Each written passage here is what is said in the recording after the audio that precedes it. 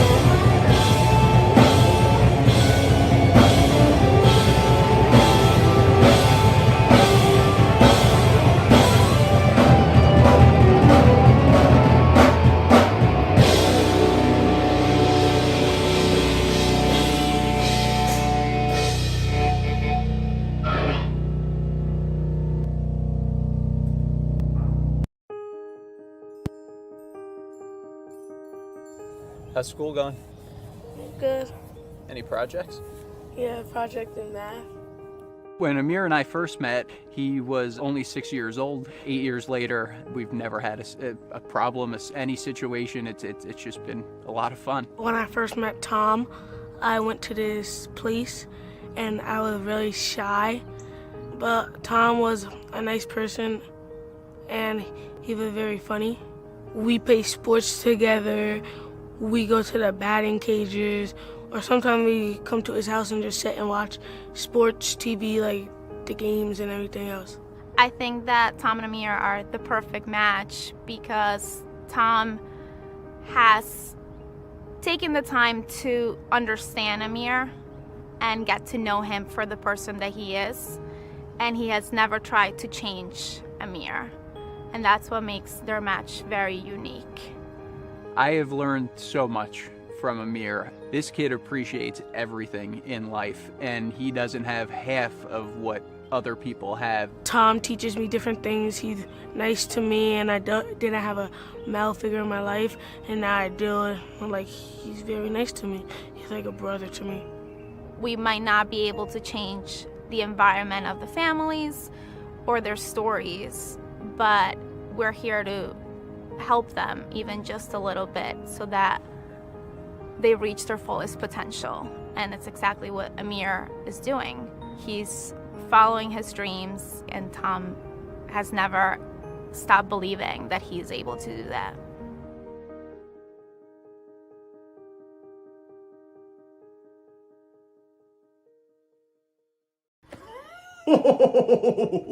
Look, I am an expert on things that are both holly and jolly, and you'll get a little bit of both this Friday at the Geekscape livestream.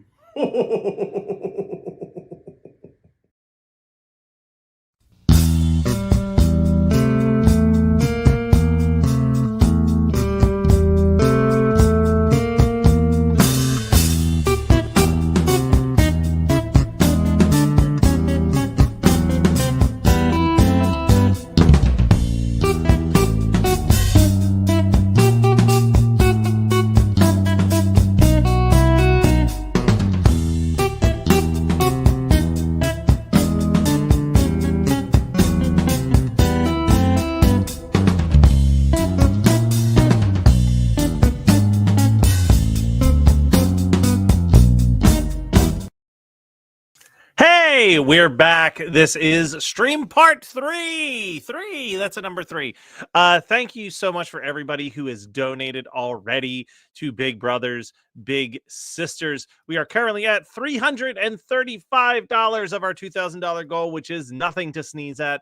If you haven't yet, please consider donating. Even just $1 or $2 goes such a long way. This next segment, we're going to have 2 pre-recorded short segments back to back. This first one is from Femme, who is in the chat right now. About a month or 2 ago, I helped them out with the official premiere of their movie Sync. It was for the people who donated and helped kickstart this project. Fundraise this project, whatever. I'm sorry, it's been a long day. I'm babbling. Anyway, after that they did a Q&A. So this is the segment where you're going to see a little bit about their movie Sync and watch this Q&A that they did with a bunch of the investors. So enjoy.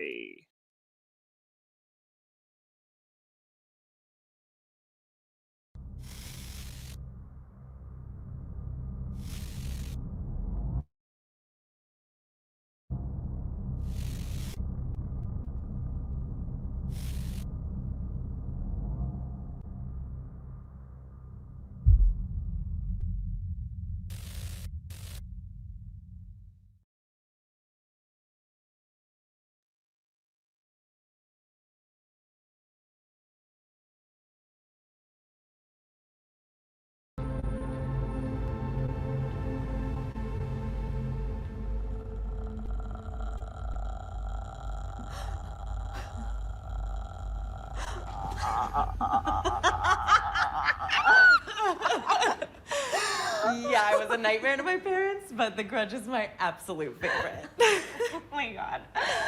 I fucking love horror films. Oh, so you're not a pussy? I mean, I still get squeamish at the sight of blood and fucking scary shit. But Michael Myers can be daddy.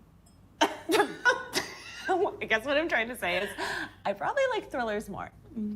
Oh, do you remember the movie The Lobster? Was that the weird film where, like, if you didn't find your soulmate, you got turned into an animal? Mm-hmm. I feel like he really nailed what love is, you know? Like us trying to find our lobster and shit. I mean, remember when he pretended to be a psychopath just so he could match with that psychopath woman? Like, how often in relationships do we try to be like the person we're in a relationship with? Or more so, become them?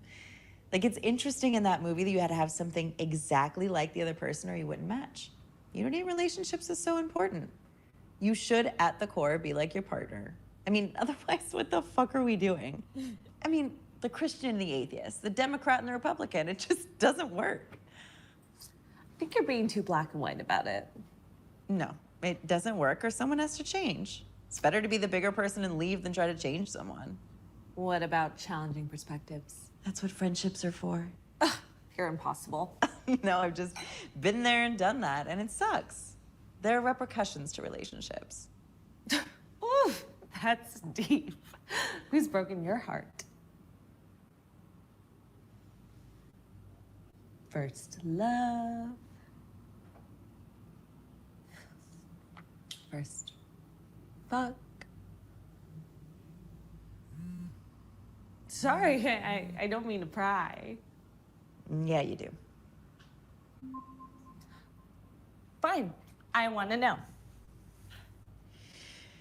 No, it was a friend. She's no longer around. Oh my God, I'm so sorry. I don't... Okay, it's just why I don't really like to talk to anyone about it. Yeah, I can understand. You can understand. I just mean, like, why you don't want to talk about it. Well, you did corner me. It was cute. I did. I'm terrible. I'm sorry again. Well, now you owe me an explanation. Who broke your heart? Oh, never been in love. Okay, that's a lie. You literally have a broken heart tattoo on your wrist. It's a broken heart from like a best friend necklace. So, not an ex. Best friends can break your heart too. Definitely. It's a loss people don't normally acknowledge. I got it with my best friend who has the other half tattooed on her wrist. But we're not friends anymore. It's really shitty. I'm sorry. We're also roommates in Brooklyn. Oh, no, that's the worst. It's like, I hate her, but I also miss her too.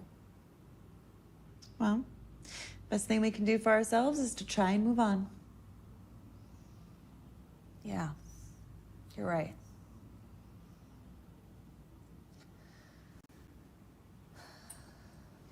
You're really pretty. Oh, thank you. These lights are such a vibe. I know. I love them. Are you seeing anyone? No. I am a single woman content with my solitude and bottles of wine. I'm single as fuck.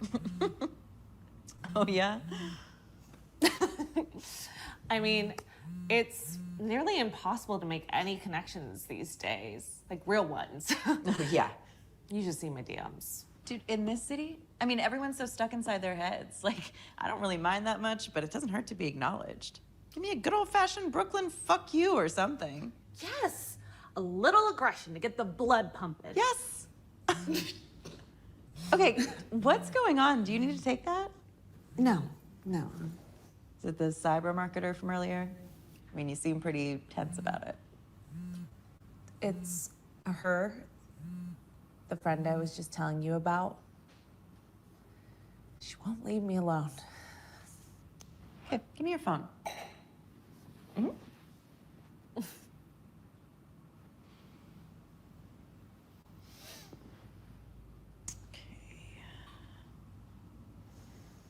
I have created a cyber blocker for your cyber stalker.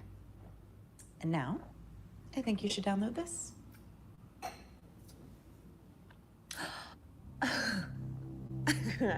I heard about this. All the major influencers are starting to sync up. But isn't this part of the major problem? You know, less human-to-human interaction? I mean, arguably it's more nuanced. But like with everything new in tech, this is only phase 3. Social media was part of Web 2.0, which was huge for the gig economy and basically sounds like what you do. I'm sure people had their concerns with replacing hand production methods with the Industrial Revolution was happening. Ultimately, it led to higher household income and better quality of life. This is the tech revolution, babe.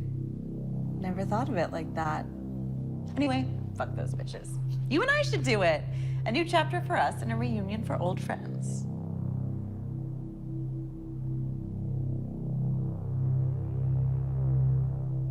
Let's sync up. Yes. Yes. Okay, let me see. Okay. Pair with your partner. Answer these questions. Sync takes 72 hours to complete. Blah, blah, blah. And, all right. Let's get this party started. Do it. Oh, no. Vodka.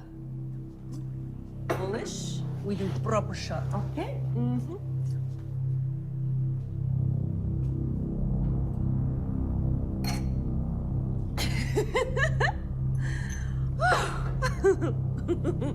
Cheers, bitch. Cheers.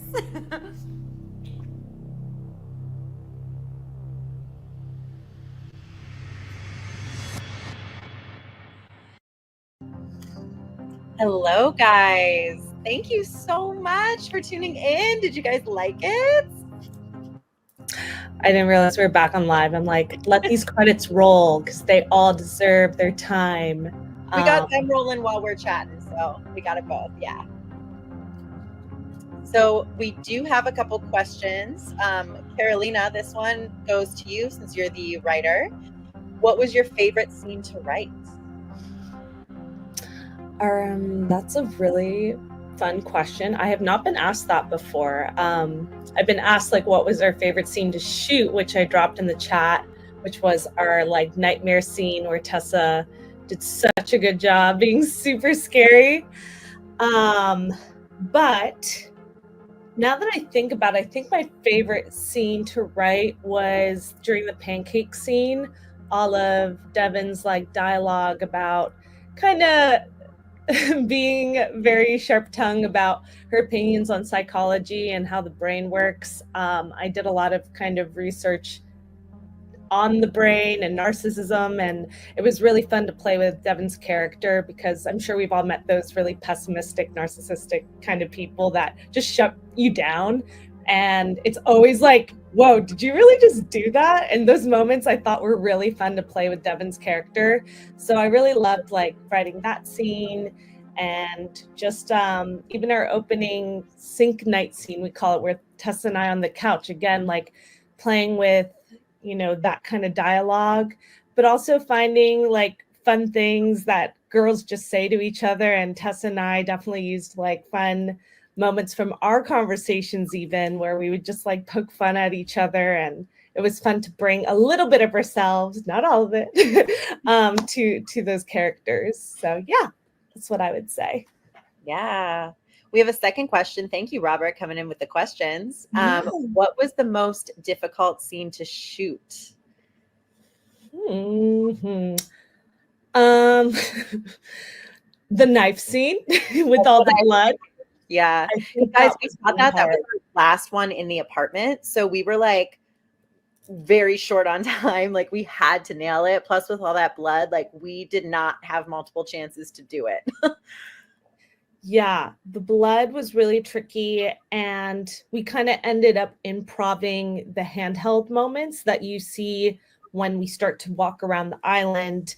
We were noticing, because we were short on time, we had to eliminate a bunch of close-up shots that we had and singles on each other. So we ended up when we call handheld, as you notice, with the camera's just kind of moving with us.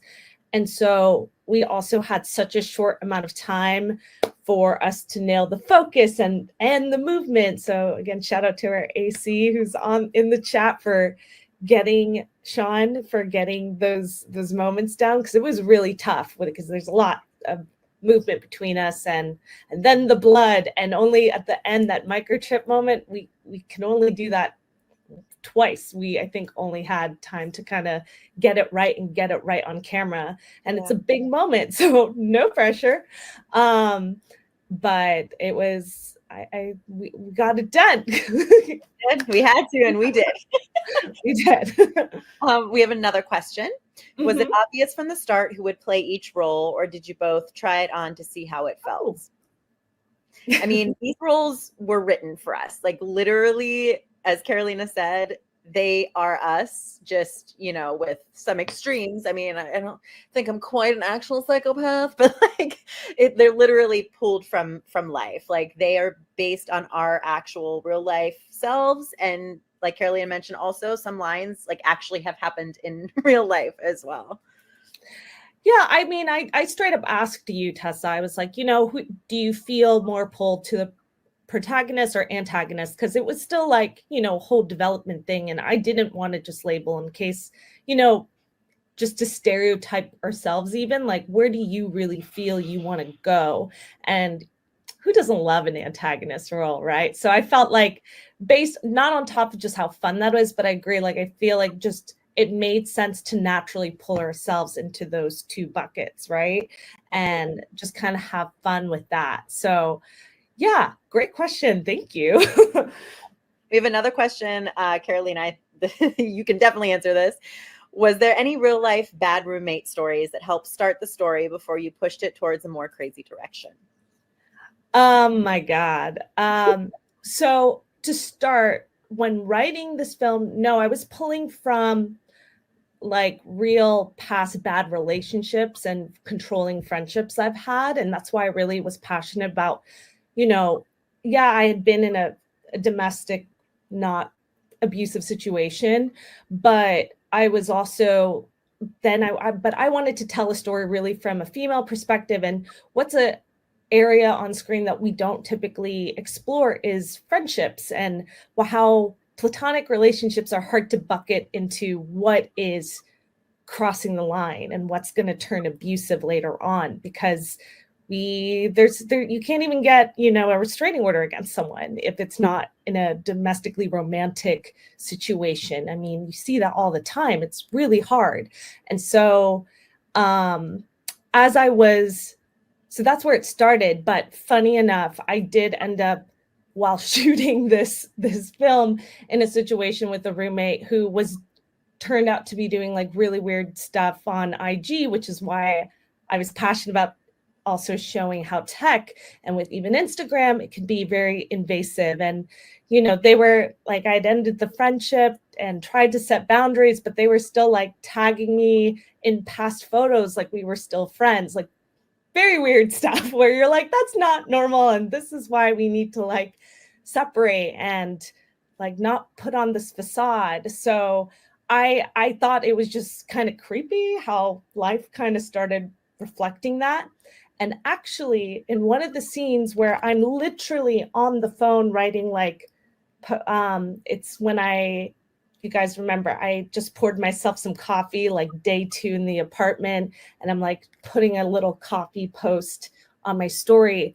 When my character starts getting toxic messages, I also was having a moment in my personal life where someone was just like writing me something really nasty because they were upset that I wasn't following them back on Instagram from our film account or something really weird. And they were then remember that.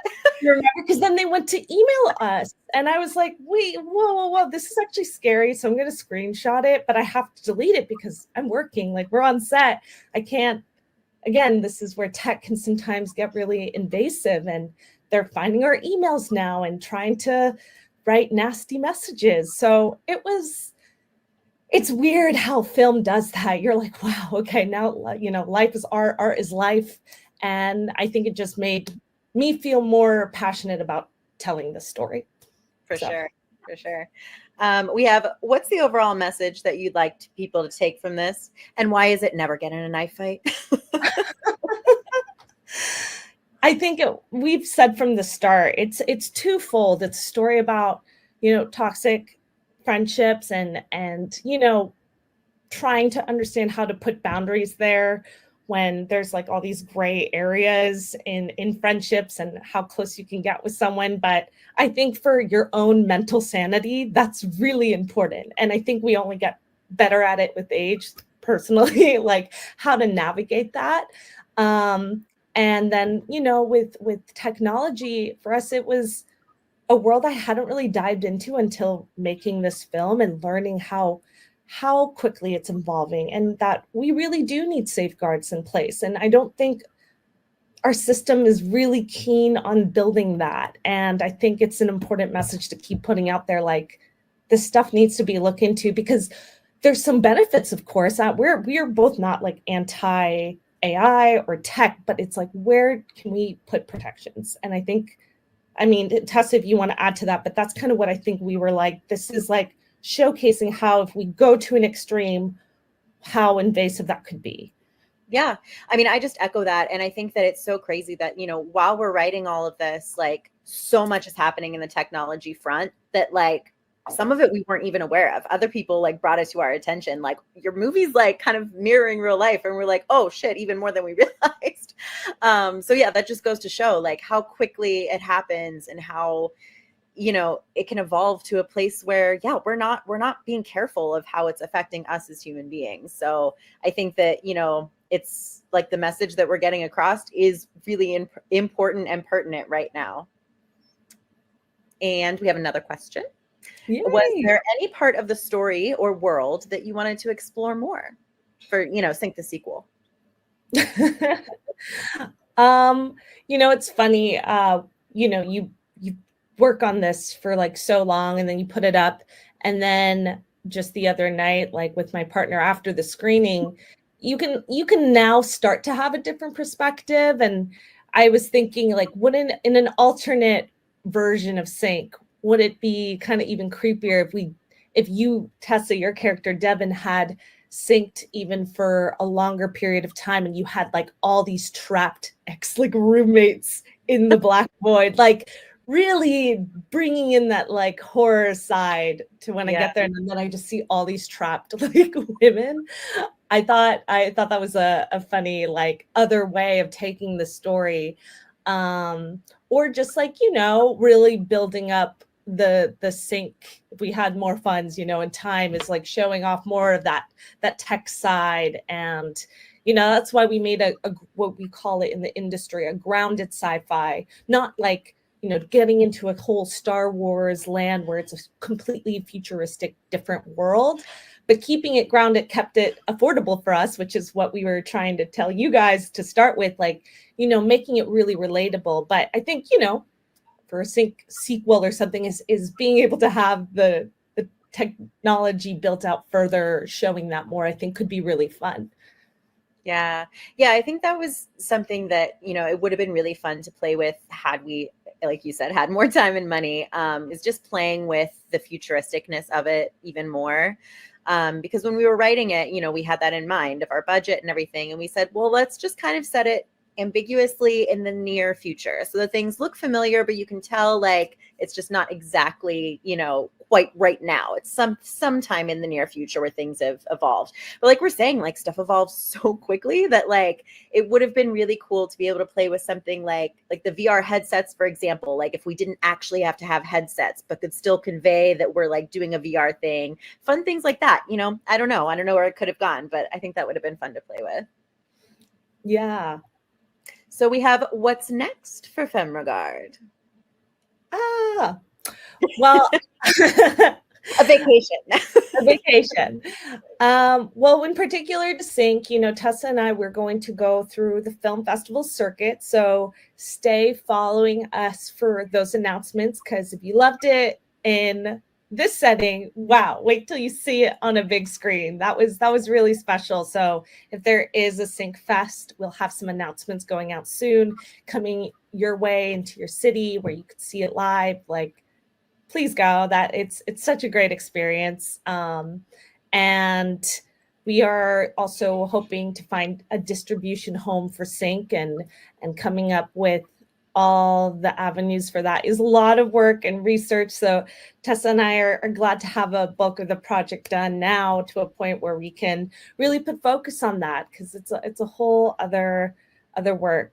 And then as far as Femme Regard goes, I'm going to kind of pioneer it forward, and I have a new psychological horror that I'm working on. So fingers crossed, hoping that is the next feature. And I just really want to focus on writing and directing in that project. And Tessa, you want to take away what you're excited about in the next future for you? As you mentioned with festivals, we're going to have 2 digital festivals coming up. So if you would like to share sync with anybody else that wasn't on the stream today, you'll get a chance to do that. Just keep following us on social media at Sync the Movie, or joining our newsletter at femregard.com, because we'll have all the details for that. So I'm excited just really for more people to see Sync and to see where it goes. And hopefully we get nominated for some more awards and some more festivals. So I'm excited about that. And also, I see in the chat, Robert, you mentioned a Sync-themed cocktail. We actually had one. We did a little brunch for some donors. This was way back, like in the very early stages of raising money. And we had done a little gin-based cocktail. Actually, Robbo was the one that gave me the recipe for it. But it involved color changing. So it starts blue, and then you add a little citrus, and it turns purple. If anyone's interested, I can send you the recipe for that. But it's like a pea flower. What was the butterfly and pea flower? It's called butterfly and pea flower. That it was so good. Highly recommend. Hit up Tessa. She's good at it. Well, unless there's any more questions, we don't want to take up too much of you guys' time. Thank you so much for tuning in today. I hope you guys really enjoyed it. We can't wait, like I said, to share Sync with more people and from more cities to get to see it in festivals. And we'll keep you guys updated on the distribution side when you're able to, stream it and all that good stuff. So like I said, just keep following us at Sync the Movie, and also at Femme Regard, as well as joining our newsletter at femregard.com. Sync is the next best form of human interaction. With the ability to sync with one another, we can't help but find an understanding, a closeness that one can't achieve by just our words alone. You made it. Sorry we didn't really keep in touch. Mom kept me in private Catholic schools. It's better you didn't know me then. Really love pissing off the nuns. But isn't this part of the problem? Less human-to-human interaction? This is the tech revolution, babe. You and I should do it. Let's sync up. Do you feel anything yet?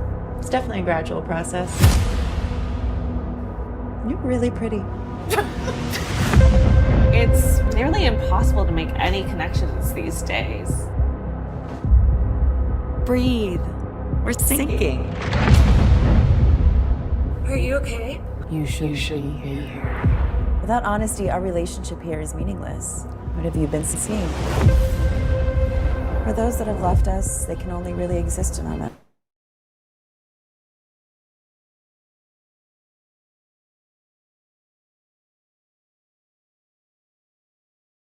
memories. This isn't my fault. It's the only thing keeping them alive. You don't know Devin like I do. We're all just fictional characters in Devin's book. If it's not her happy ending, well, your chapter ends right there. Your thoughts hold empty threats. She's coming for you. She'll live inside you forever. Run. You lie. You're not facing reality.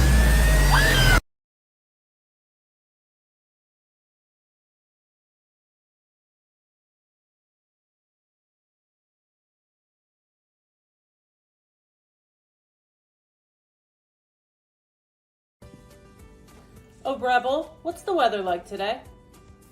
Cold. Oh, Rebel, are the Phillies playing tonight? Maybe. Oh, Rebel, what's the capital of Australia? Sydney? Hang on. No, it's Canberra? Not Melbourne? Yeah, it looks like it's Canberra. Thanks, Brubble. That only took 25 seconds. Do you want a smart home device that eventually tells you everything you could ever need to know? Then you need the Breville from Brebs Industries. Just use the wake phrase, "Oh Breville," to ask Breville anything at all, and it will answer you in 5 to 455 seconds. Oh, Brubble, what's 16 times 4? It's probably like 704. Well, is it like 704 or is it 704? No, it's definitely 704. What's the secret to Breville's incredible call and answer technology? There's a little guy in there. A little man sits inside your Breville device and searches everything you ask. Then he speaks your answer into a tiny microphone. Wait. There's somebody in there? Yeah, it's a little guy, and he's hard at work with answering your questions. Oh, Breville, do dogs have social security numbers? Yeah, probably. And if you ever want to change the voice, just let Breville know and a new voice will arrive within 1 day. Oh, Breville? Yeah, what do you want? Ooh, no, I don't like that. I want the old voice back.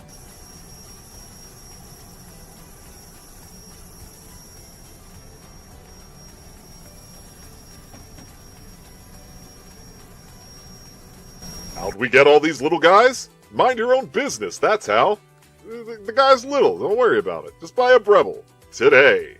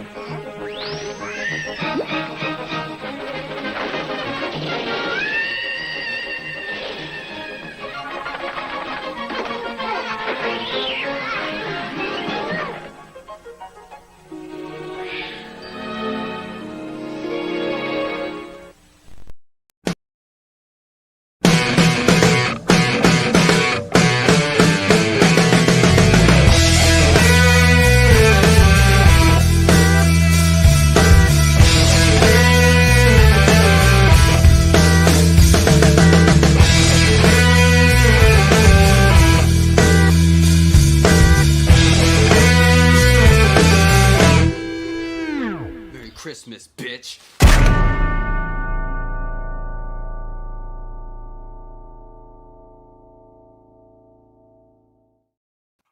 Hey, so y'all got to experience in real time the fun of technical issues. Hopefully I handled it quickly enough that it was barely even noticeable. But hey, big celebration. Here we go.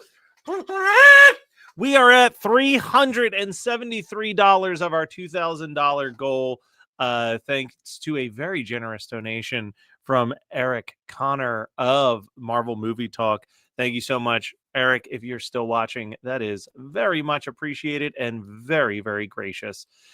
So one of the things that's really fun is when I'm doing this live stream, I try to get all of the different pre-recorded segments loaded up so that we can just go to them one after another, no problems, no issues.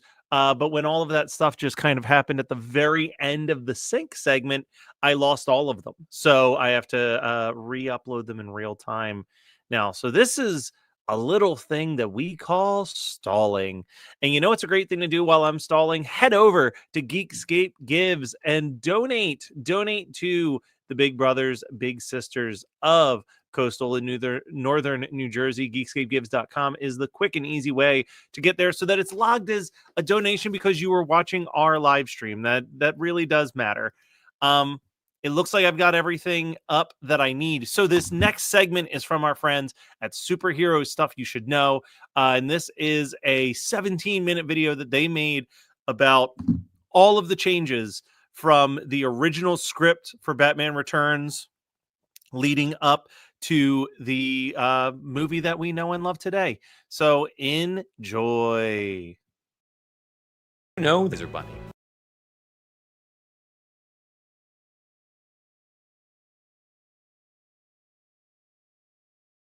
Did you know that Batman Returns was supposed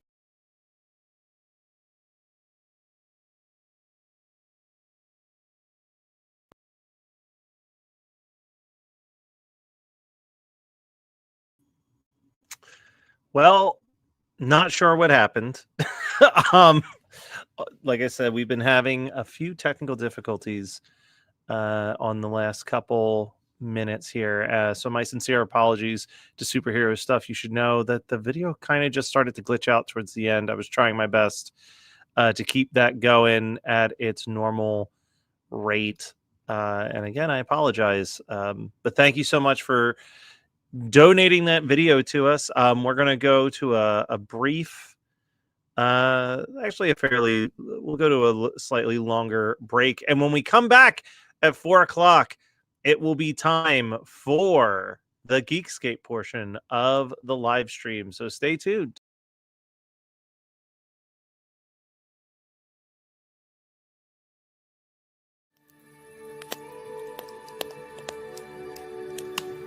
When I met him and I seen him, I was like, what if I look like that when I get older?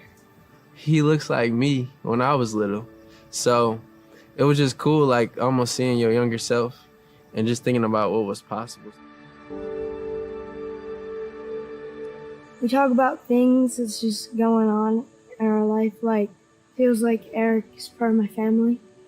And growing up, there weren't really people in my life that I could identify as queer in the media or that I knew personally. To like intentionally form that relationship can be very powerful, I think, for both of us. I thought it sounded completely out of my comfort zone, which is part of the reason why I wanted to do it, something different. So knowing that I'm a positive role model for my little, I feel like it means a lot more than I expected it to. Cheryl's like a big sister to me. I don't really like talk to people a lot. I keep to myself. She's like a friend that like I never had before. So my name is Cheryl and I have been Sammy's big for about 5 years now.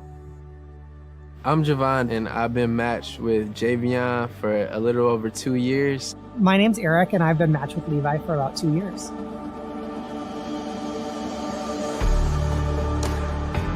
Whether it's in like books or movies or in relationships, it's really affirming to who you are and who you want to be able to look out and see someone who's like you and know that whatever you want is possible.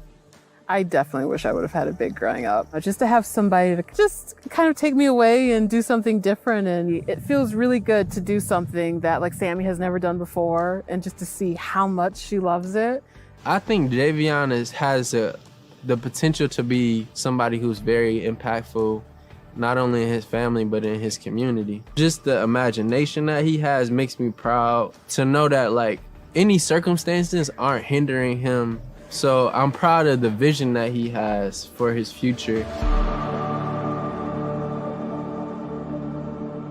So to have representation, especially a real live person in their life who can show them what their potential is, I think that's really powerful. And I wish I had had that when I was a kid. And so I'm really excited to be able to do that with the Big Pride program. Since I've known Eric, I've felt more comfortable in my own skin. I don't understand the struggles that he's going through. When he talked to us about his issues, it was never a big deal at our home, but we don't know what it feels like to grow up questioning things. I just want him to be happy.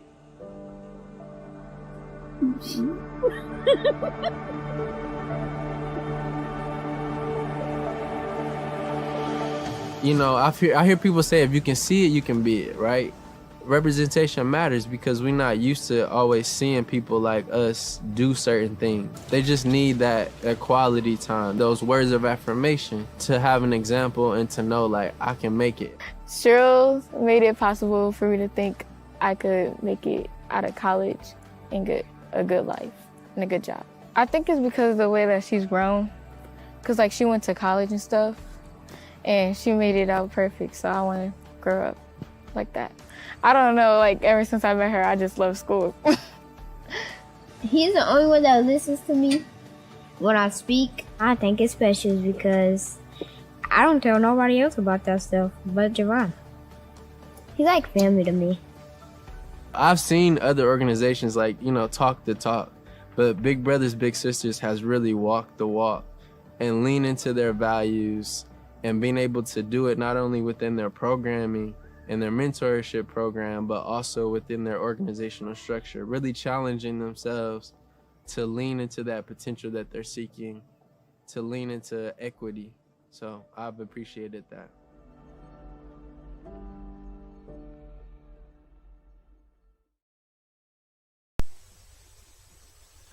One winter's eve, a falling star landed in McDonald land.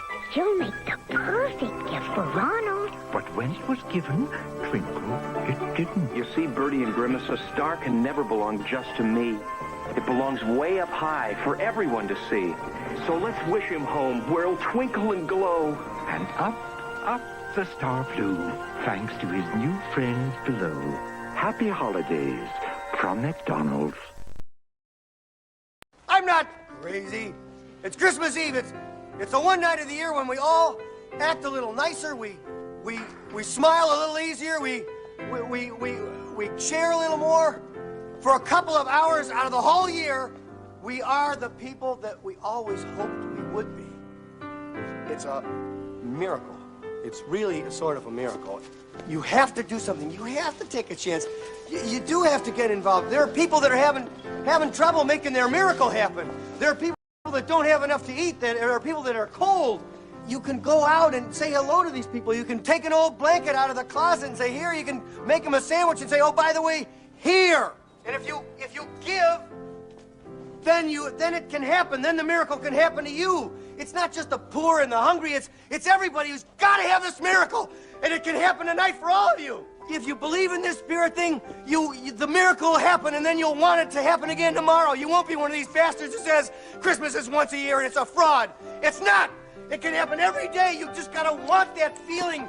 And if you like it and you want it, you'll get greedy for it. You'll want it every day of your life, and it can happen to you. I believe in it now. I believe it's gonna happen to me now. I'm ready for it. It's great. It's a good feeling. It's really better than I felt in a long time.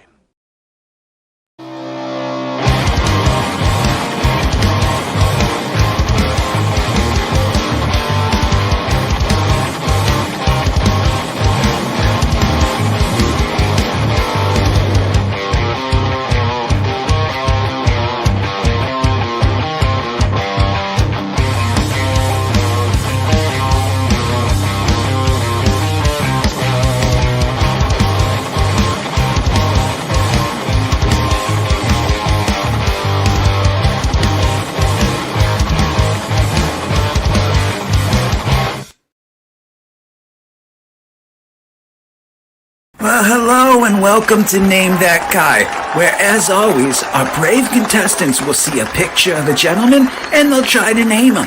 But first, here's a word from our sponsor.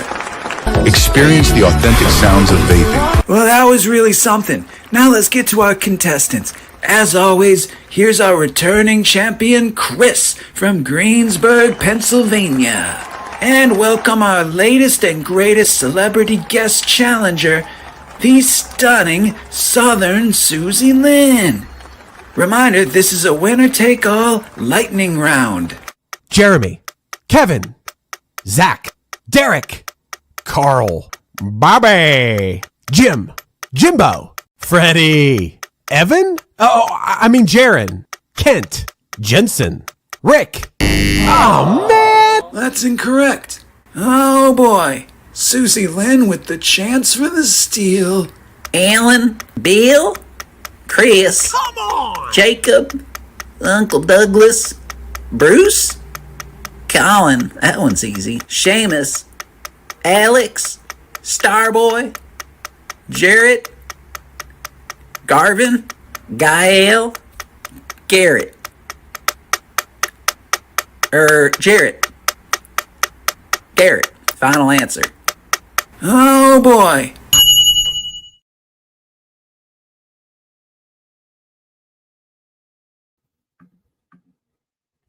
Hey, what's up, Geekscape? I think Matt was giving me a countdown and I was putting some assets together, but welcome to a live Geekscape. And well, Matt, I think you put me on a little bit early, and that's okay. Let me run things. Welcome to Geekscape. This is the charity stream segment. Matt and I are going to go through our top 5 things of 2024 as we talk about the year that was and look forward to the year that will be next year. We got some 2025 highlights, at least on my end, Matt, that I'm going to point out. And so I hope you guys have been a part of the stream so far. Remember, if you guys want to be a part of the Big Brothers Big Sisters charity, go to www.geekscapegives.com and donate. It's been a pretty cool day so far. I think we got a couple more hours to go, but daddy calls. So my new job as a father is keeping me from doing too much streaming today. But I'm still checking on what's going on. So in this segment of Geekscape, what we're going to be doing, Matt and I are going to connect here. I've gathered the 5 things that brought me joy this year as we go into the season that's all about being joyous and giving and sharing the things that bring you happiness and creating happiness for others. And Matt is going to do the same, I believe.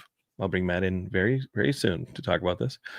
And that's what we're doing this episode, okay? So hang with us for this next hour or so, and we're going to get to it. All right. Let me bring Matt in, okay? Matt, if you're in the green room, I want you to be ready. Nod if you're ready. I can see you in the green room. I don't want any surprises. You know, like you surprised me by throwing me in there 5 minutes early. So, John, fun stuff happened. Talk to me, because so honestly, I was like creating assets in another tab, and then suddenly I'm like, I heard the music stop. Yeah, whatever. Okay, cool. Let's go. Yeah, so we were doing the superhero stuff you should know segment, which they were generous enough to grant us this cool advanced version of a video that they were dropping on their Patreon about the history of Batman Returns. And it was starting to stop every like 10 seconds. And I was like, I don't know what's happening. Yeah. And then all of a sudden, a big warning sign popped up on my Chrome. So I jumped onto the laptop that I have beside me in case of any technical issues and was like, hey, we're going to go to a commercial break. And when we're back, it'll be the Geekscape segment. And you logged in. So I was like in the chat being like, John, you're coming up in a couple seconds. Just a heads up, buddy. My apologies. My apologies. I think that you should stop like ticking off the FBI with your file sharing. That's probably what it is. But John, I got some big news, right? Yeah. Well, I thought the big news was that your computer's about to explode, or that the superhero stuff you should hype people got a cease and desist from Warner Brothers that caused the segment to be canceled. something happened. But something else that happened was we're at $400, John. We're so close to being $400. So, we made it easy for everybody. Geekscapegives.com. Go hit it up, make a donation, make a difference. John, you were here with me. I mean, it was 6 a.m. where you were at, talking to Charlene from Big Brothers Big Sisters. And just really, I think what I love about this program and why I'm always so driven for it to be the one that we do every holiday season is that at its core, it's, lonely kids finding an adult mentor that's like there to make them feel a little less lonely or a little less outcast in a weird way. And what is more Geekscape than that? You know what I mean? Like, Geekscape is just the home for so many people who maybe had felt pushed aside throughout their childhood or beyond. So Yeah. I think it just kind of makes sense as the charity that Geekscape plants its flag in for. Well, I know Derek Cranevelt is watching, and he says he wishes he had a big brother like Matt. Oh. I have a little brother like Matt. It's me. It's you, brother. And also Derek. Derek is also. I feel like all the Geekscapists are my children, especially the Gen 1 Geekscapists. Can we do the Gen 1 Geekscapists? Because there's also like the Hormones, which is what I call the horror movie nighters, the HMNers. I call them the I like that Hormones. nickname. Yeah, the hormones. There's a lot of horror, a lot of moaning, in the horror movies. So that you guys are the hormones. There's the Weird Al. They're the weirdos. You know what? What's cool is that a couple of them joined our Facebook group, Geekscape Forever, as that segment of the Weird Al stuff was going. There were a couple really cool ladies who were like, I want to get in on this and talk to the other Geekscapists, and they joined Geekscape Forever. Love that so much. That was cool. They jumped right into me it. Really happy. Yeah, because if anything, it's cool to see Geekscape start in 2006, late 2006, and then from there, it's just kind of turned into all these other disparate shows. And I think, if anything, the challenge is, because we grew so fast, is to, and you might think 18 years is fast, but I think the last 5 years were very aggressively fast. I think our job now going forward, as we look forward to 2025, Matt, and I think the website, which I worked on this today, is the new website, is to shepherd everybody. And events like this are important because everybody's like, hey, we're still part of a family. We're all still part of a roster together. Let's do some stuff together. And if any way that we can keep using GeekscapeGives.com or things in 2025 to do more of these bigger events, I think it makes us feel like a more cohesive family. So get out there and it does. I think the new website and the YouTube page are both really starting to become this place where like this giant collection of shows kind of floating in the ether get funneled into a central location where it's like, go there. Like we were talking about Derek. I was talking to Derek the other day with a pitch of like, hey, I know that doing Xbox Game Passengers was like a lot of work and it was really stressful and you felt like you had to play like hours and hours of a game to be able to properly review it. What if it's just a monthly live stream event that like the audience literally votes on a game that day that's on Xbox Game Pass, and you just go live with somebody else and just play it for an hour or two and talk about your feelings in real time? Real fast, Matt, are you catching these Ophelia like cameos that are happening in the background? I'm seeing it. I am clocking them. I'm not sure if you saw, but Barb's youngest had a small cameo during the Napping Through Happy Hour segment. He woke up from his nap early, and I was the only one home. So my mom's in town, and Heidi's like running back and forth trying to get Ophelia fed and this and that. And I was like, okay, well, there's stuff in the kitchen. You got to cross the living room where, I got kicked out of the Geekscape office as it became Ophelia's room. And that's just the way it goes. Again, as the family expands. So she'll have a podcast next year. She just has she's talking a lot. I was going to say, she just got to form like 1 or 2 words and I can work with that. I think she has a better language at the moment than I do. I mean, she definitely has a better grasp of English than me. Here's something. Well, I made Paul laugh his ass off at Thanksgiving because obviously Return of the Jedi, you got to grow up with Return of the Jedi, but the Ewoks, I have probably not seen Return of the Jedi in 20 years, right? Because I just know it so well. And by the time I left high school, my friend Andy Dierks and I had watched the original trilogy so many times, especially by the time the special editions came out, that people wouldn't watch them with us because we'd say the lines and the R2D2 beeps and the Ewok phrases right before they came on screen. And people would be like, what are you like? This is not fun. To watch you guys basically pre-parrot Star Wars. Yeah, but at I was least don't prepare it. Try to be in sync with the movie, you no, asshole. we were ruining the whole thing. We're ruining the whole thing. So I was tucking Ophelia, like getting her comfortable or something like that. And I thought of the Ewoks that are putting wood under Han Solo and like Chewbacca and stuff, and Luke, where they like put them in the net, and so I was going unga lunga lunga. It's a little song. There's that one, and he does it. I think he does it twice in that section in Endor. But the little Ewok goes lunga lunga lunga. Most people know Yub Nub, and that's about it for the Ewok. Yub Nub's great. Not Jonathan. Jonathan's got the random. I go deep cut. I go deep cut with my Ewok songs. And you know the cool fact about the Ewok song, right? About the Yub Nub song that was in the original Return of the Jedi. It was written by. I do. Yeah, I believe it was composed by John Williams' son. Oh, that's adorable. I love it. And you know John Williams' son because he also did DuckTales. Oh, whoa. Gummy Bears. There's some good theme songs. and don't quote me on this. I don't want to be the one podcast on the internet that just says shit without backing it up with research. I think he's a member of Toto. So it's possible. Well, I mean, there's that documentary about Yacht Rock that just came out on HBO Max, which I gotta recommend. Watch it. It's delightful.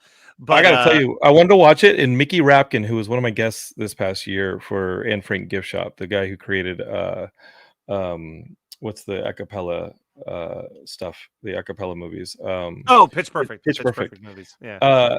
His acapella group is in it. He didn't know until he's watching it, and then suddenly they do this whole section, I guess, on acapella, and there he is with his acapella. There's so this is the slightest spoiler on it, but there is nothing more delightful than like all these guys. Like Yacht Rock describes them so well because they're so laid back until you get two like major juxtapositions, and one is that they're talking to Christopher Cross. And they're talking about the song Ride Like the Wind. And he, like, as normally as I would just ask you how your day was going, was like, oh, well, Run Like the Wind was written when I was on acid going cross country. and doesn't elaborate or anything like that. It's like his explanation. But then later on in the documentary, they're talking about how the guy from Steely Dan, Donald Fagen, I think his name is, he hates the term yacht rock. And they're like, I'm really curious what he'll think about this. And then it just cuts to a picture of him with the sound of a phone call from the director. And he's like, yeah, Don, just wanted to see if you'd like to be on our documentary, Yacht Rock. And he goes, what's it called? He goes, it's called Yacht Rock. He goes, yeah, I'll be in your doc to say these two words, fuck yourself. And then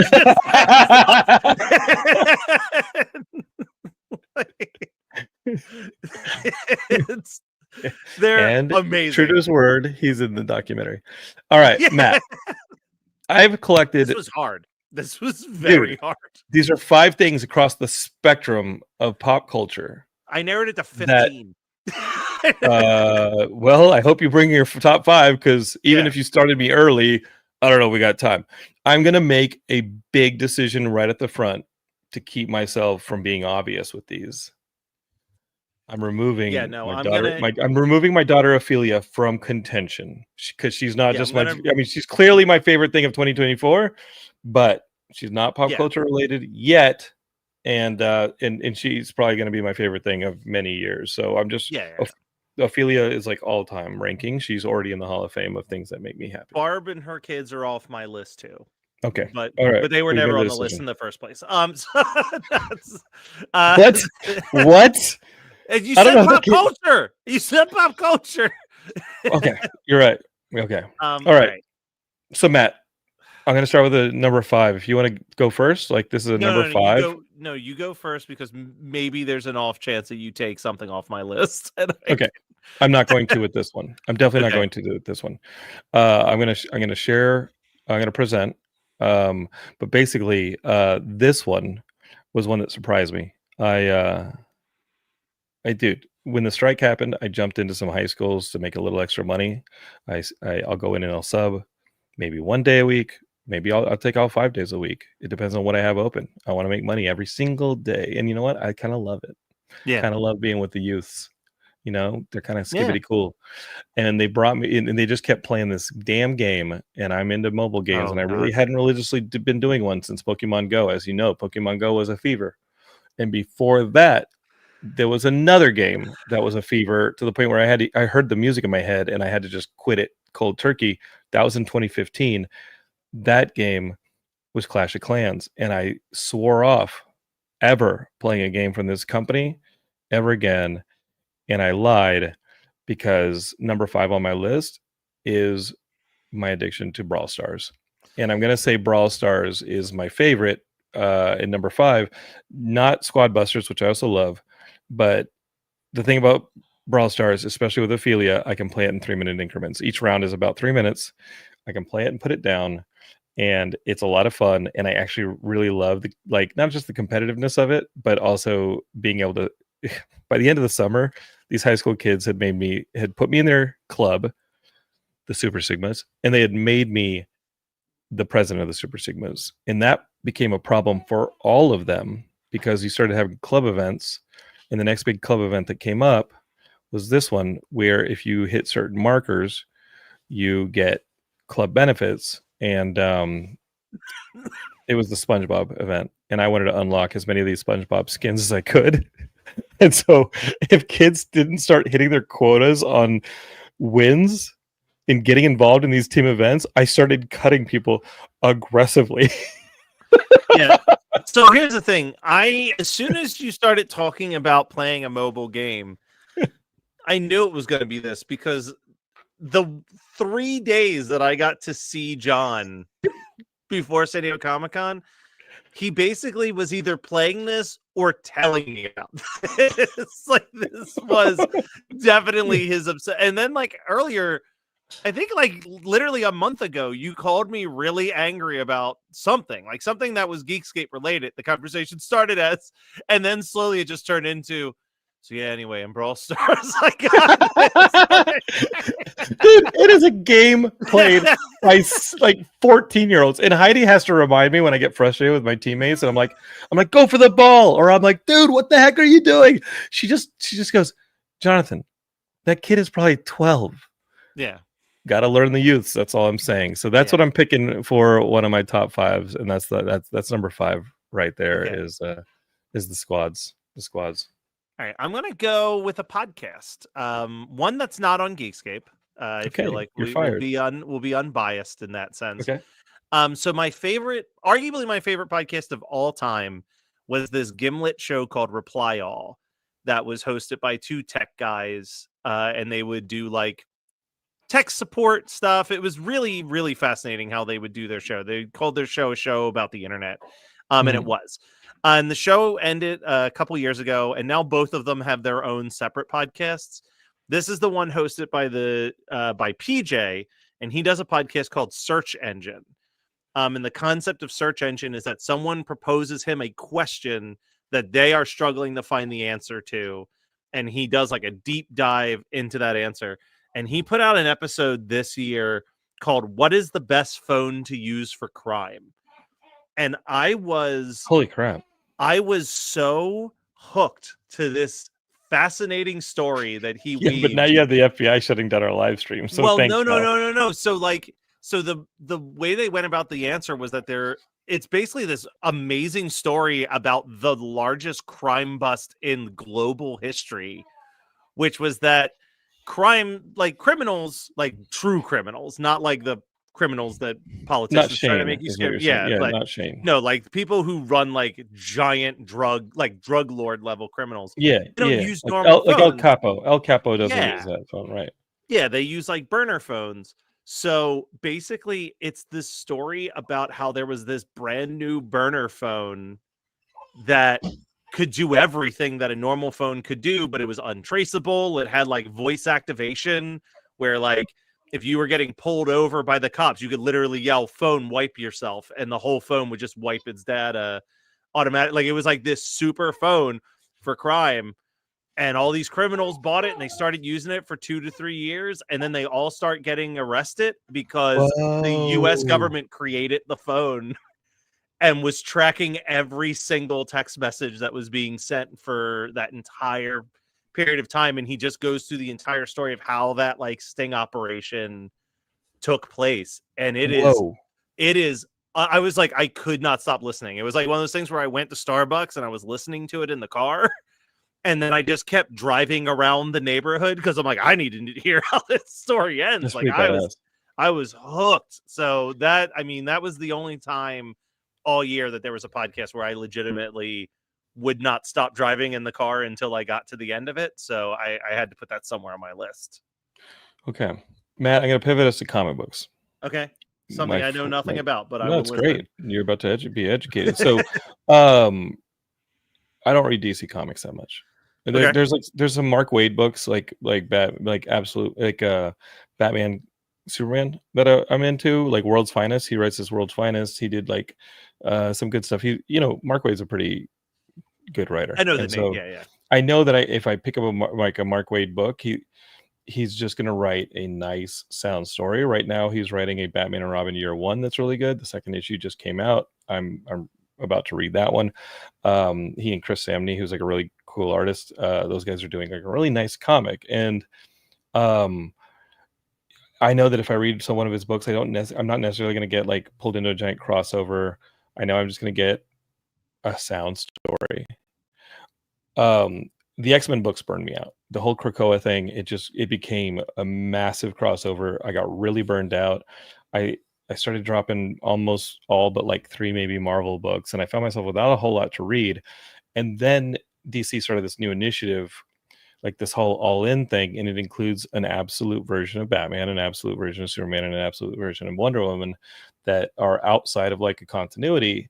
And the Batman one's cool. It's Scott Snyder, who everybody loves on Batman, and it reminds me, I think it takes some DNA from the Aronofsky Frank Miller movie that didn't happen. It was, Warner Bros. Was either going to make Batman Begins or they're going to make this Batman movie that Frank Miller wrote with Darren Aronofsky, and we didn't get it. This feels like that. Like Bruce is a bit of a, he's not necessarily like a wealthy Wayne. He built himself up, and dude, he uses dirty weapons. But I'm not going to say that book because there's another book that I think is a better absolute version, and that is Absolute Wonder Woman. Okay. Where before she's born, the Amazons tick off Zeus, and at the beginning of the book, well, you see like this whole like invasion of monsters coming from a different dimension, and suddenly like this badass soldier comes in on a skull Pegasus, like a skeletal Pegasus, and starts like thrashing them and saving the city. And you flash back and you see basically the story where there's somebody who's like cast out. She's living in hell, and the baby's sent to her, and basically Zeus took Diana as a baby away from the Amazons to punish them, and now Diana was raised in hell with dark magic. Whoa. And so yeah, so this is Wonder Woman if Wonder Woman was raised in hell, in the underworld, right? Because we're all talking about Greek mythology and this and that. This is what if Wonder Woman was raised in the underworld, and so she can like bring up demons and stuff like that. She uses like dark magic, so like hitting her 2 bracelets together like is like a spell that creates like dark, like it's like a dark magic spell. The lasso still burn. It almost works like the penance stare from Ghost Rider. Like if you grab a demon or a bad guy with the lasso, now yes, it will make you admit the truth, but it will also make you feel all of the sins you've committed at once. And so it's like the penance stare from Ghost Rider, and it just burns you. And she's still a good guy, she's still a hero, but she has the powers of hell and dark magic and all that stuff. So I'm going to say Wonder Woman, Absolute Wonder Woman, is my favorite comic of the year. and there were some great comics this year. That sounds really, really fucking cool. Okay, let's see. Let's go music. I'm gonna go with a music thing real quick.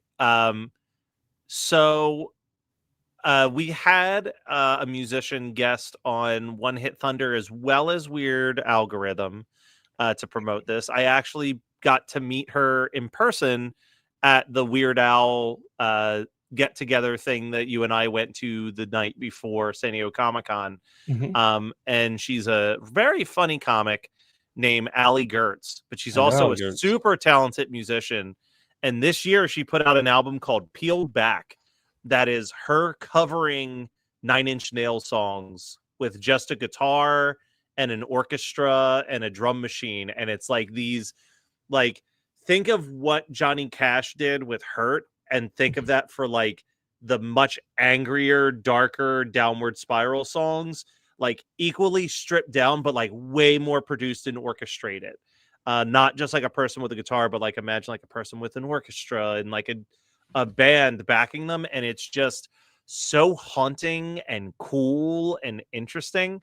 And so I just recommend everyone check out that album. Allie Gertz, Peeled Back is the name of the album. That sounds amazing. Serrano so by in good. the comments is saying, "Hey, that's cool about Wonder Woman."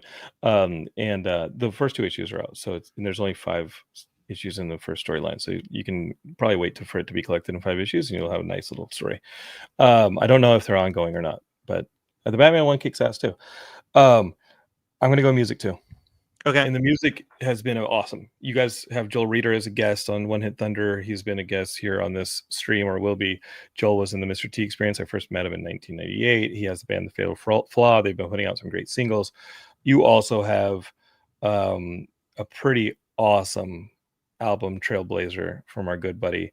I just hung out with Matt the other day. Matt DeStefano, I've known him online through you for almost a decade. We finally hung out here in LA, and he's got this Team Goldie project, and that album is fantastic. There's new releases from Les and Jake. There's some new stuff across the board from a lot of bands that I love. But Matt, come on, man. Are they the most influential band in my life? No, they're not. This wasn't going to happen. This was always going to happen. It was always going to be this. It was always going to be this. It's there. I mean, I got a really cool experience of getting to go to the record release party for this, but this is easily the best Green Day album in like a decade.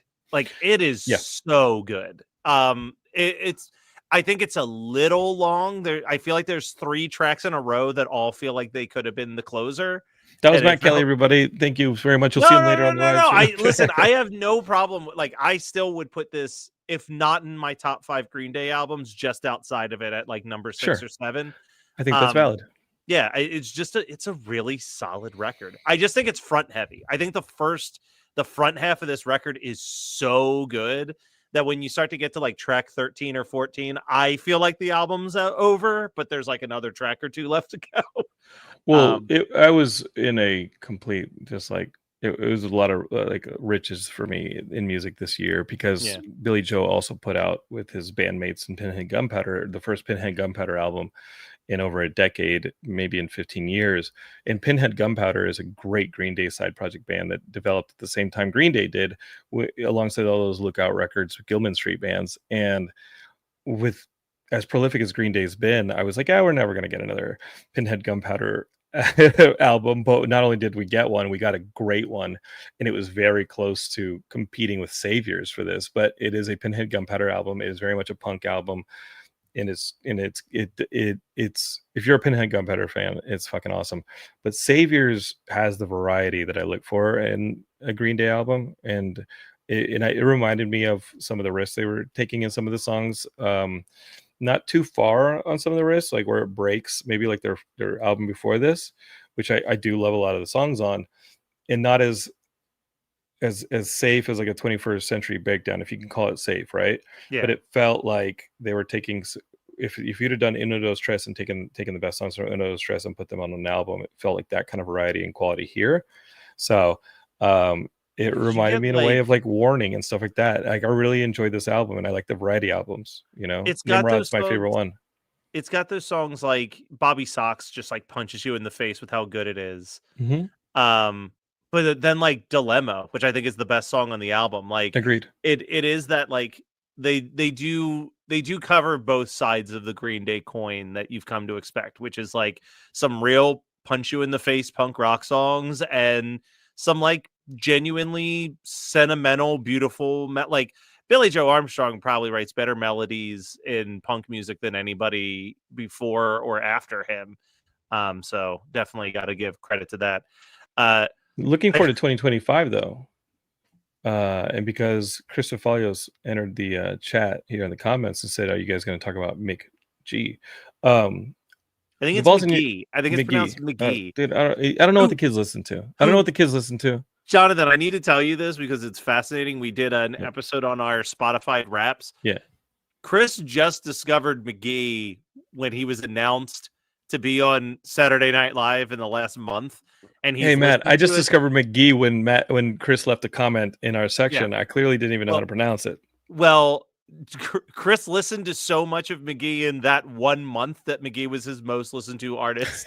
All I want to say in reference to you, Chris, and the fact that Green Day Saviors was my album of 2024, and that you guys, I listened to your action live wrap up episode when I went running today, and I loved it. I love Let's Say My Punchline Boys, and you guys said that there's going to be an album coming in 2025. So all I got to say is I want to be here right here next year talking about your album as my number one album of the year. So the ball's in your court, brother.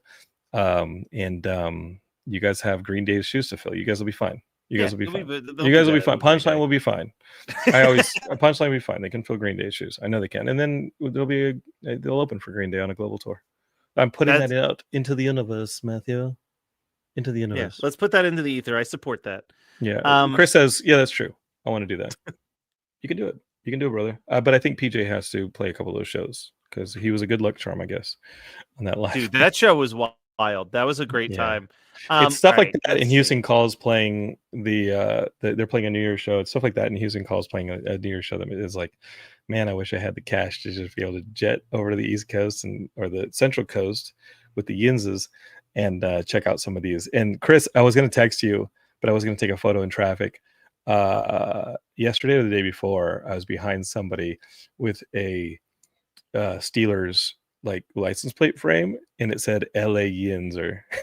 His license plate, his plate said his letters. I forget how you spell it, but it said LA Yinzer, and I was like, oh shit, I got to tell the Punchline Boys about you that gotta one. love that. All right, I'm gonna do a very quick shout out before I say my number 3 because I feel bad that I'm not gonna have this on my top 5 list, but because he podcasts for us. But Eric J. Brown had a new book that came out this year.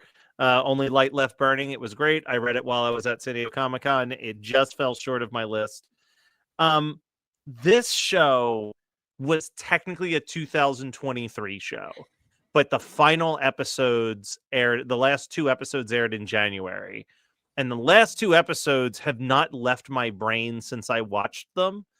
And that was Nathan Fielder and Emma Stone's show, The Curse. Oh my god, I got like 3 episodes in. I haven't finished it. It's man, I don't know if I can handle this shit. Nah.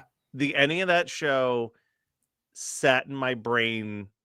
So I guess I'm gonna gently spoil. I'm not gonna gently. I'm gonna aggressively spoil the show from the beginning of this year. That's fine because I don't know if I have the heart to do that and like the Rafi Brothers like kind of thing. Like I know they're gonna fuck me up. So I was like, I got really scared of watching more of that show. Well, so as you know, at the start of this TV show, it's essentially that Nathan Fielder takes money from some people or offers money to people, only has $100 bill. He's like, I'm not giving them a full $100 bill. So once I remember that. I remember the first. They're done filming him.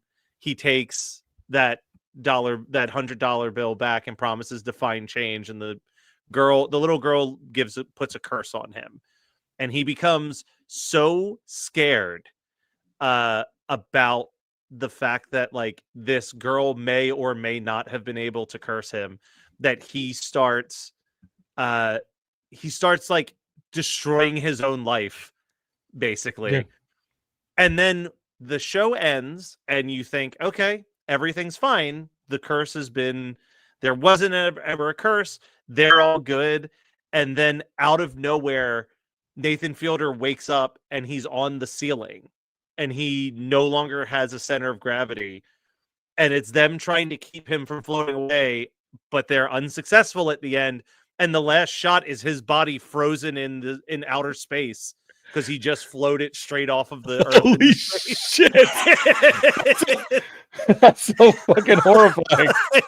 I think about the last shot of just this like crumpled up dead body floating in outer space like once a week, and I just like shudder. I'm like, oh my god, that was such an unreal closing to that. I feel so bad because I cursed you 2 weeks ago. No, Matt, the whole thing, that the hiccup in the live stream earlier was the gradual beginning of the curse. Oh my god, but Bro, just start tying balloon strings to your toes right now. The good news is if you become a human balloon, like Barb's kids will love you. Oh my god, they'll think I'm the best. Yeah. I can all right. get a side job for Macy's. So Matt, since you're talking TV, I'm gonna kick it over to entertainment. And there were a lot of amazing movies. I wanted to put Deadpool Wolverine here. I did. Okay. I wanted to be like, Deadpool Wolverine is my favorite movie of 2005. And then it's been tough to watch like violent content on TV with Ophelia. Like I really loved Penguin, but it took me forever to watch Penguin because around the time, but we're so tired by the time Ophelia goes to bed that we go to bed. So if Ophelia's in the room, we're trying to keep her from watching screens, so she kind of turns towards us. But I don't put anything of people getting like killed on the TV. Yeah. I'm trying to have softer stuff. So I sold Heidi on a cartoon, and I was like, well, we can watch this. I heard it's great, and I had to suffer through LA Comic Con with everybody watching this in theaters and saying how great it was. And I finally watched it on TV, and this is the best movie of the year for me. That's right. It's Transformers 1. And you really like this. Transformers 1 is the shit. Transformers 1 is so well written, and it follows up just like Teenage Mutant Ninja Turtles Mutant Mayhem was my favorite. You know, it's like it's just a fresh animated movie that shows the origins of Optimus Prime and Megatron, two characters I've loved since I was a kid, but it does it in a really fresh way, a cool way, a new way before all of this went down and they started becoming enemies. It's great. And like all the acting is good, you know, and you're like, man, I don't know about Chris Hemsworth as Optimus Prime because, you know, that's not the classic voice. They do a great job. This whole thing does a great job, and the writing is really good, and it goes to some surprising places, and it's very sound. I was blown away by it, and people did not take to it because it wasn't a live action Transformers. And I think they missed out because I'm going to say it right now, and I'm going to apologize right now to all the Weird Al fans because he's a major part of this movie for me. But this is a better movie than the 1985 Transformers. No! That has, yeah, it had, and I love Dare to Be Stupid, love Weird Al, love all that. This is the best Transformers movie of all time, and it makes me really sad that Hasbro, after this and the Dungeons and Dragons movie, didn't do what they wanted to do. I still think that these movies both performed alongside Batman Begins, because Batman Begins was not a hit. Batman Begins was a modest success, and they built upon it with Dark Knight, and that blew it out of the water. And so you got to have some Batman Begins, and I thought this was a Batman Begins. I thought that the Dungeons and Dragons movie was a Batman Begins. I thought these were modest hits that were critically applauded, and the fans were there for them. And I think those fans would have discovered them on streaming like they're doing. I discovered this on Paramount Plus, and they would have turned out day one for that second movie. And now looking at a Sonic the Hedgehog 3, which I'm super excited about, of course. Yeah. You got to remember that number one came out at the beginning of the pandemic or right before the pandemic. Also a modest hit. It earned a sequel. Now you got 3 movies ready to go. This is what this movie deserves. It's what the Dungeons & Dragons movie deserves. But now Hasbro said they're only doing licensing. They're not creating their own stuff. They're going to license these to other producers. And all I can think is, damn, I hope somebody would take this up, take the Dungeons & Dragons movie up and give us sequels to those. So that's my favorite movie of 2024. All right. I'm not going to do my favorite movie yet because that is easily my number one of the year. Okay. So instead, I'm going to do my favorite TV show of the year, which might be on your list, or maybe you didn't watch any of it. I don't know. Your life has been crazy since the summer. Just a little. Just a little. I mean, everyone was talking about it. X-Men 97, man. X-Men 97 was so goddamn good. Oh my God. You forgot about it when you were making your list of 5 things, didn't you? No, because if you're at a comic convention, like Tessa Markle from one of our shows, we were at WonderCon, and it was all X-Men 97 at WonderCon. Yeah. It was all X-Men 97 at Comic Con. It was all X-Men 97 at LA Comic Con. I didn't. It just, fuck. Yeah, no, it's not on the list, but it's fucking number 6. It's I love so X-Men good. 97. X-Men 97 is phenomenal. I think it's the best thing that Marvel released this year across all of the shows, and even I'll put it over the Deadpool and Wolverine. I just thought that it was so, I mean, I was like, how good could this be? And it just captured everything that reminded me of waking up Saturday morning to watch the next episode. And it became like this. It was actually coming out. It was coming out as Barb was moving in. Like that was like right where that release schedule essentially was.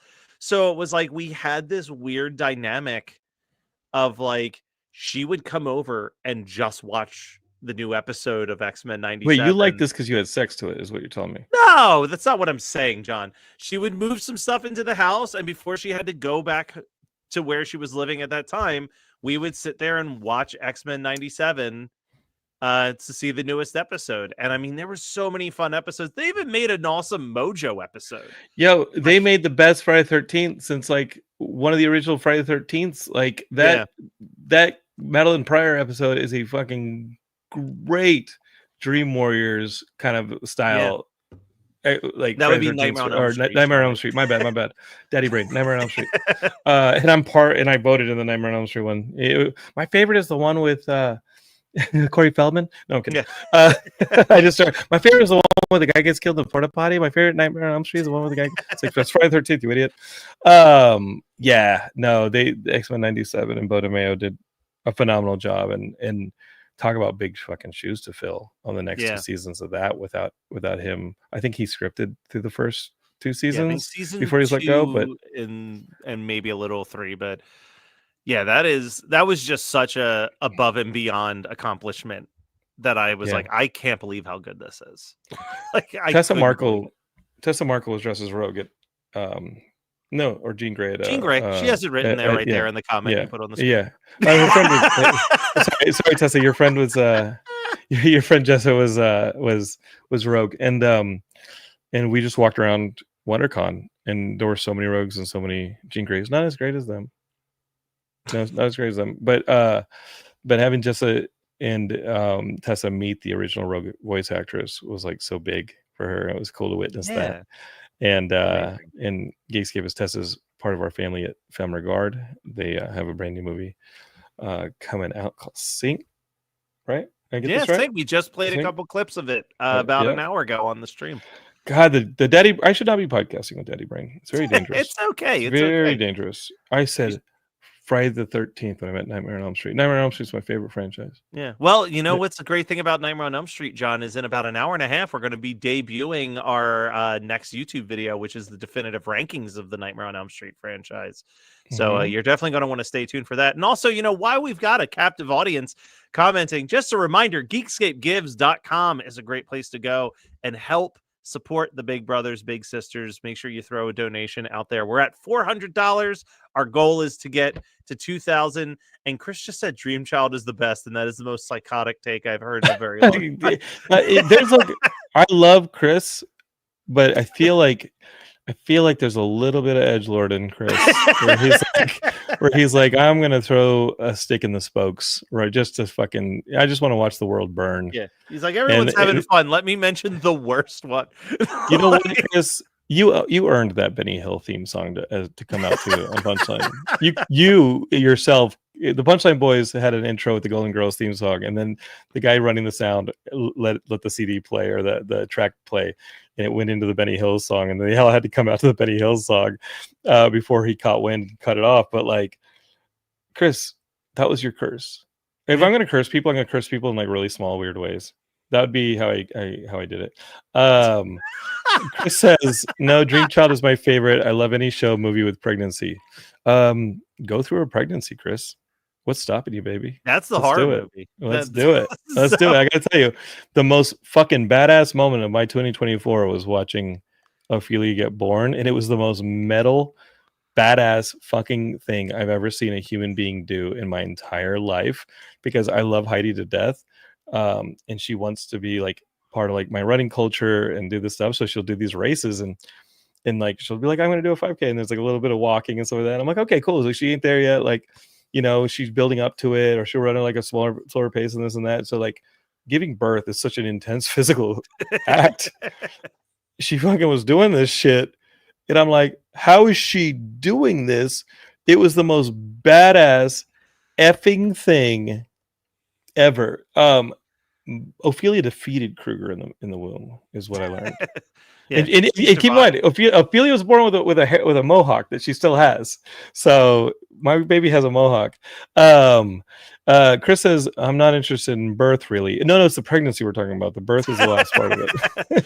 All right, John. All right, what's last your one. Number one. Here's my number one, and then I'm going to mention my favorite thing for possibly 2025 beyond the Punchline album. But my number one, guys, I have such incredible pride of being a part of this, and Geekscape being a part of this. It's Adam Schomer's docuseries Selling Superman, which Geekscape is featured heavily on. I'm in episode 4 of the 4-part series.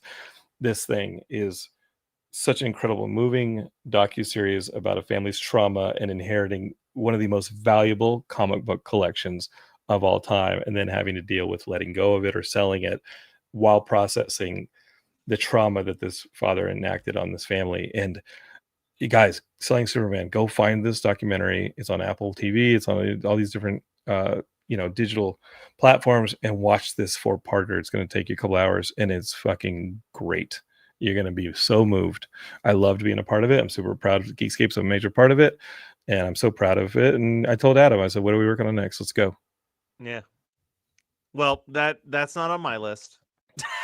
Because you haven't had the time to watch it yet. I haven't had it. I've been spending watch it over every Christmas waking break. second doing this. Yeah, watch it over Christmas break. Selling Superman is an incredible accomplishment. It's phenomenal.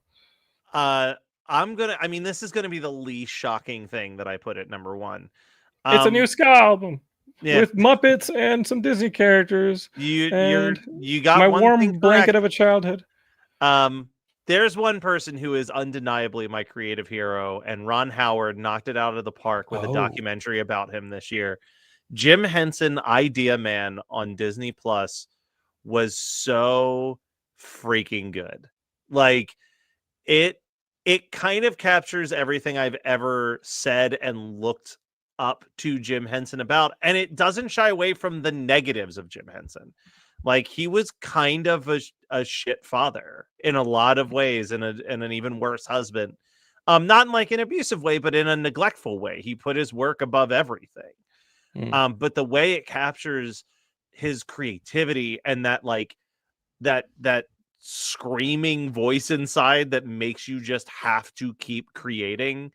I just think that they capture something so interesting, and just the way he saw the world, the way he saw creating things. It's right up there with Won't You Be My Neighbor about Mr. Rogers as one of my favorite documentaries about a person. Because I think it really just captures it all.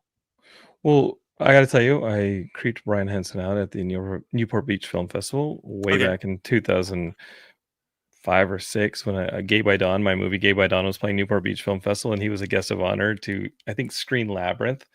And I was like, Brian Henson, I love it. It's so great. And what do you think I said to him? What do you think I said? I love. And Brian was directly responsible for this. And we here at Geekscape don't have a name without it. Farscape. Oh, Farscape. Yeah.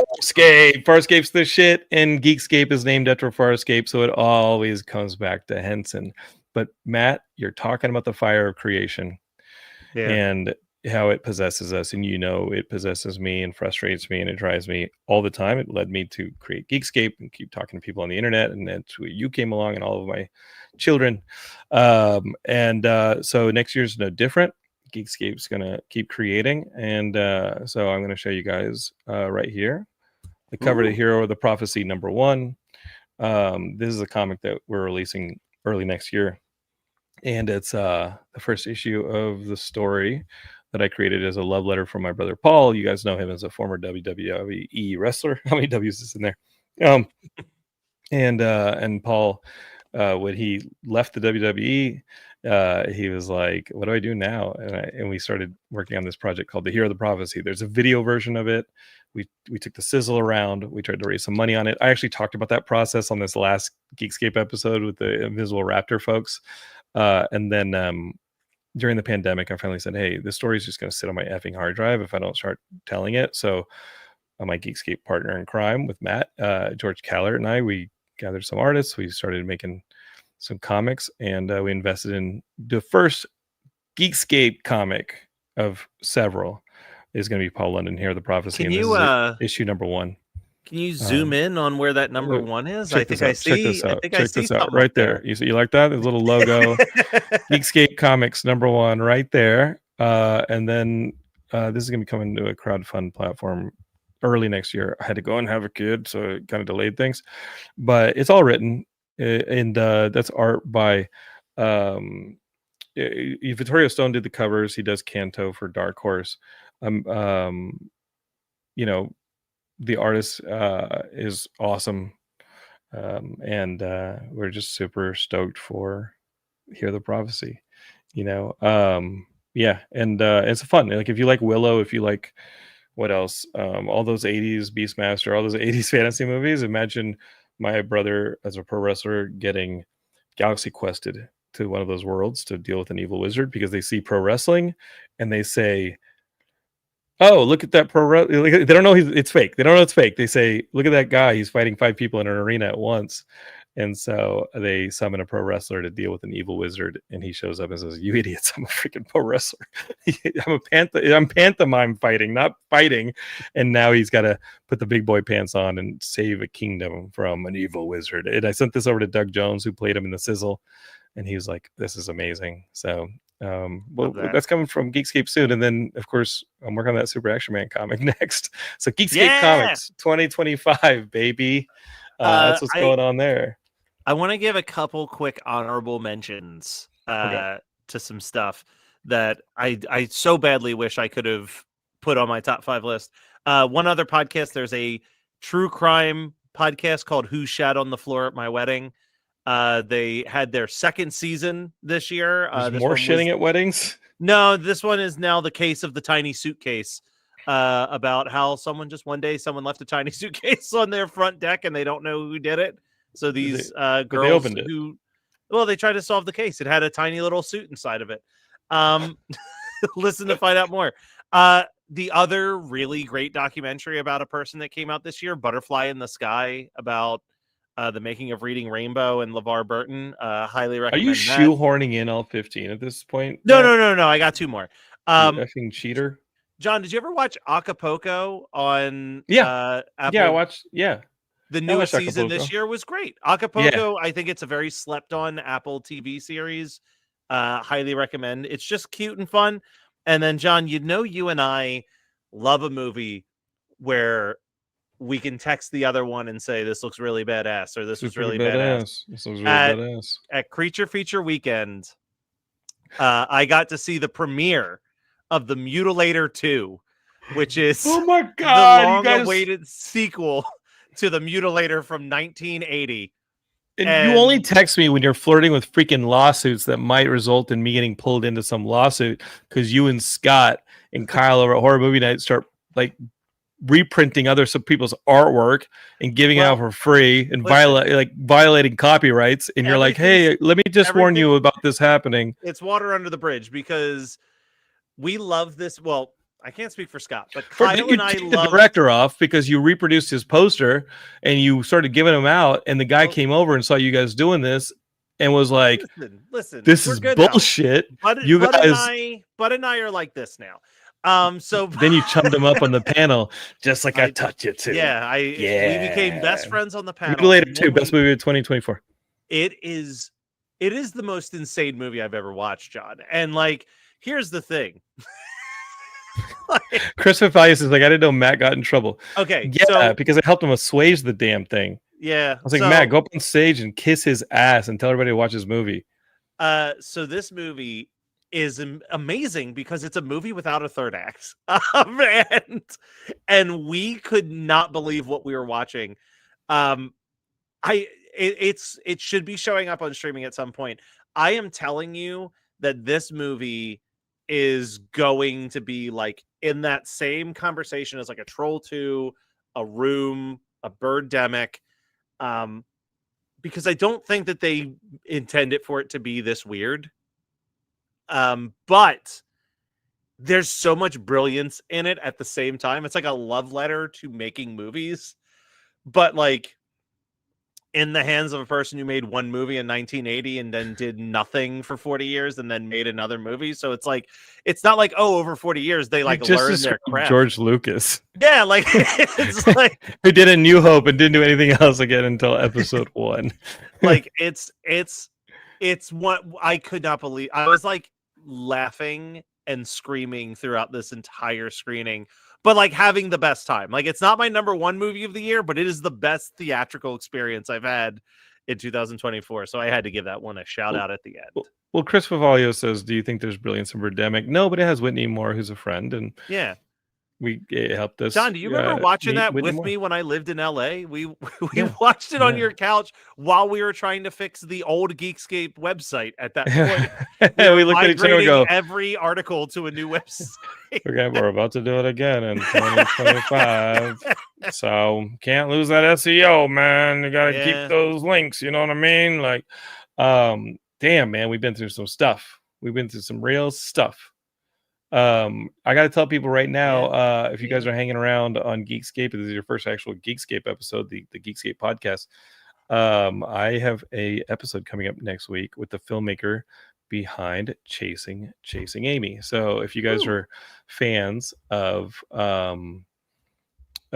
Chasing Amy, which I'm a major fan of, I've got this filmmaker who watched it and it started to help them work their way through their feelings as a non-cis individual and start saying like, wait a minute.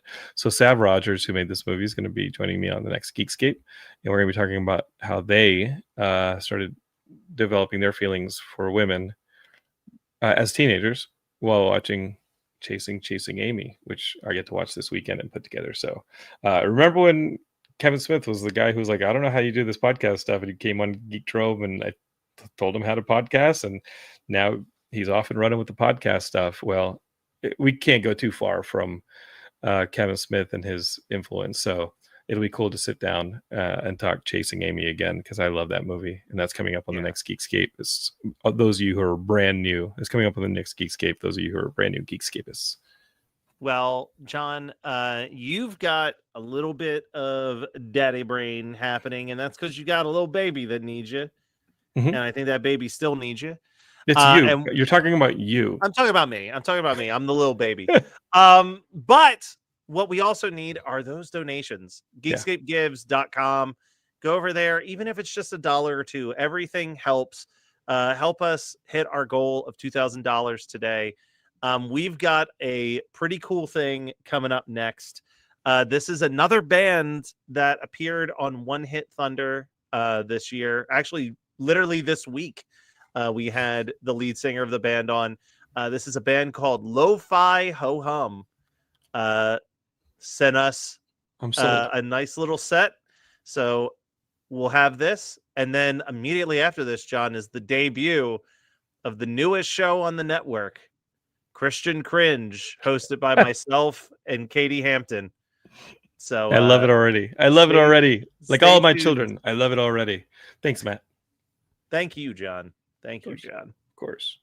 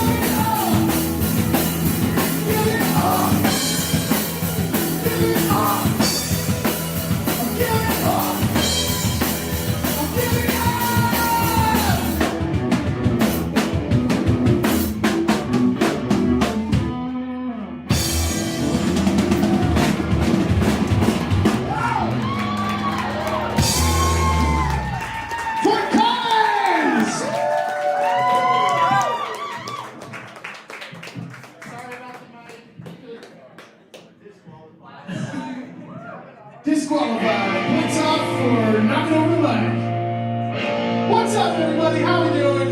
Yeah, that's what I like to hear. We are Lo-Fi Ho-Hum. I am a singing drummer. No, I'm not Phil Collins. I still have hair.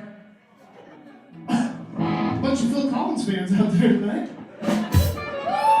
Yeah! This next song, I don't know, it's our hit. You know, you might have heard it on the radio. So if you know it, sing along.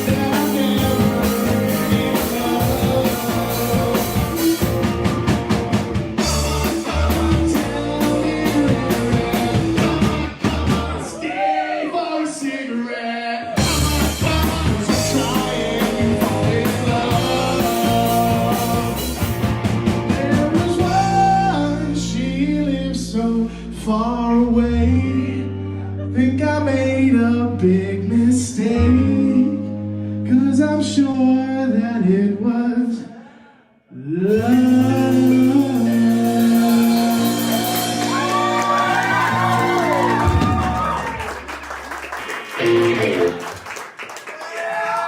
Hey, thanks y'all. What cruel irony it is that I wrote a song telling all my red flags and it's our most streamed one. Adam, show off your statement quick. Explain what you got going on your forehead.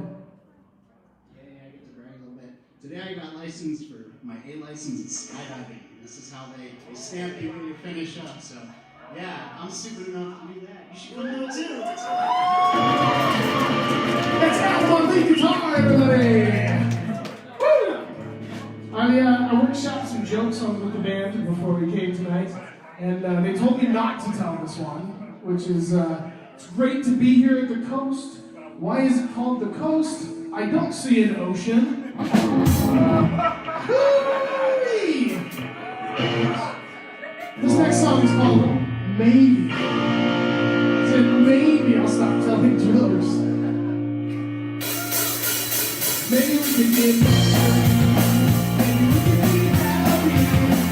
Maybe it's scary. Maybe I'm still home. Maybe we can all go. Maybe you wanna go. Maybe I'll write all go. Maybe I want to go now. Maybe you and me stay together. I said maybe I'm going to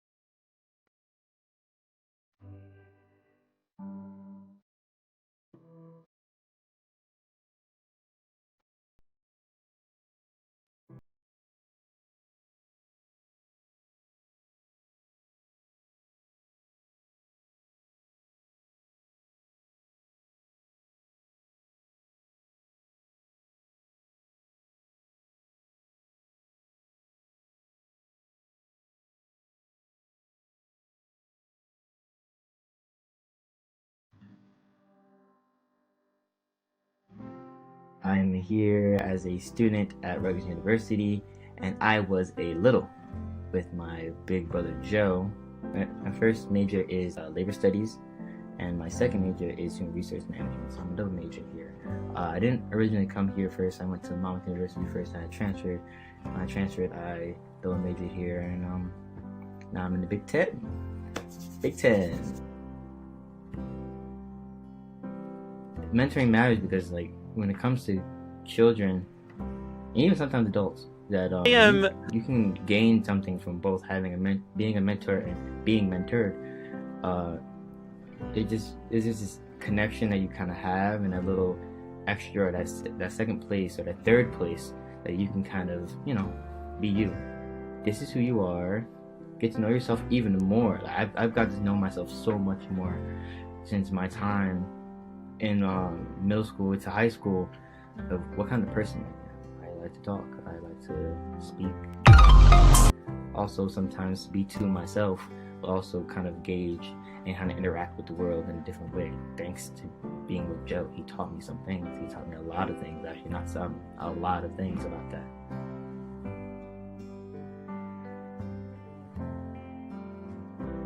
What's up? Please keep doing it. You're helping a lot of kids. Anybody that supports it, whether it be financially, whether it be publicly through like social media and kind of getting their name out there, you're doing us and this program a very big favor. And this organization is helping so many people like me. Like, I feel, I've been saying this for a long time, but I honestly feel like I don't know where I would be if I didn't do this program. I don't know if I would have honestly wanted to go to college. At first I did it with Joe. When I talked to Joe, he's like, you know, look, I'm telling you, you should go to school, like, go to college. You're really athletic, and you're very smart. And I know what I'm talking about.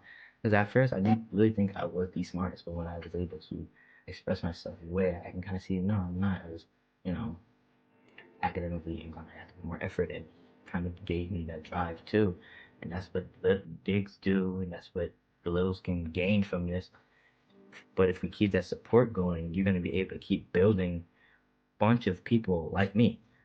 I love this program. I think a lot more people should do it, and I hope one day that I get to be a big. So thank you. Keep supporting, because you're helping a lot of people like me.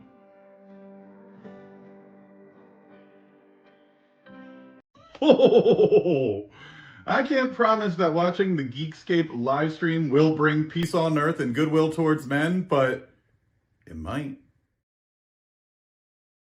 I am so excited for us to start the insane journey that is this podcast, Christian Cringe. I love that that we're starting with a Christmas album. We're putting it out the week before Christmas, the holiest of weeks. And that this is also going to be a sneak peek of our show to the people watching the Geekscape holiday live stream. There's so many things I love about what's about to happen right now. Yeah, I'm super stoked. I feel like I'm not fully explaining this show well to people, because of, like, there are people that get super excited about it, and there are people that are just like, oh, okay. Yeah. Well, then here's the vision that I have for this show, right? Like, I think that there's a kind of a multitude of layers here. And given the current political climate, I think that the show actually maybe is more important than ever. And that's the sense I was getting the last time we recorded our very first episode. Yeah. Or the very first initiation. Yeah. You'll hear it next week, podcast subscribers. But the goal that I saw with this was, like, I think that there is a interesting divide, horrifying, but interesting, where there is these two branches of Christianity right now, where there's the branch that actually takes to heart, like, the teachings of Jesus and the call to be good people. And then there's, like, the white Christian nationalist movement, which is pretty much the antithesis of everything that Jesus was supposed to teach us. What I think is unique is that we're coming from this as you being someone who went to a Christian college. I don't know if you were going to a Christian college with the intent of being a preacher or not, or just that you wanted to stay close to Christianity. And we're like, oh, I'm going to a Christian arts college. And someone like me who actually at one point did want to be a youth pastor, like That's right. That's right. up until maybe my junior year of high school, I really was like, I'm going to be a filmmaker slash youth pastor. Like that was like, was the goal.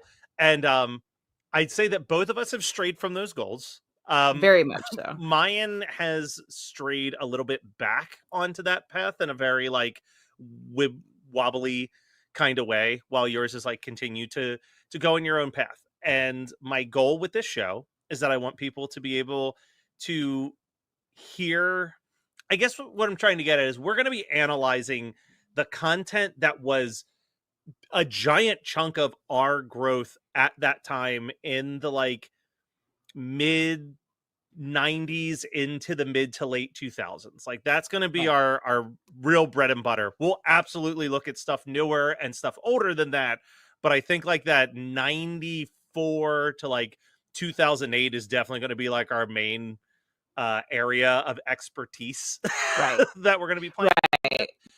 And I think that there's a couple elements, right? I think it'll be fascinating to look at this and be like, did this push people to the bad stuff? Right. Right. What was the end goal for them, and what was the end result from their art? Exactly. And I think this is what intrigued me the most about this, because I grew up very Christian. I was very much in the church. I was in a Presbyterian church, so Frozen Chosen. It was closest thing to Catholic in Arizona. I was very much bought and paid for by the blood of Christ back in the day. Like I was full on DC Talk Jesus freak. I was, youth counselor. I did mission trips, all the whole 9 yards. Went to college, to a Christian college. Mostly, I went to a Christian college, A, because it was a school I got into very easily. Yeah. B, my sister went there, and I needed some familiarity because I was very scared of the whole new world.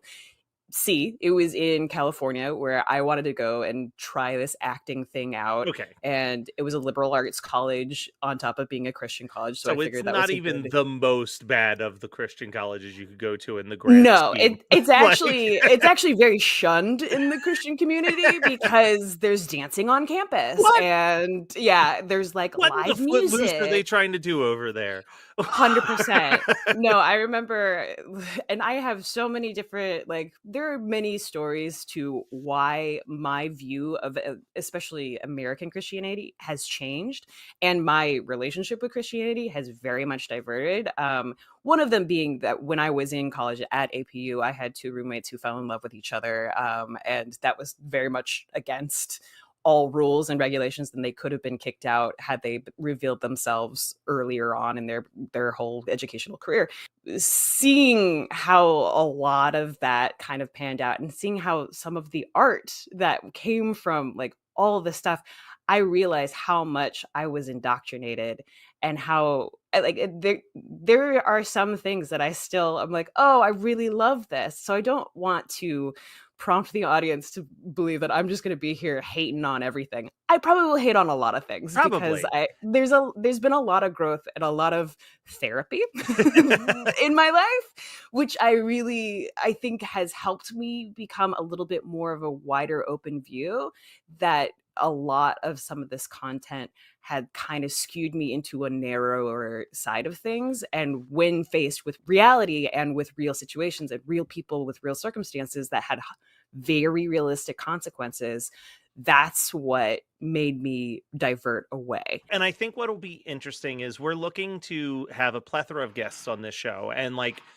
the guests I want primarily on our show is going to be a mix of either one of three categories, right? People who grew up exactly like us, and maybe some of them are still religious, maybe some of them aren't, but people who like, this isn't new material that we're presenting to them. There is that like rose tinted nostalgia glasses that they will have for this stuff. I also want people who have never even touched this stuff. Yeah. But I want them to come in it as unbiased as possible, to like bring in a metalhead to listen to Christian metal and give us their like honest opinion on like, is this good? Good. Like, like Yeah, take I the mean, lyrics out of it. Like, just sonically, are they good musicians or not? Like Right. finding that, or which I think is very possible for a few of these, getting some of the people who were boots on the ground, getting members of some of these bands, getting some of the filmmakers to come and talk to us about like what was going on, because a lot of those people are evangelical now. Yeah. And like, so I think that And there's a lot to it's be learned. honestly one of those things that like really I think we started probably, I can't remember what Comic-Con, but we had talked about this a couple of Comic-Cons ago, and we were talking about sort of our relationship with Christianity and like all of the like random art and random movies and random video games and books. Like, I mean, this had a vice grip on so much of the content that we were consuming, to the point where like, yeah, I didn't watch Die Hard until I was like 28, you know, because I had all different versions of that were all Christian tinted. So I'm very excited to delve into some of these different things, especially the album that we're going to be talking about today. And I think that that's why I wanted to start here, right? I wanted to start here for a couple of reasons. A, it's something I've already done a podcast on before with Christmas 365. We did this album. But B, like you said, like there's this indoctrination element, but I think something that always gets the pass, no matter what, is Christmas songs. Christmas music, yeah. Christmas music always gets this, like, it could be the most religious Christmas carol, but it gets the mainstream pass for the month of December. So, like, I feel like we're not going to be touching too much stuff that no one watching this live stream has ever heard before. Like, they're going to be familiar with almost every song. And it's coming from Tooth and Nail Records, which I think was a little bit more fringy than a lot of the other stuff, because Tooth and Nail had a very secular mainstream end goal in mind, more than a lot of those other bands. You've never heard this album before, correct? This is a brand new journey. I mean, it was when you sent me the album and I saw the art, I was like, this is so familiar, but like it's sort of like deep recesses of my mind. And like some of the songs I was like, oh, wait, this band. So there was a lot of like faint memories that didn't fully form, and I don't know where they were coming from. But I think I've heard this album before, because I guarantee you, any of the youth groups that I went to, and I went to multiple as a they had to have been playing this in December. This was the go-to December album. Because it was like nouveau, it was more poppy, it was more of the like new wave of music of the sort of early 2000s, late 90s styles, and a lot of ska too. Boy, is it. All right, so let's dive in. I think the way that we're going to do this is I wrote down a couple quick notes about the song and the artist, and then I asked you to write your first thoughts on the songs, and we'll discuss. And this album starts off, track 1, Joy to the World, covered by the OC Supertones. Joy to the World is an English Christmas carol written by minister and hymnist Isaac Watts in 1719. But the version that most of us know is based off an arrangement from 1848. And the lyrics are an interpretation of Psalm 98 and Genesis 3. In North America, it is the most published Christmas hymn. This version of the song asks, yeah, but what if it was ska? Enter the OC Supertones, a band that was formed in 1991 under the name Saved. They signed by Tooth and Nail Records for many, many years, but got declined repeatedly until they changed their name. And I wrote down a little snide comment that this also was right around the time that MXPX left the label, so it might be arguable that they were desperately trying to find the next MXPX with this signing.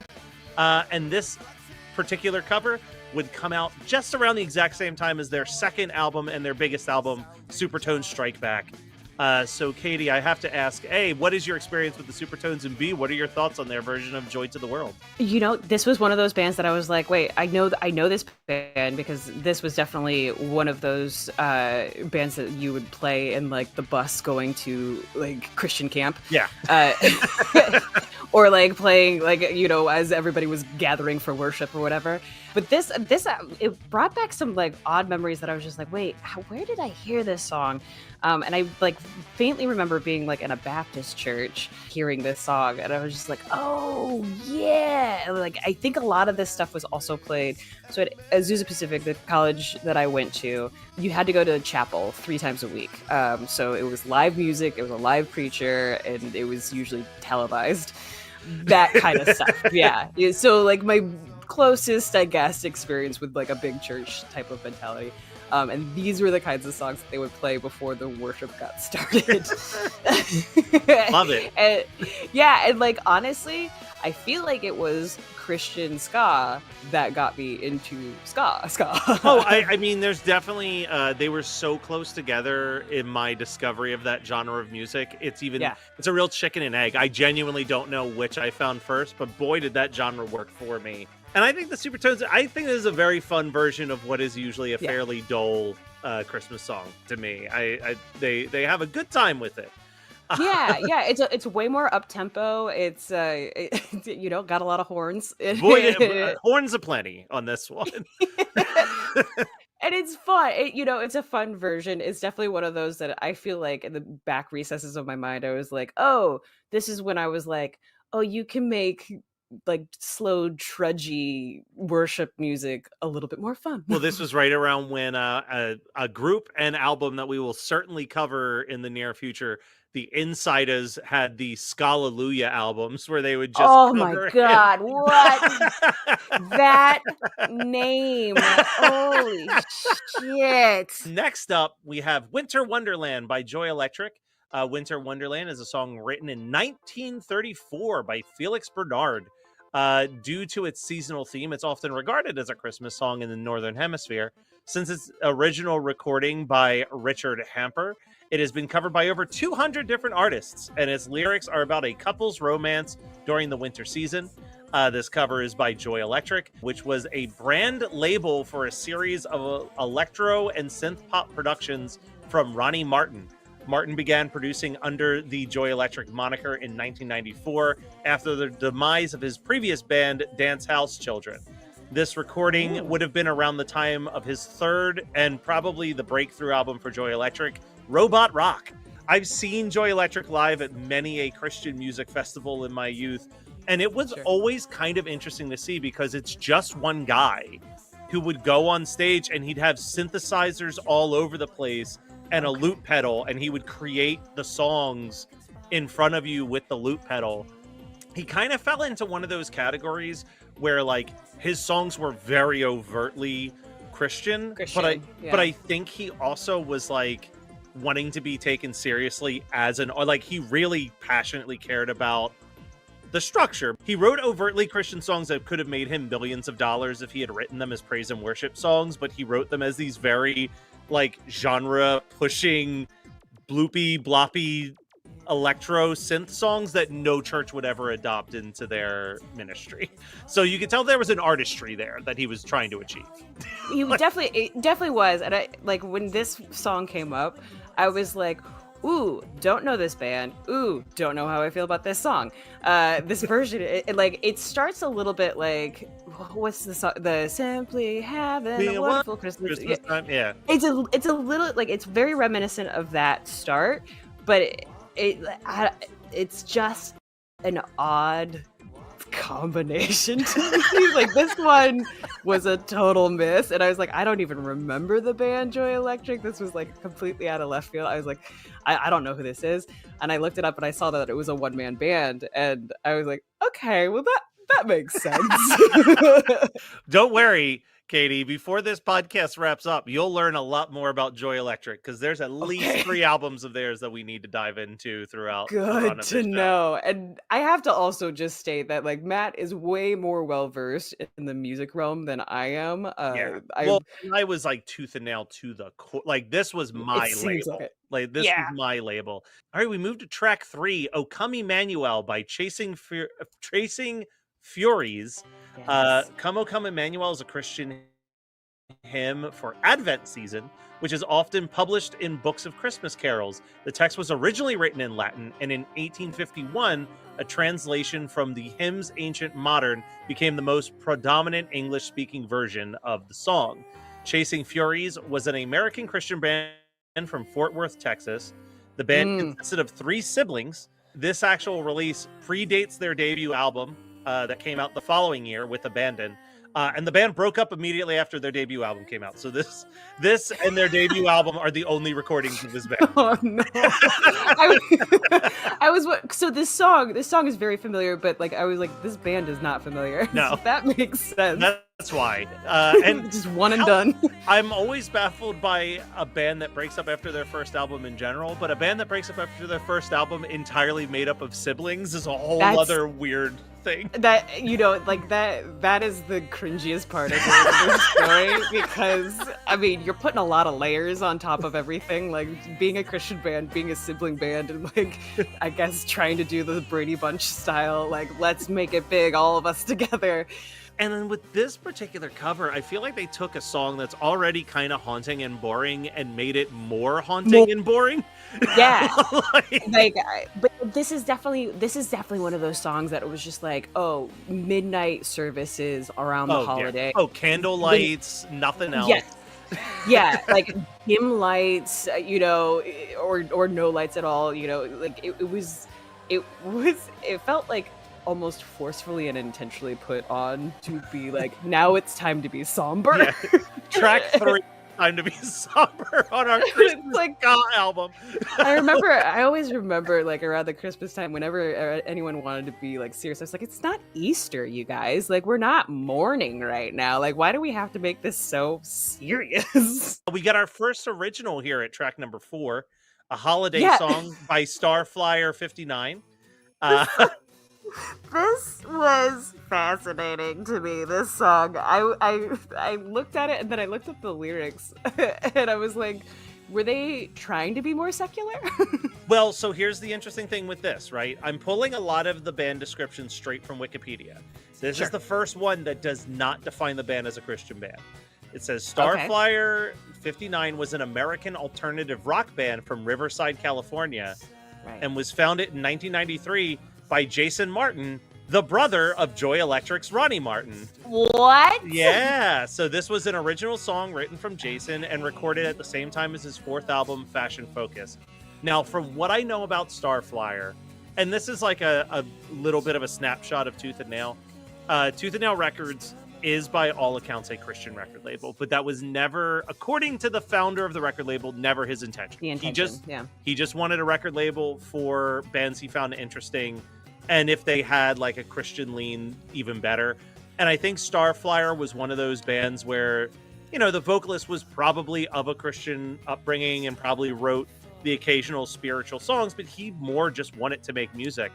And this song has kind of like a cool, like 60s, 70s psychedelic vibe to it a little bit. Like, it's a really out there sounding song. And I used to hate this as a kid.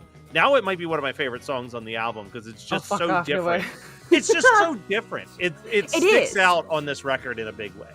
100%, like a sore thumb. Like this came up and I was just like, what did I just listen to? It's also a really short song too. Yeah, it's like 2 minutes long. It's there and gone as quickly as it came. Exactly. Yeah, no, this one was a little bit of a conundrum for me that I still don't know how I feel about. I don't remember this song, but this was like one of those that I was like, oh, this feels like a Christian band trying to be more secularized. Yeah, to be edgy. And I don't know, like it felt like he was the entire time like talking to somebody on the soup kitchen line, just hang out with me for the holidays. Well, let me give you one last thing. Hold on tight, because this is not the last time you'll hear the name Jason Martin on this album. Track number 5, You Gotta Get Up by Five Iron Frenzy. This is a cover of a song originally by Rich Mullins, who I'm sure we'll talk about later. Pretty predominant Christian writer of the late 80s, early 90s. And this just details the excitement of a child on Christmas morning. Five Iron Frenzy was another one of the big ska bands of the Christian 90s scene. This would have been just between their second album, our newest album ever, and their EP, Quantity is Job 1. Five Iron Frenzy, we will talk about a lot on this show because they're my favorite band of all time. I'm friends with most of the members at this point. I'm thinking we might have a Five Iron February. Please. Please. But what I think is very interesting about this band, especially in the context of a lot of the other artists that we'll talk about, and when we get to Five Iron February, we'll dive even deeper into this. The first song on their very first album, and keep in mind, like, they're on a Christian label, is a Sure. song called The Old West. And it's a song vilifying the Christians of the 1800s that use Christianity to justify murder and terrible things, Okay. and uses it as an allegory for the modern day church. Okay. So, like, the chorus is like, Wester bust, in God we trust, we can rape, rob, kill, and steal. What? Yeah, like, they were, and I remember the guys in the band saying, like, we were a punk band first and a Christian band second, so if we saw stuff in the church that pissed us off, we were certainly going to write songs about it and not pretend that it wasn't happening. I think you're going to walk away from this podcast being a really big Five Iron Frenzy fan, because I was already Yeah. a fan of Fire and Frenzy. Like they were one of the bands that like they I always didn't felt know. cooler and different than the rest. They always felt cooler and different, and like I had no idea about this song. And I'm like totally gonna look this up afterwards, but yeah, no, I'm glad that they did that. I remember I would listen to it like in like a babysitter's car or whatever, and like, Yeah. I didn't know until probably high school or something like that was a Christian band, because that was the genesis of a game that I like to play with my husband that he absolutely hates called Did You Know This Band Is Christian? And it was one of those things that I was just like, oh, interesting, like there's some like sneakers, and Five Iron Frenzy was that for me because they had some songs on mainstream radio, right? Well, it wasn't that as much as they followed their hearts more than a lot of the other Christian bands, which is like a shitty, Sure. it's a shitty thing to say, but like their vibe was like, we'll do the church shows that pay well, right? Because once we're done those shows, we want to go on the Ska Against Racism tour, and we Great. know that the record label won't fund us on going on that, so we have to do the church shows to keep us covered for the 3 months that we're doing ska. Like, they kind of utilized the church system that would pay them way more money than a normal band to then Good. finance doing charity stuff like that. So like they kind Yeah. of found a way to make it work, and that's kind of It's still very their attitude. honestly that's a very Hollywood aspect. Like I mean, a lot of people will do a big budget motion picture, sort of like a general audience G-rated whatever, in order to get their passion projects made. I feel like So that's half of Richard Linklater's career is like Yeah, big oh, yeah. Hollywood movies so that he can finance shooting Boyhood for 12 years. You're not wrong. So this was the most fascinating one for me to research. Track 6, Heaven's Got a Baby by Sarah Mason, an Yes. artist who I know nothing about. But I want to get your didn't thoughts either. out the gate first. Here. Creepiest opening to a song. Yeah, I'll come in with my down in, or a little bit later. Okay, ready? And like I get like they were trying to go, I guess, for like a Lauryn Hill style, like let me just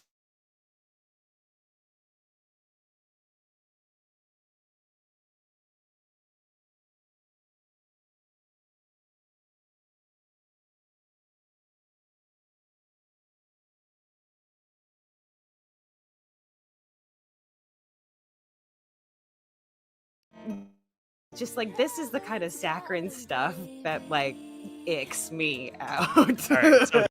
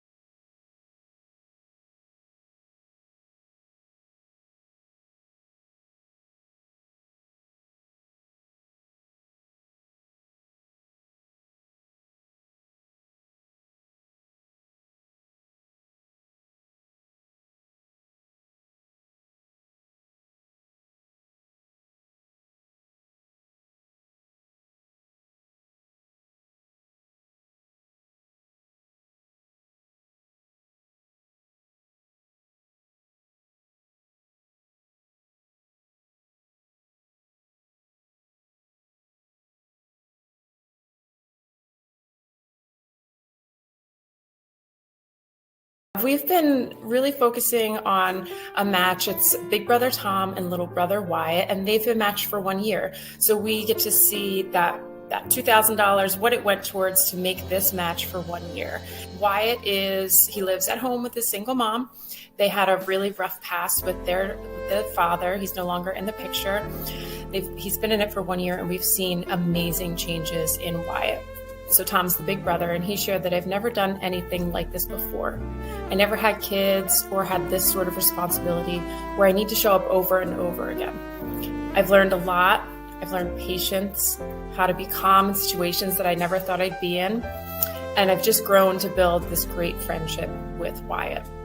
And then in speaking with Wyatt's mom, she shared that this program has changed my son's mind about men. He had an awful past with his father and hated men because of it. Tom shows up every Saturday at noon, and at first Wyatt couldn't believe it. He was so surprised that Tom kept coming back. Tom put in the work to get to know my son, showing up no matter what, and Wyatt's trust has grown tremendously through this.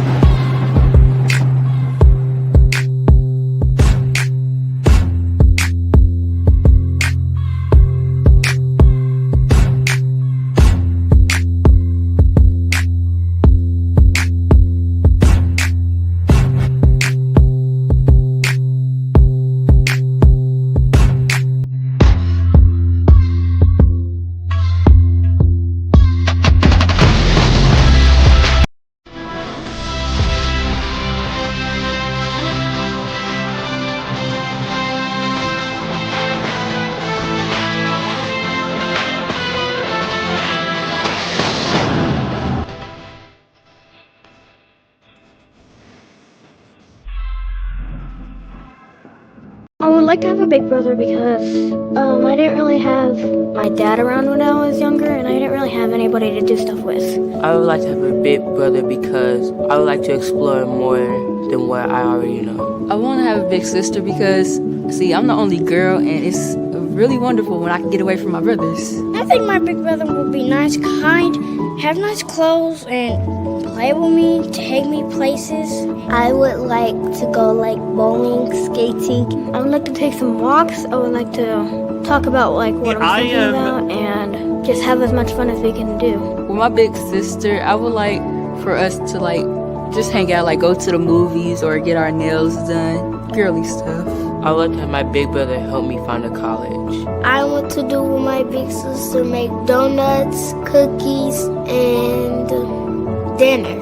I would like my big brother to know that I'm really excited for me and him to have lots of fun and have some fun around this journey that we're going to be on. My name is Danye, and I'm waiting for a big brother. My name is Jabriah, and I am waiting for a big sister. Hi, my name is Sean, and I'm waiting for a big brother. I'm Triana, and I am waiting for a big sister. Hi, my name is Key Myron, and I'm waiting for a big brother. My name is Tayana, and I've been waiting for a big sister for a long time. My name is Liam, and I'm waiting for a big brother and the Big Brother and Big Sisters program.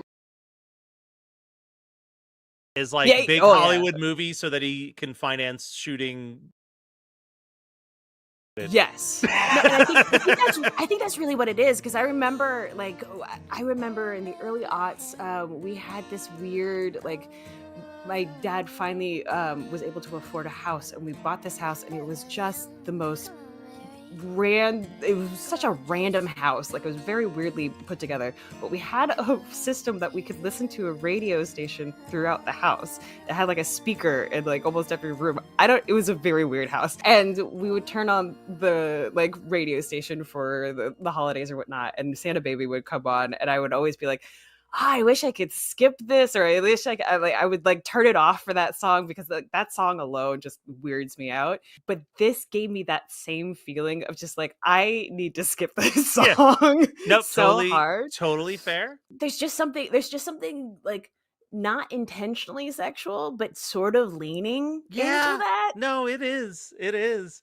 that I've never enjoyed about Christian music when you're trying to breach that gap of like appealing to secular kind of music, or like trying to be something a little bit more than not just love Jesus, but let's love each other. Like, come on, Yeah. what are we doing here? Like, this is gross and weird, and I don't know what kind of indoctrination system that is going on. It's never been my bag. You don't like hearing little bitty baby and describing Jesus in a manger? No, it's weird. It's fucking weird and gross. And like, I feel like a lot of the time, especially like in young age, like when we're exposed to these kinds of unintentionally sexual things, it like gives us a different idea of like what is, I guess, appropriate. Yeah. No, it's we'll say boundary pushing. That'll be the kind way we'll say it. But you know what? The song is salvaged by the next song, I think, which is Away in a Manger, performed by Plank Eye. For those of you who don't know, Away in a Manger is a Christian Christmas carol, first published in the late 19th century and used widely throughout the English-speaking world. And Plank Eye is an American Christian band that formed in 1991. Fun fact about this particular song, I believe this is the first recording from the band after their original vocalist, Scott, quit to form a much less religious pop-punk band called Fan Mail instead. Oh, interesting. Okay. So this is like their backup vocalist is now like been promoted to lead vocalist on this one. Well, he kills it on this. I think he kills it, and this is I mean, look, there's a lot of times where you can be like, yeah, this is possibly my favorite version of Away in a Manger I've ever heard in my entire life. I'm not gonna lie, I feel like some of these songs, especially more of the ska or more of the punk type songs on this album, I'm like, I feel like I've heard this somewhere. Like, I feel like it's been in a movie, or it's been. Well, did you used to listen to Christian radio as a kid? Oh yeah, all the time. There was, I believe it was a nationally syndicated, like, Saturday night for teens station called like Z-Rock or something like that, or I forget what it was, but it would broadcast to all of the Christian radio stations at like 10 p.m. on a Saturday night, like, hey, cool teens staying up listening to the Christian radio station. And that's where I heard a lot of these songs for the first time, because come December, they were just playing anything that was on this album. Because that was what made this version of Away in a Manger and Supertones Joy of the World was what made me even know this record existed and made me like seek it out as a kid. And this version's awesome. They do that like row, row, row your boat part for one of the verses where each one of them is singing like a half step off the other person. Oh, it's so cool. Like, it should be this cool. No, it's actually it really freaking slaps. I'm not gonna lie. It was one of those that I was like, oh, I remember this one, because like this was one that, like, if it came on in the car and like Christian radio station, or if it was like before our worship or whatever, I was just like, yeah, this is like, it was kind of like a fun, like, I don't know, because I grew up Presbyterian, like everything, like every musical performance was sort of to be appreciated in total silence. There wasn't even clapping. So like you would have like an 8-year-old kid do like a flute solo that was incredible, and you're like, holy shit, that was awesome. And you did not clap. You just appreciated it in silence. So when something like this came out, I was like, yeah. Way in a manger, bitch. But sadly, all the good feelings go away immediately when we get to the next track, which is God Rest Ye Merry Gentlemen by Almonzo. I think is it Almonzo? God Rest Ye Merry Gentlemen is an English traditional Christmas carol. An early version of this carol was found in an anonymous manuscript dating back to 1650. And I know nothing about this band. Nothing. Even Wikipedia didn't have a hyperlink or anything to teach me about them. And you know what? I really didn't want to know more about them, because this is like a guy playing a cello and a drummer and like whispering an already kind of boring Christmas song. Bring me the Bare Naked Ladies rendition of this, please. Like, I need some right. Yeah. Give me a little more horn in there. Yeah. This is the male version of the creepy girl voice. Yes. It's the like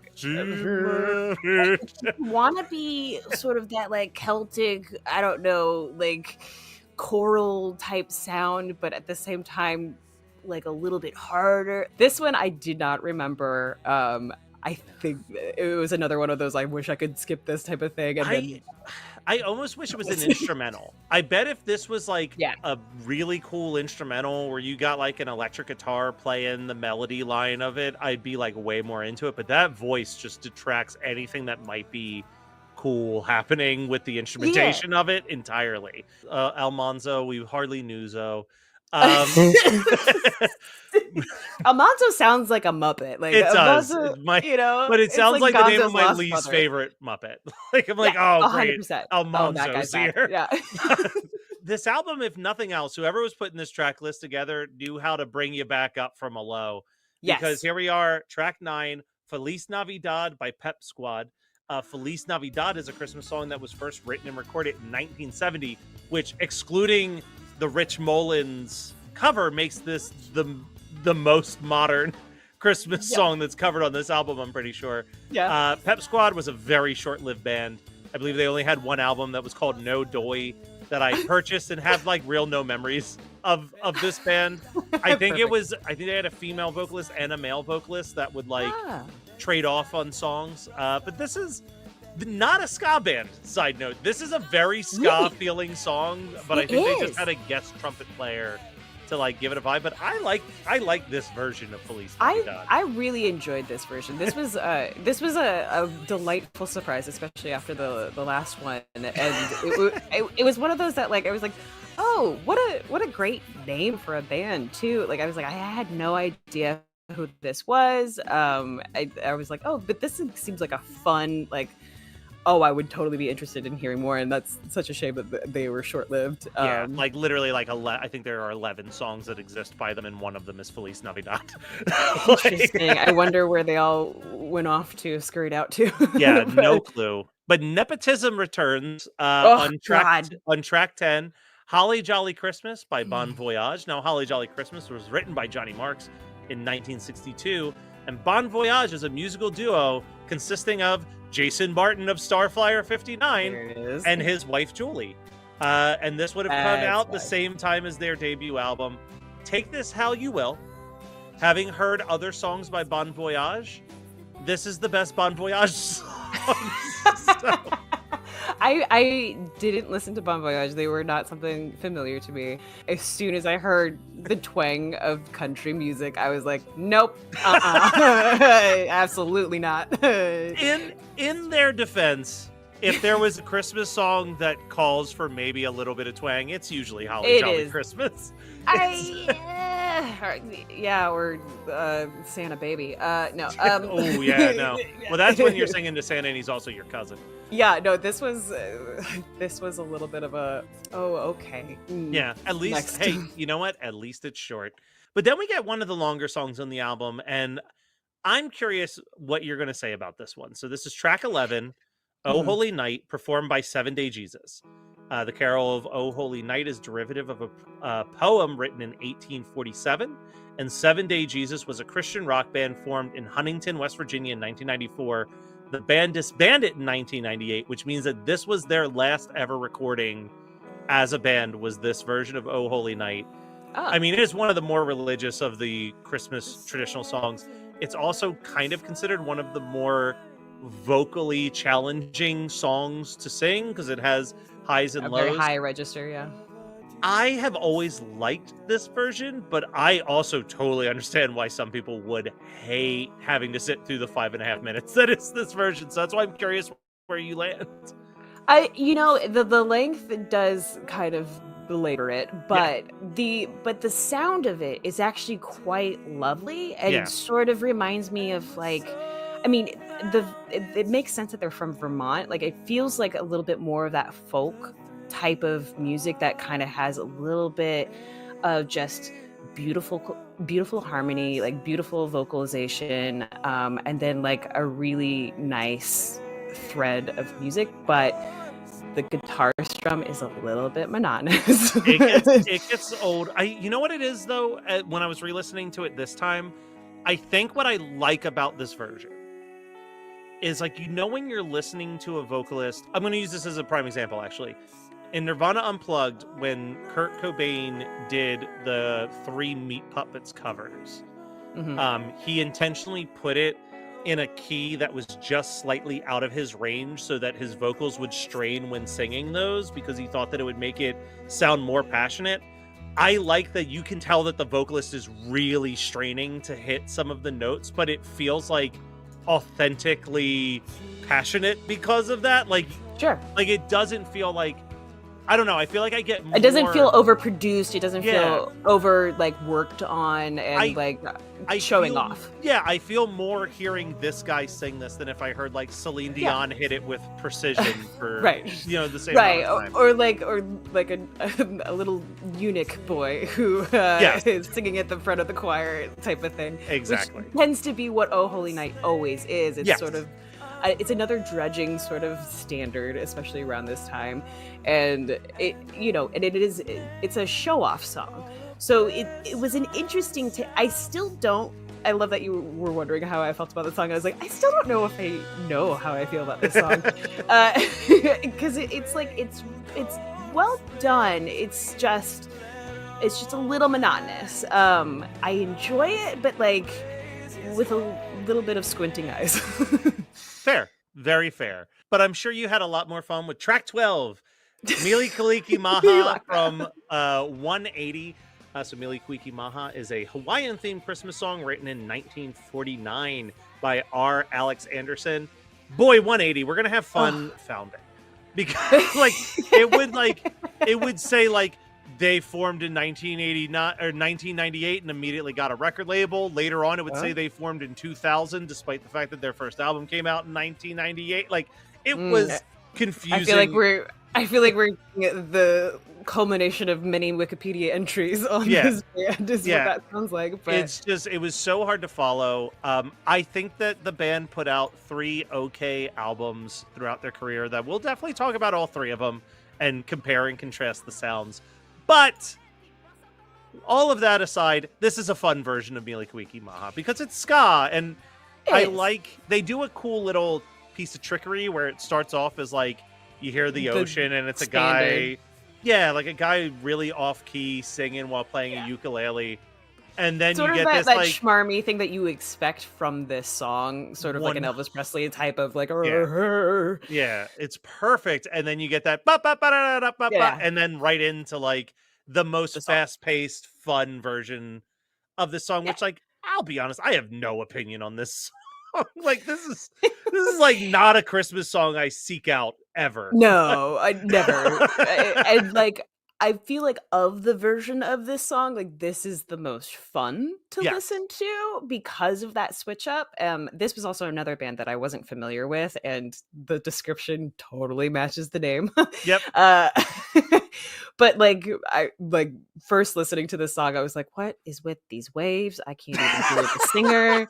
I was like, "What the hell are we doing here?" I was like, "This feels like a Muppets bit." Like, I feel, and then it switches up on you.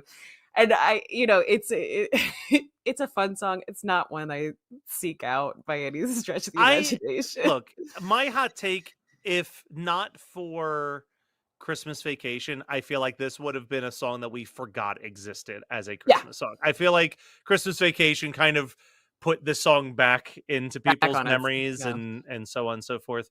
Probably a band you definitely knew a little bit about coming into this album. Track 13, Evergreen by Switchfoot, an original song by Switchfoot.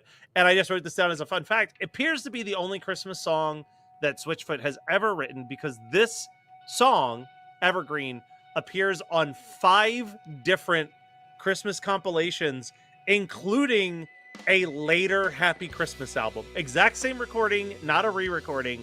The only thing I can think of with that, well, actually, it's not even that I think of. I know for a fact, because I was there and lived it, was that the Happy Christmas album, after Meant to Live became like this unexpected radio hit, they just re-released the song as the opening track to the next Happy Christmas album, desperately hoping. Great for Switchfoot. Yeah, great for them too. You know what? It's like when you have a movie that you made for like no money, and then like 10 years later, one of those actors becomes huge, and even though they were in like one scene, you make the poster their face, and you're just like, I got him first, everybody. Yep. Like, yeah. It's the first comment on a YouTube page. Yeah. It's just like, oh, cool. yeah, great for you.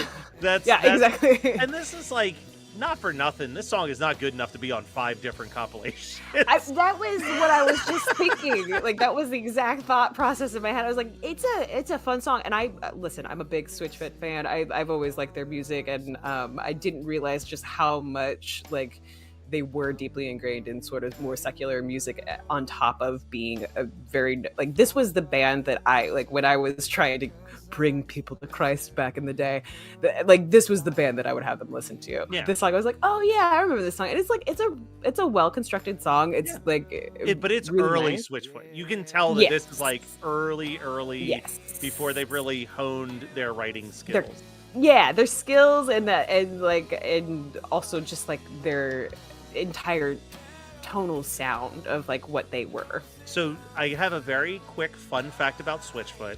Oh, that will please. also be a fun 5 Iron Frenzy fact, and I'll just throw another like log on the fire of like why I love 5 Iron and why you will continue to love 5 Iron.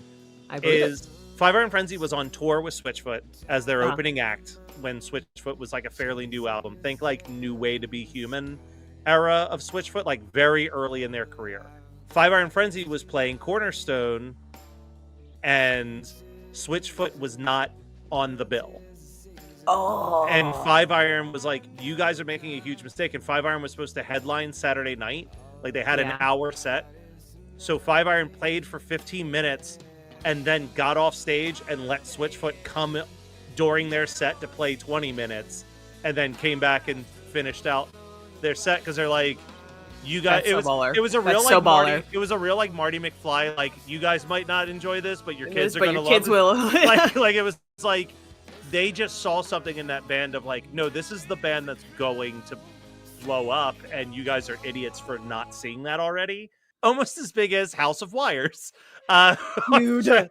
On track Dude. 4, Do You Hear What I Hear, performed by House of Wires. Do You Hear What I Hear was a song written in 1962, which I can't believe it's that recent.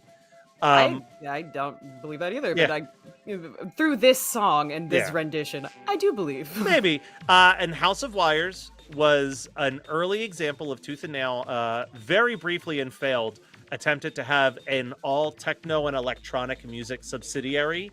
Oh, really tried, didn't they? They did, because like this was right when techno soundtracks were starting to pop off for every movie. So like you had to do it. You have to go to Germany to get the good stuff. we this is something that's come up on Christmas 365 quite a bit. Dylan and I both are of the belief that Do You Hear What I Hear is the worst, just like the absolute worst, and that there is no good version of it, and this isn't gonna change that. There is, and it was funny because when I saw this song pop up, I was like, oh, I think it's that one version that I really like, and I couldn't find what version it was that I was thinking of, because like there is a version of this song that I really like, and this was like, as soon as it started up, I was like, what the hell am I hearing right now? Track 15, I would say of all the songs on this album, this is the biggest one that I've had a 180 on since I first heard it as a kid. There's a song called Interesting. Asian Minor by Asia Minor. Asia Minor, rough name. Yep. By Fold Zindora. This is an original song by the band. Flowing, the lights were out, and it was just that perfect. Like, you know how sometimes it it's just the fits right the mood. mood, and then Yeah. all of a sudden you love the song. Yeah. That was for me, was I was just like, I think that of all of the songs on this album, this is the only song that I can describe as a mood. Like, this song it's a vibe, it's a mood. You're either feeling the vibe or you're not feeling it.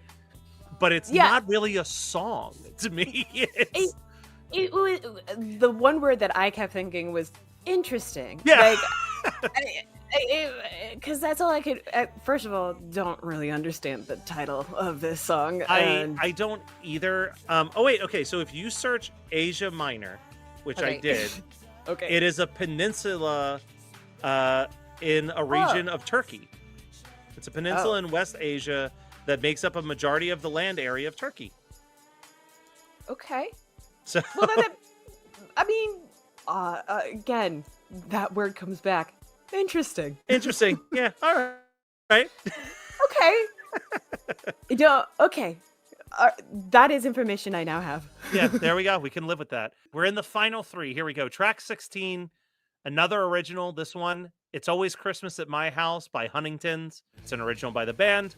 They were a punk band from the Baltimore, Maryland area that formed in 1995. And this would have come out just as they had signed to Tooth and Nail after 3 independent releases. I know that I read an interview with one of the guys at one point where he said everyone always said that they were a Ramones ripoff band, and he was like, I'd like to push back on that. We were definitely more influenced by like Screeching Weasel and like the bands that were like the 90s Ramones clone. But here's the thing, that also falls into question when they released 3 Ramones cover albums during their time as a band. So like, buddy, take that with a grain of salt. I Copy. remember Dylan and I joked around about if only we knew this band, we would have asked for this song to be the theme song to Christmas 365. I love this song. It's a good song. It's a good song, and I like that it took me a long time to realize that they're not saying it's good that it's always Christmas at their house. You know what I mean? Right. Like, this isn't like a I wish it was Christmas every day type thing. Right. This is Right. like, we're too lazy to take down the decorations, so it's just always Christmas here. Well, which feels like it has that sort of punk like message to it, where it's just like, yeah, we're gonna sing about this, but we're also kind of making a commentary on it. And that was like, especially after the last 4 or 5 songs, I was like, it was refreshing to hear this one. Another band that I had not been familiar with. This song felt vaguely familiar, but like maybe I'd only heard it once or twice when I was growing up. But this was a breath of fresh air from all the other songs that came before in this album. I am also very curious on your thoughts on track 17. I knew you were gonna ask. We Three Kings by the Dingees. We Three Kings is a Christmas carol that was written by John Henry Hopkins Jr. in 1857. The Dingees were a multi-genre band that formed in the summer of 1996 in Orange County, California. The band is slightly a supergroup as it brought together members of Reliant K, Supertones, and Project 86, all acting as the backup band for this California singer-songwriter who went by the name Peg Leg. And this was actually a collaboration between that group, Joy Electric, and 180. So 180 provided the female vocals on this. Joy Electric provided a lot of the weird, like, synthy sounds in the background. And this is like a reggae dub version of We Three Kings, which I'm really into. Like, if I was making a Christmas stoner comedy, you better believe that this is playing as people are getting high at a party. Like, this is Hell yeah. And I want to see that movie, and I want to be in that movie. You know, it's like a minute 17 intro before you actually get into the singing, and it was like when this song starts out, I was just like, okay, yeah, I dig this. This is a cool vibe. Like, I'm digging it. And then the singing comes out, I was like, okay, maybe I'm not into this. Yeah, there's and like I dig reggae. Like I do. Like, mentioning all of those bands that were a part of this, I was like, okay, I think there might have been too many cooks. Too many cooks in the kitchen. That makes sense. Well, and then this would be a perfect ending to the album, but instead they were like, you know what you'd rather have? A 7-minute post-grunge song. And we end with Savior of the Fools by Puller. This is original from Puller. Puller was a... Yeah. This is not my favorite. Yeah. So, you know, it's a real bummer that this ends on it. Here's my closing question for you, because we're running over the hour just now. Sure. If you were to put together a Christmas party playlist, and you don't have to name specific tracks, but of the 18 tracks, I've got ballpark, how many do you think make it onto your playlist? Ballpark, I would probably say like 2 or 3. Yeah. I mean, because there's just that section that comes right, like that middle that middle section is like, whoa. It's Always Christmas at My House, I feel like is like a fun one to have. That is exactly one of those songs that I would put into a playlist when I would hang out with my secular friends, just to be like, Hey, do you know this band is a Christian band? You know, like back in the day, like I had like such a weird pride about that back in the day, and now I just do it to torment my husband. But yeah, there's I feel like it's mostly like the ska or punk versions that I would be like, yeah, totally. How many Matthew Kelly would you put on your, and have you put on your? I mean, the question is have, and the answer is probably like 14. Out of 18 songs, Yeah, you would like do 14 really? of them, I would Even Away in a say. Manger? Oh, definitely Away in a Manger. Or I mean, oh no, Heaven's Got a Baby. That's the Heaven's one Got that a I meant. Baby is one of the 4 that's not making the cut. Interesting. Yeah, good. Okay, Let's good. see. Like, let's O Come Emmanuel, definitely not making the cut. Heaven's Got a Right. Baby, definitely not making the cut. God Rest You Merry Gentlemen, definitely not making the cut. Yep. I'll give the Holly Jolly Christmas a pass. I'll even give the Switchfoot song a pass. Do You Hear What I Hear? Not making the cut, and Savior of the Fools not making the cut. So that's the 5 that I wouldn't include. So I guess 13 out of 18. Okay. Okay. I like variety. I like people to be like, "Ooh, what a change! Now we have a country twang suddenly in this party." No, absolutely not. Well, everybody, stay tuned. There's going to be tons of more Christian cringe coming down the line, and I hope you all have an absolute blast. And we'll be back next week with more fun. Cringy Christian Well, stuff. we'll be back next week with us punking your husband, and stay tuned for that. Back for another Chick-fil-A hack? Here's how you can get the Chick-fil-A experience without breaking the bank. Hey worker, how much for a chicken sandwich? $4.85. How much for a big ol' pop? $2.15. And how much for air? Like the air to breathe? That's right. Free, I guess. You heard it right here. At Chick-fil-A, the air is free. So let's give it a try. Pretty good air. Breathes nice. Reminds me of the air at Trader Joe's right down the street. With a little less cinnamon. Are you gonna order anything or... Nope, just air. Yeah, you gotta leave. You can't stand around in the drive-thru line. Yes, I can. It's another hack.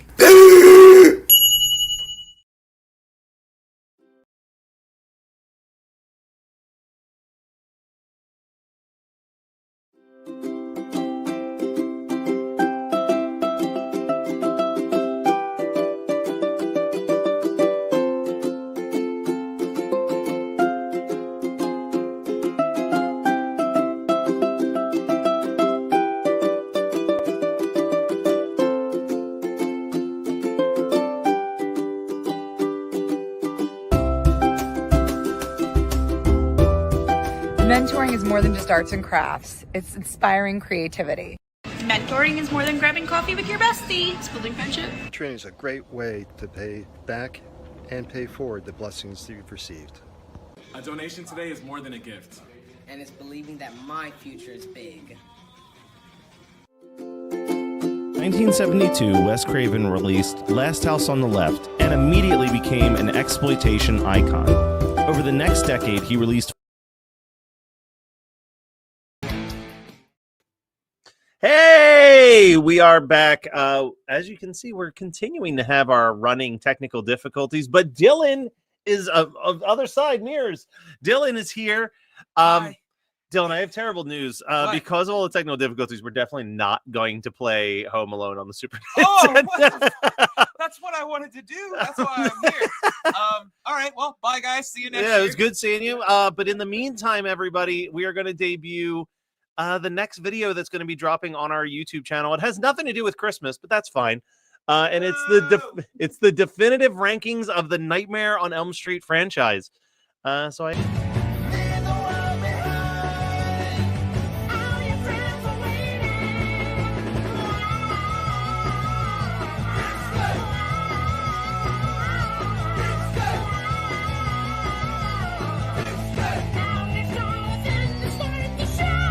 I'm daytime Emmy Award-winning actor Vincent Fellas. As my fans know, I'm 11 months sober from booze, pills, and women. But I gotta let you in on my latest addiction. Street Frog is a perfect new mobile game where you and only you control your frog's destiny, right here in the greatest city on earth, New York. This game is going super viral on Clubhouse and Google+. The more you play, the better your frog. Earn 50 points, unlock an incredible new dance move for your frog. 100 points gets him in the bodega, no questions asked. 200 points, he gets a big fat best friend. You're gonna love that guy. 500 points, he gets the most beautiful girlfriend. Mamma mia. Hey, Vincent Fellas rides the subway just like us normal folk? I'm just like you, so you better play Street Frog. Well, I'm gonna. If you don't play the game enough, your frog dies. Sorry, that's just how it is. So download Street Frog for iOS, Android, and the all-new Dwayne Wade Sidekick 3 from T-Mobile. Use the code FELLAS and earn your frog's first dance move. On me. I love you.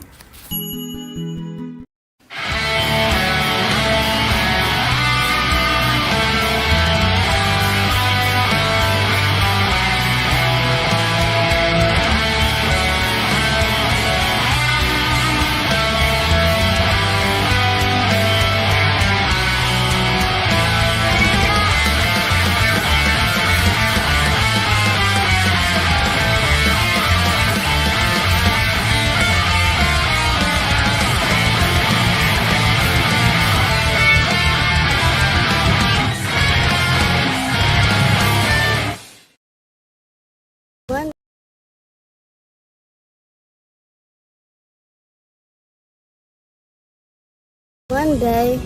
One day. One day. One day. One day to ignite power and promise. One day to transform your community. You can make a big impact. It's been a challenging year, but Big Brothers Big Sisters is committed to providing caring adult mentors for our littles, who need your support now more than ever. Your gift today will empower their resilience. Please donate now. Please donate now. Please donate now. To help me. Me. Me. Me. Donate now to help me reach my full potential. Thank you. Thank you. Thank you.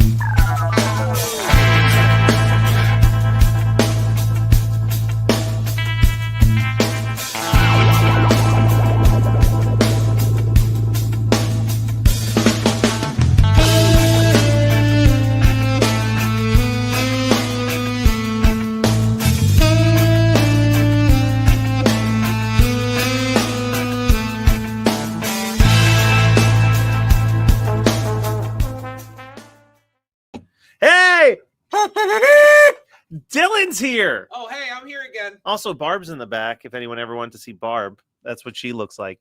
So Dylan and I were supposed to play this game. Yes. But because of all the technical issues, we're really behind on schedule.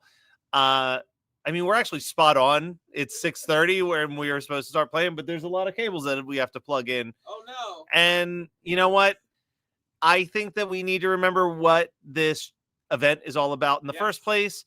So I'm actually going to replay an interview that we played at the very beginning of this live stream that was a sit down with a big and little who have been matched for over 10 years. And it's them sharing their story of being part of this organization for 10 years.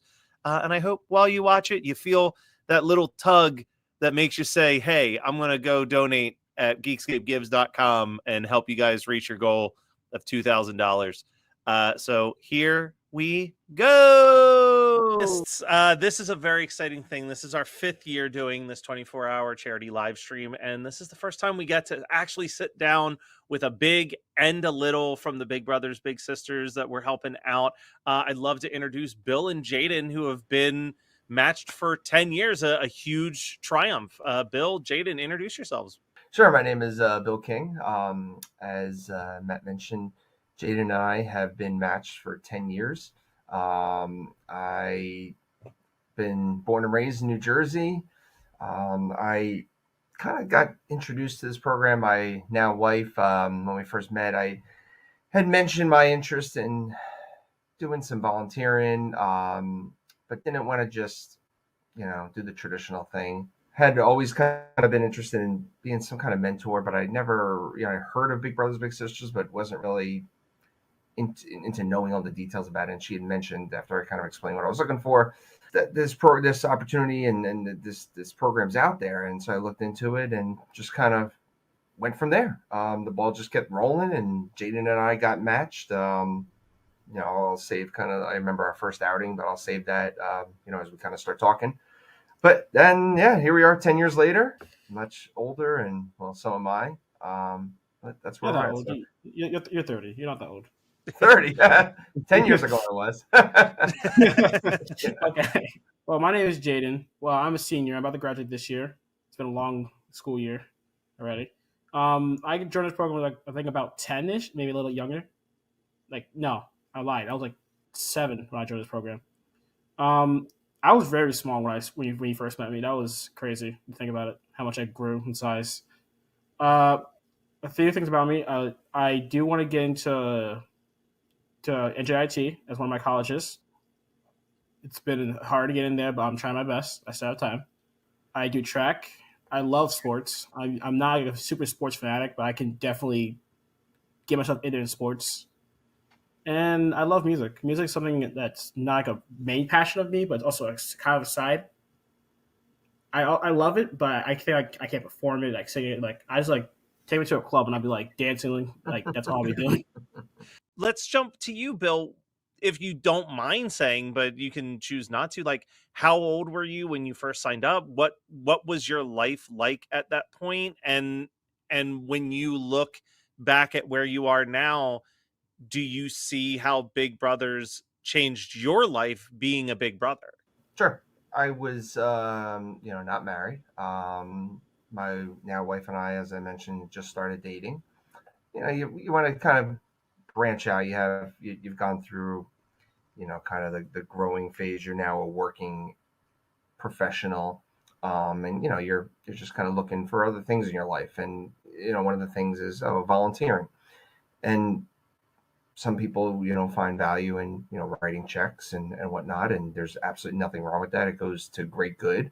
I had done that, and it goes to foundations and whatnot, but I wanted to have a more personable kind of involvement of where my kind of time had gone to. And I thought it would not only be a great place for me to provide just a pathway for anyone, a group of people, whatever it was, but a place, as you kind of mentioned, how I could help grow myself too, into just learning more about myself that I didn't even know about. So yes, I'm now 40 years old, and just based on little math, I was right around 30 years old, probably a year or two younger than that when I kind of first got introduced to it. Just something I, really had no children. I just have my one brother that I grew up with. I wasn't really around a lot of children, growing up, where it was, something like, oh, I want to give back to kids and anything like that. A handful of my friends started having children and stuff, so a little introduction to that too. But nobody, at an age like Jaden was at 7, 8 years old when we first got introduced. But yeah, just kind of helping and just being able to, like I mentioned, have a more personable relationship and connection with someone to help grow and nurture a foundation with someone and help them in any way I can. Love that. And Jaden, I guess for you, assuming you were 7 or 8, being that you're a senior now, doing some quick math in my head. And what was it like when this guy shows up for the first time, and how has that journey been over the last 10 years? I'll be real with you. It felt really different because I know when I was younger, I had a lot of male figures. It was mostly me, my mother, and my 2 sisters. So it was the quote saying it takes a whole town to raise a village. If that feel like it happened, I feel like went a lot more with hanging out with Bill between school and also my parents.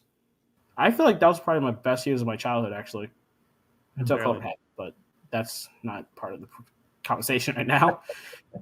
I feel like Bill's a big change for me, and I hope it helps other people too who also look for like a mentor or something in their life. What are some of the more memorable moments that you guys have had together over the 10 years? I mean, I remember I mentioned I kind of saved it, I guess, for this, kind of time was our first outing.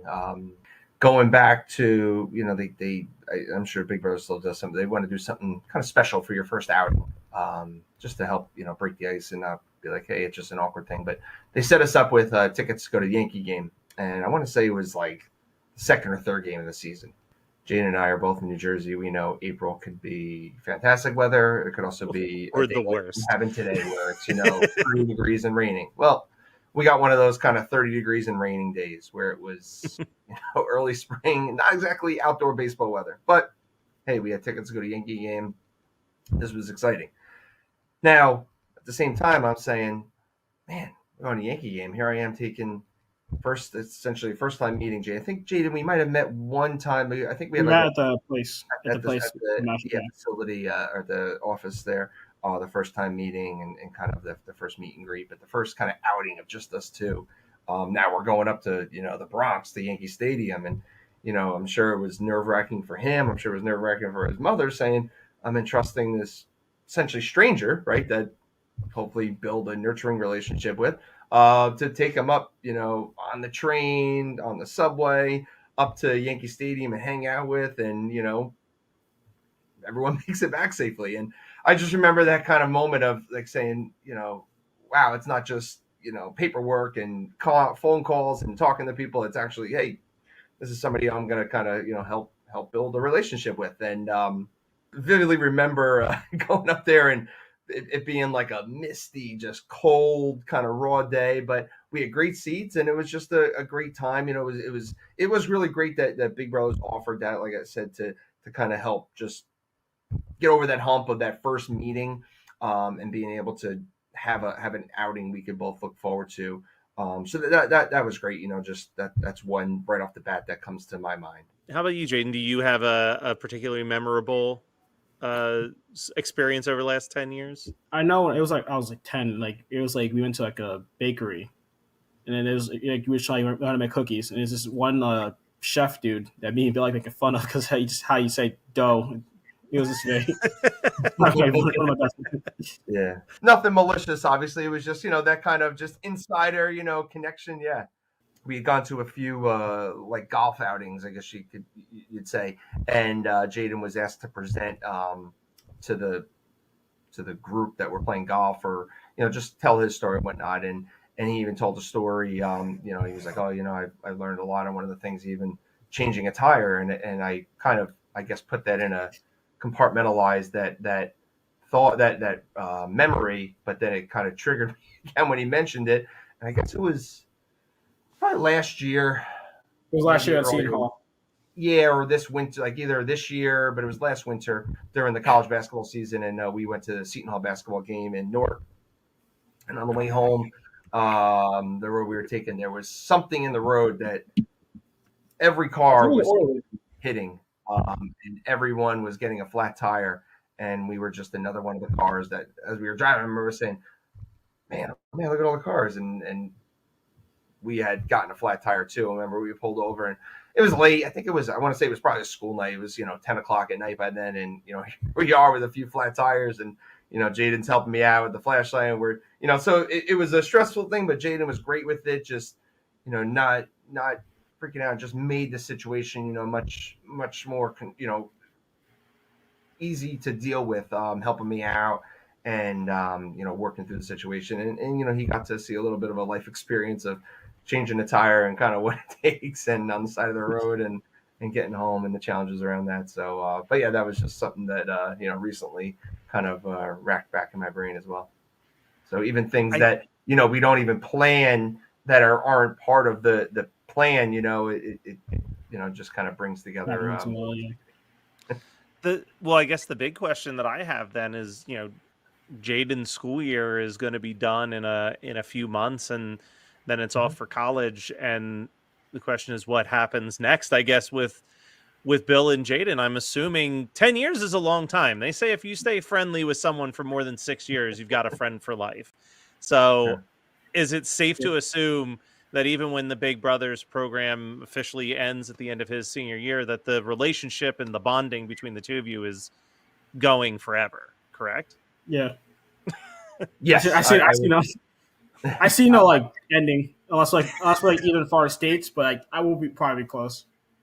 Yeah, I agree. Definitely to your point. I mean, I've seen Jaden for more than half of his life.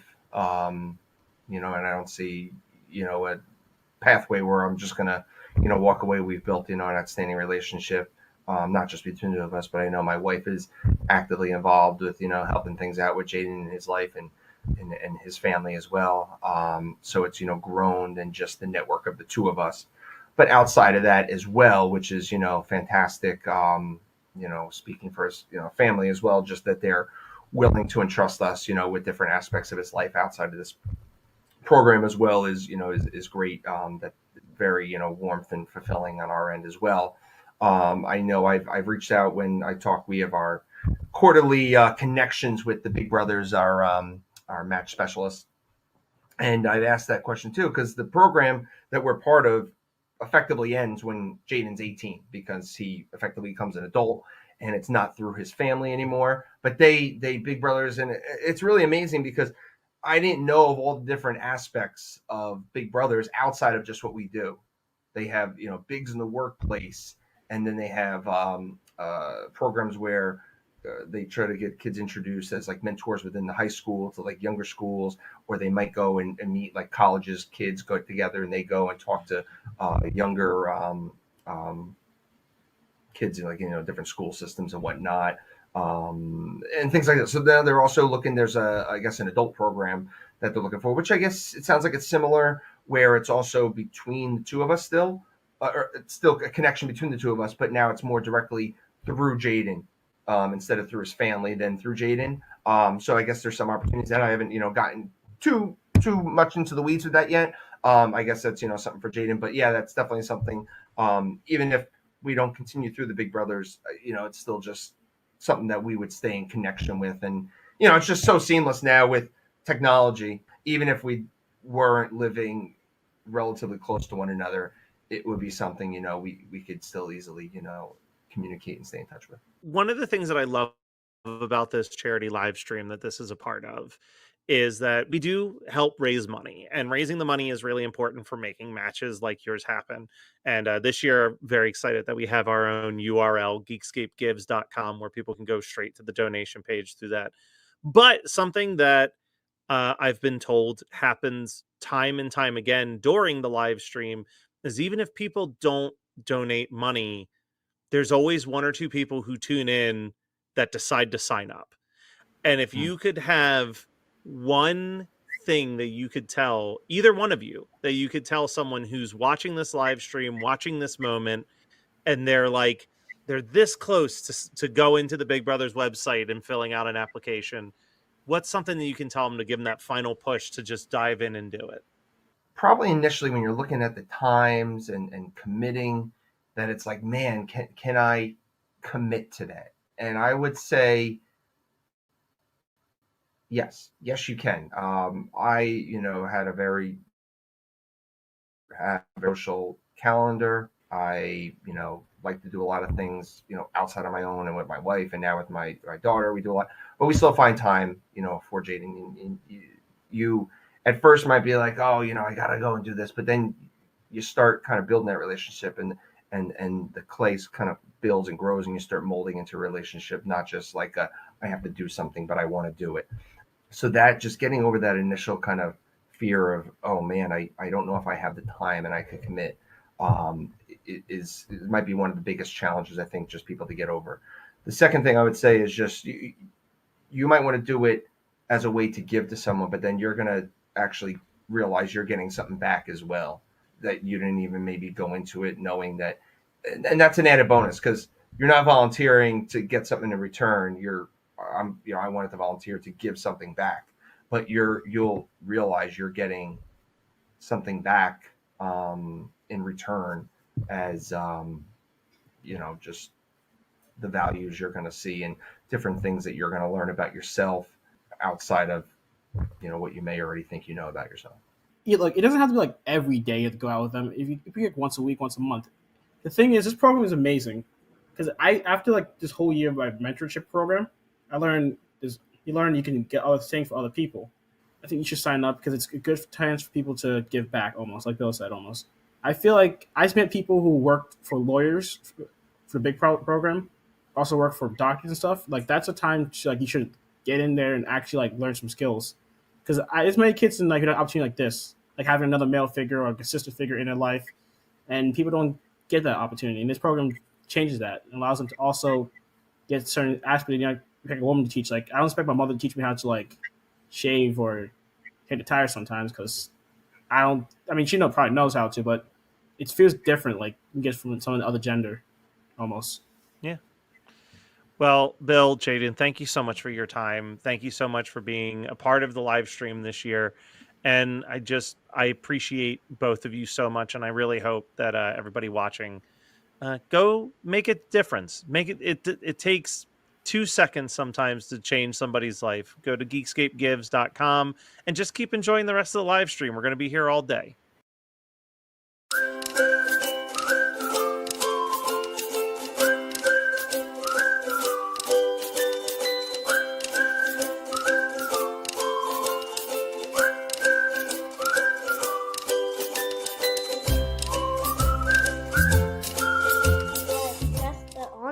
My name is Tom Newgarden, and this is my little brother Wyatt. I'm Wyatt, and I'm 8 years old. Recess. Well, actually lunch, because I'm like always hungry. Okay. I'm always starving. What about like school stuff? Do you like math or do you like Oh yeah, math. Math's the best. He's very good at math, right? We do a lot of math together. I would say, first and foremost, Wyatt is brilliant. He's super, super smart. He's always telling all the things he learned in school and got lots of good answers. Second, I would say he asks really good questions. A lot of times he'll ask me questions when we're together, and I don't always have the answers, but sometimes we talk it through and we kind of figure things out together and we got questions about things. So True. Very true. I like that about Wyatt. Yeah. One day I want to plan to take the train to New York and just do a bunch of fun things. What do you think is like one thing to do in New York City that you want to do? The first thing that I want to do? Eat the best pizza. New York has the best pizza, okay? That's you what they can't say. always down to do something. Didn't I say I want to be a football player? Oh, you want to be a football player now? Didn't Oh, I say that? that changed since last week. What did you want to be last week? Oh no, I want to be an actor. I want to be an actor. Thank you. Thank you. Really? No, thank you. Bye.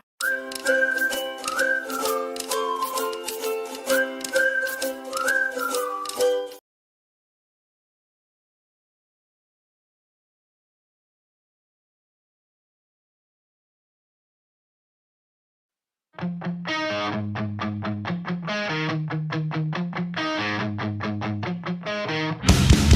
take a pill to keep the shakes away, some more to stay alive.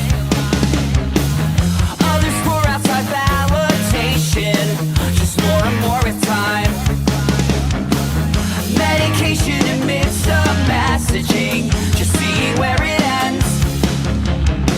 Subtract a relationship or do what's a new gender between friends. This fiction, I wanna feel alive again. You are my ocean, and still learning how to swim.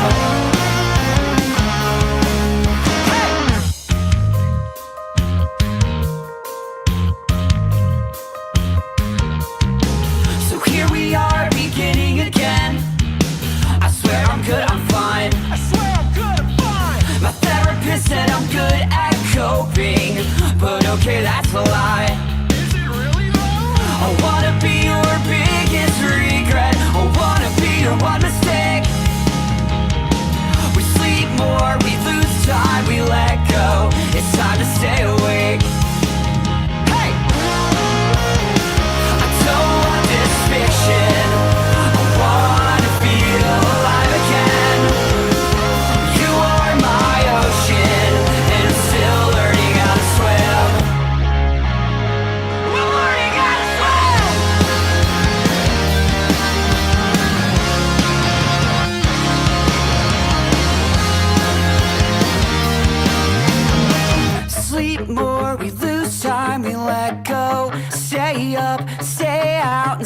gone. I'm good, I'm fine, I'm okay. Sleep more, lose time and let go. Stay up, stay out and stay gone. I'm good, I'm fine, I'm okay. Sleep more, lose time and let go. Stay up, stay out and stay gone. I'm good, I'm fine, I'm okay. Sleep more, lose time and let go. I'm good, I'm fine, I'm okay.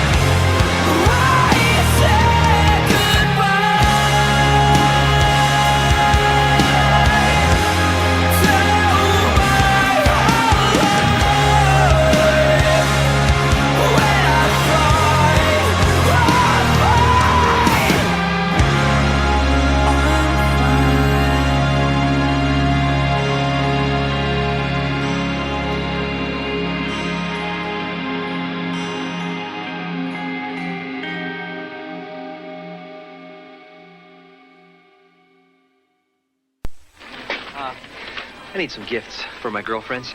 Girlfriends? How many? I have 8. I find that a little hard to believe. Well, one of them's my mother. Uh-huh. Well, I recommend these lovely isotoner gloves. They feel great on your hand, and they're the perfect gift because one size fits all. That's great. I'll take 9. I thought you said you had 8 girlfriends. Well, you never know when I might need an extra pair. Oh, my. Isotoner gloves. The perfect gift because they're the perfect fit.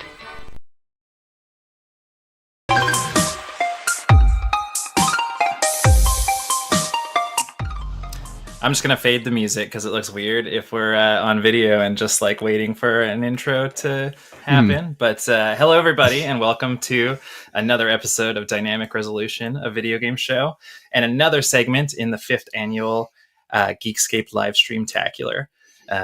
Just finished up. Let us know in the chat if you agree on the last segment. It was the definitive ranking of the Nightmare on Elm Street franchise. I didn't watch it because I was preparing for this, but it better be Nightmare on Elm Street 5 or, we're going to have words, basically. As always, we are here today raising money for the Big Brothers and Big Sisters of Coastal and Northern New Jersey. 5th time in a row, which is pretty wild. Matt Kelly puts so much work and so much love into putting this together and preparing the stream each year. And I don't know, I'm so thrilled that after the Dynamic Resolution shit show last year, also known as Cookie Capers, for some reason he still invited us back. This year, it's even easier to look at where we are total wise and to donate. Matt set up a website. You can just head to geekscapegives.com. It'll take you right where you need to go to learn more and to give what you can. The goal for this year's live stream is $2,000, which will go to creating one new match and supporting that match for the whole year as well. Speaking of Cookie Capers, you might notice there's just a couple of us here. Shane is still recovering from last year's travesty, I think. I think that ramen noodle packet must have really got to him. And with just 13 days to go until Sonic the Hedgehog 3 hits theaters everywhere, Logan is already in line, actually. So he couldn't make it either. While Knuckles, Sonic, and Tails, they'll reunite against a powerful new adversary on December 19th.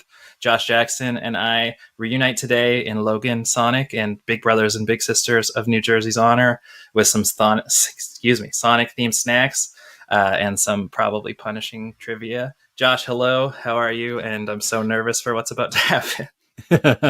I'm great. I have all my Sonic stuff set up. I tried to put some stuff together on short notice. I actually have my Shadow beanie, my Christmas Sonic Squishmallow, my Tails control holder, and I'm going to try to get in a frame because the way the camera worked out, it didn't truly show, but I have my Shadow shirt, but because it was short notice, it's a Halloween shirt, but it's fine. It's a holiday, so I think that's as good as we can do for now. I feel like you can't tell. There's sometimes there might be an orange moon around Christmas or something like that. Kind of what it looks like.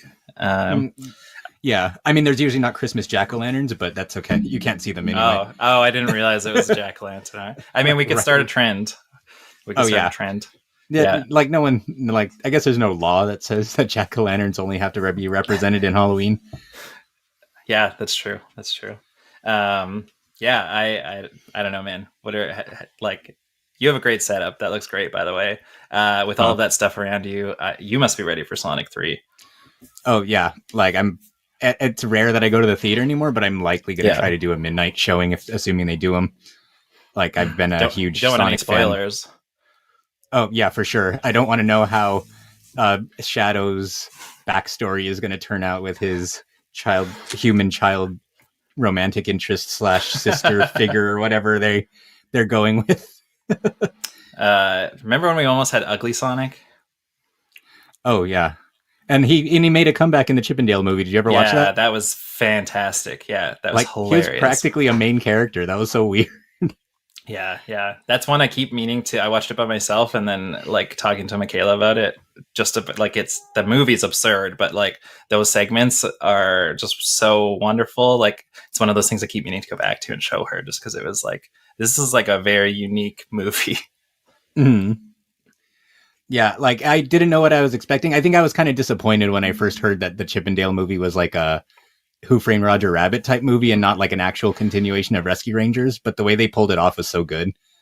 Yeah, definitely. And I had never watched Chip and Dale before, so that was like the first, like my first experience with it. But it was, I mean, it explains itself well enough, and yeah, just all the cameos and stuff you see in it was a joyous occasion that you don't get to see too often. Yeah, what are we doing here today? So today we're continuing in the spirit of our Cookie Capers, but to match with the coming release of Sonic the Hedgehog 3, we went ahead and set up our own chili dogs, but not just any chili dogs, Christmas-themed chili dogs with special, I guess, festive toppings. So I could start off with mine. I actually went to Tommy's, which is a local chain of restaurants that specializes in chili. That put chili on everything. Dogs. Yeah, and so that's mine. The one on the left is a gingerbread hot dog, a gingerbread chili dog, and the one on the right is a mix of candy cane and peppermint bark. So I'm going to be eating these regardless. I know yours are going to be a little different. But just to confirm, these were regular chili dogs that you then added those items to. Is that correct? Yes, correct. That's the closest. That wasn't a special menu item that Tommy's had right now. Oh no, not at all. I don't think they've updated their menu in like 10 years. That's fair. Not even the prices. Well, no, those definitely have changed. All right.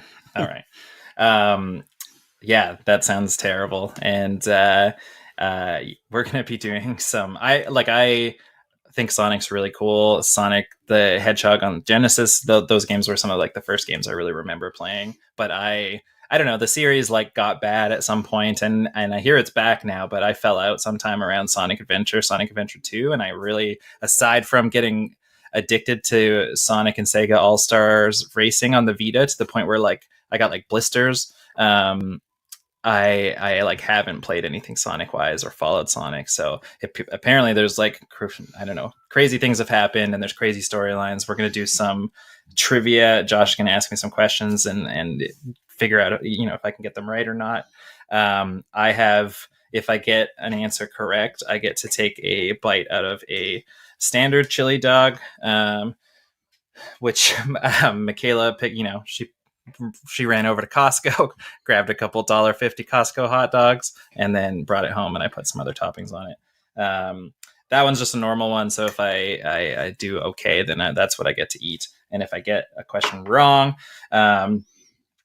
I'll show you a couple of the ingredients that are on it first, maybe, and then I'll see if we can see the hot dog itself. But it's another Costco hot dog, but instead of any nice toppings on it, we've got some Betty Crocker butter cream icing, as it kind of looks like weird mayonnaise.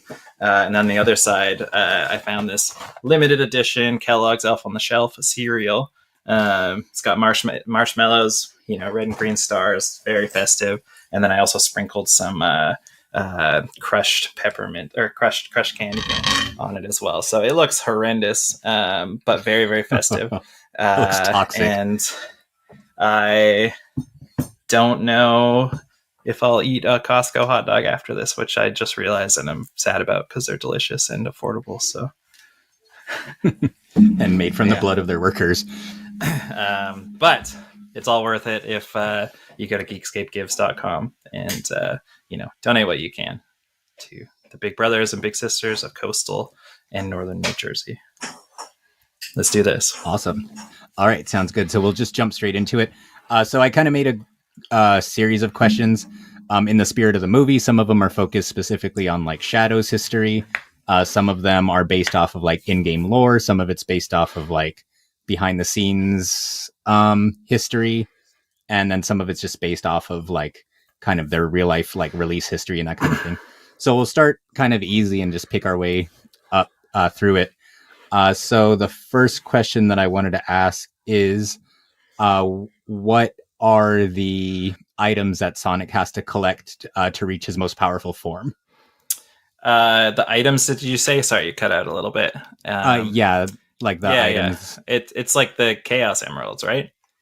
Yes, that's correct. Oh, I thought you were going to be like, well, it used to be, but then, there was like a new thing that, yes, I got it. Then there was a new thing, and he's more powerful now. So, but I'm glad we're starting with the good hot dog.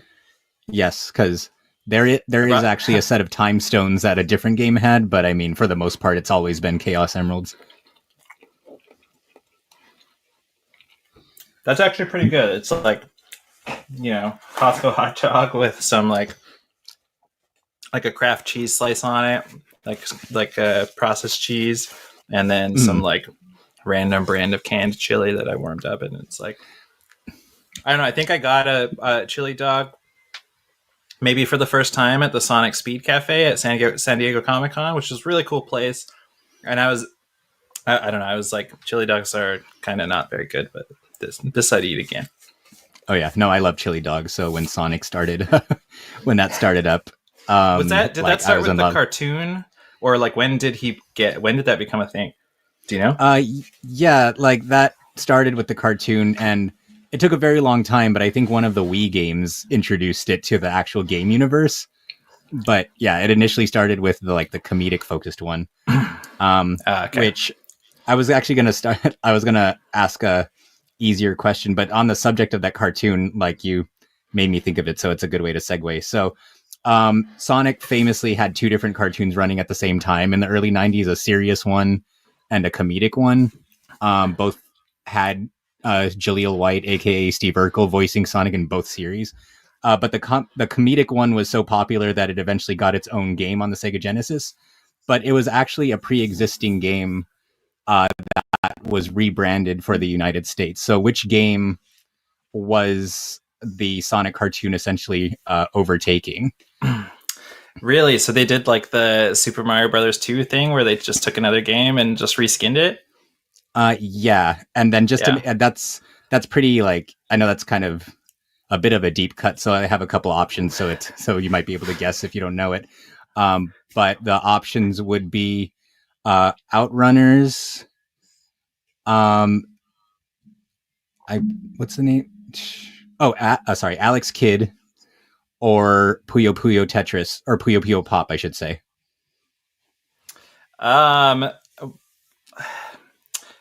Like I feel like, does that give it away? The first two I know I know were games that I think came out here as well, and there was like a Sonic Puzzle Blast or something on, like, there was some sort of Sonic puzzle game. So I'm gonna say Puyo Tetris or Puyo Pop. Okay, yeah, that's correct. Because they just took all like the original characters for Puyo Pop and replaced them with characters from that cartoon. And they titled it Dr. Robotnik's Mean Bean Machine. Oh, Mean Bean Machine. Yes. Okay. Yeah. Mm-hmm. Yeah. Would not have thought of that for the life of me, but now, like, after you said it, I can like literally picture the box art. Like, I remember passing it in like the video store like so many times. Right. Yeah. So that was definitely one where, like, I had no idea that shared history, and then like years later, when I was very familiar with Puyo, I picked up Mean Bean Machine again. And I was like, wait a second, this is the same game. Like, complete with like the supposed beans are literally just the Puyos, like completely unchanged. Oh, no way. Mm-hmm, So yeah. did we, like, because I don't think I remember Puyo really being a thing here until like Puyo Puyo Tetris on the Switch, but that seems like that would be way too late. Mm-hmm. Right? Like, I mean, like, games were released here and there, but I feel like that was like, I'm not super familiar with the Puyo Puyo history, but okay. I know that I'm pretty sure that Puyo Puyo Tetris was like the big standalone release that we got here. Like, for the most part, it was just re-released as part of like collections and stuff. That makes sense. And like Puyo Puyo Tetris got really big. Like a lot of, I just remember a lot of people talking about it, and it was just this, like, I don't know, like little puzzle looking game. Like, and it took a lot of people by storm. Yeah, for sure. And I know like some of us were really in love with it for a while. Yeah. But then I'll move on to the next question of just focusing still on kind of classic Sonic. What was Tails' full name? Isn't it Miles Tails Prower? Yes, that's correct. I had multiple options, but you didn't look like you needed it, so that's okay. Good. So far, it's looking like, I'm so glad I'm eating this delicious hot dog. And so far I'm 3 for 3, which feels very good, but it's going to fucking fall off. Sorry, excuse my language. it's gonna fall off. It's gonna fall off a cliff pretty quick, I think. So thanks for if you cut the stream right here, I'll look like I know a little bit of what I'm talking about. Yeah, and I'm gonna dig into mine too. I'm starving. Mhm. This is my peppermint one.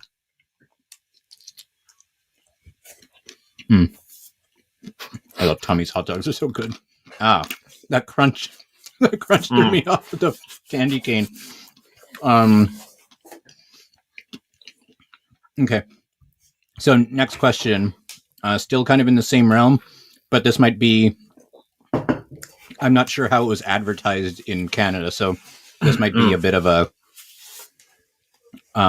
might be a little confusing. But when Sonic 3 released, they had a very aggressive ad campaign that renamed a holiday around Sonic, which holiday was renamed in Sonic's honor. And what we'll do, actually, since you've answered a lot of these already, like, let me know if you want multiple choices, but if you know it, just go ahead and shout it. I do not. I do not know. Okay. So the holidays were Christmas, Groundhog Day, Valentine's Day, or Boxing Day.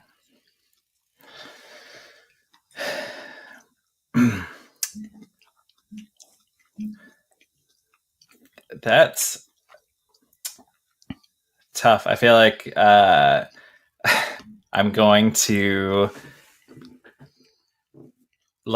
process of elimination wise. I feel like Boxing Day doesn't really make sense because you'd want to have it like not right after Christmas sort of thing. And Boxing Day, I don't think is a big thing in most places, like it is in Canada. I don't know. I almost want to say Groundhog Day because it's not like a real holiday. I guess all holidays are made up, but we won't get into that. But I want to say Groundhog Day because it's like an animal already, and it's like a small animal, and it could be, swap that out with Hedgehog Day or something. Seems like the easiest to do. And then he could fight Pawtucket Pete or something, or whatever the Groundhog's Day, whatever the Groundhog's name is. Yeah, I think it's Poxitani Phil or something like that. Okay, but you used facts and logic, and you figured it out. Yes. So I feel like you've been getting by a little easy, so we're gonna turn up the obscurity on these questions a little bit if you're ready. This peppermint chocolate chili dog's actually not that bad. I mean, mint is a very popular cooking ingredient, right? Just enhances the flavors. I'm honestly not the biggest fan, but on a hot dog, I think I just figured out a way to make mint better. We improved mint on the show. If one good thing comes from this, it's that, we got a whole nother realm of hot dogs to eat now. Also, turning up the obscurity, the question, what holiday did Sonic 3 try to take over, isn't obscure enough? That seems really obscure. Yeah. I feel like like the way that you sorted it out kind of made it kind of clear. So I was thinking I felt like that one was kind of like a medium one. Okay. But as far as more obscure ones, there's a character in Sonic the Fighters, the Sega Saturn fighting game, named Honey the Cat. But she actually did not originate in the Sonic franchise. Which franchise did she originate from? And the options are specifically which dead Sega franchise did she originate from, because this franchise is not one that still exists. So the options are Clue Clue Land, Vector Man, Fighting Vipers, or Comic Zone. I want to say Fighting Vipers, because whatever you said first, I don't remember what that was. And Vector Man, obviously, I don't feel like a cat fits into Vector Man. And I also feel like a woman cat probably I could see it a little bit more in Comic Zone, but it would still be weird. Mm-hmm. So to clarify too, she wasn't a cat in the source material. She was turned into a cat for the sake of fitting into Sonic. But regardless, that was the right answer. She has the same costume, same hair, same person.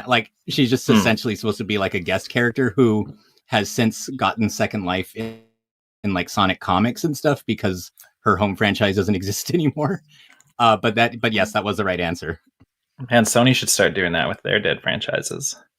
like have so many having them fresh cameo in other characters. games. Yeah. Oh yeah, for sure. I don't know why no one's thought of that yet. Man, if we keep this up, I'm going to be out of good hot dog pretty quick here. I know you've been killing it so far. Let's see what else we could work with. All right. So this isn't like an official question, but just to make sure that you're aware. Do you remember what was unique about the Sonic and Knuckles cartridge? There's a Pikmin alarm. That you would put it was like you could put the other cartridge on top of it to like add the character into like Sonic 2 or something, wasn't it? Yeah, well, that's part of the question, because I was going to say which games could not connect to Sonic and Knuckles. And I was going to say Sonic 1, Sonic 2, or Sonic 3. Again, it's not knowledge, but I just feel like process of elimination and like logicalness wise, I want to say Sonic 1 because like it just feels like they wouldn't have known he was going to be as big as he was at the time, and it seems like it was, I don't know, it probably would have been harder to augment Sonic 1 with that than like games where they probably were thinking about doing that already. Yeah, so that's true. Just to put an asterisk on it, any game that came out before Sonic and Knuckles just unlocked a bonus mode, and it was the same across all games. So technically Sonic 1 does work, but not in the way that was intended. But Sonic 2 adds Knuckles, Sonic 3... Like, in a way, Sonic and Knuckles, the cartridge, was the first ever DLC. It was like Sonic 3 was the first half of the game, Sonic Knuckles was the second half, and if you plugged Sonic 3 into it, you could play as Knuckles in the first half when you couldn't originally, and it combined both games into one like long narrative. So, but yeah, but for the purpose of the question, yeah, a Sonic 1 would be the one. Yes. So, and if you, sorry, what would it do with Sonic 2? It just made it swapped Knuckles out for swapped Sonic out for Knuckles, and you could play Knuckles through the whole game. Okay. But there were no story changes or anything. And then, so the next question is going to go more into meme territory, because Sonic has a very dedicated meme fan base, because it got to the point where the actual series got so bad that people just started trying to make fun for themselves. So I hope you can see my screen. I mean, I can see Sonic. Yeah. So my question was going to be, which I thought it was game... going to be, what's this character's name? And I was like, oh man, I got this on a log. No, everyone knows Sonic. But I was going to say, which game has Sonic officially appeared in? And that's going to be Sonic Unleashed, Sonic Frontiers, Sonic Generations, or Sonic Forces.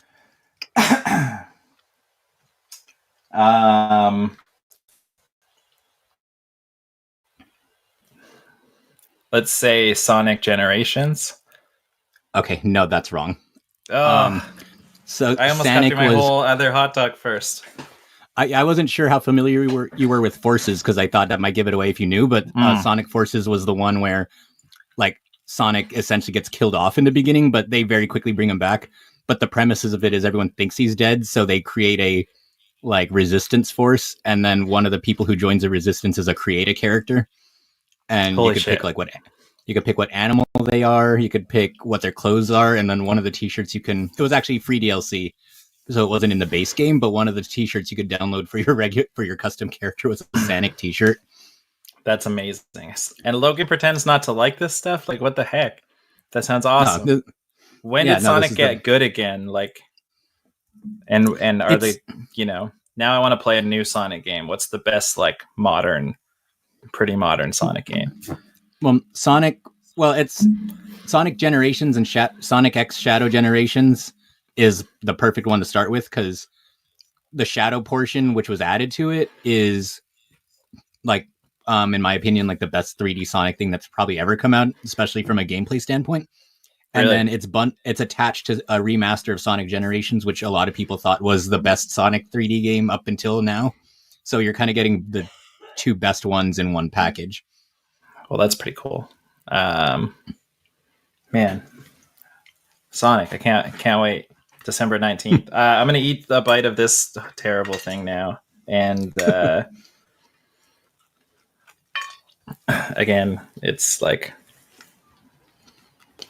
I don't know why we do this.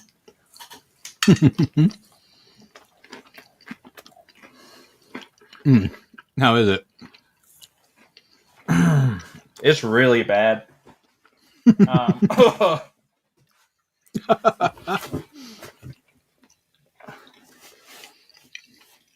It like, give me a sec.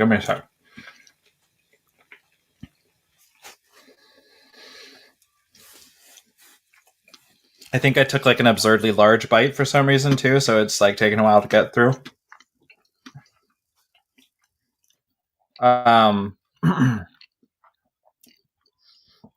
So it almost, like, if it was just the bun and the icing and the cereal, like it would be like, I don't know, some sort of like weird cookie tasting snack thing. But then you have like a stick of meat in there as well, and it's the weirdest, most opposite, non-complimentary flavor that I could imagine. And it like takes like because the sweetness of the icing is very overpowering at first, but then your tongue kind of gets used to that, and then the meat taste just kind of like builds, and I hate it a lot. No, it sounds like a real winner. So let's see if we could get you to avoid trying that anymore. So this will be the last question. It's for the kids though, man, you know? Yeah. So whatever it takes. Whatever it takes. So this will be my last like Sonic question, and I'm going to move more into the shadow side of it. Okay. So which Nintendo exclusive game was the first to reference Sonic? And the options are Donkey Kong Country 2, Super Smash Bros. Brawl, Mario and Sonic at the Olympic Games, or Billy Hatcher and the Giant Egg.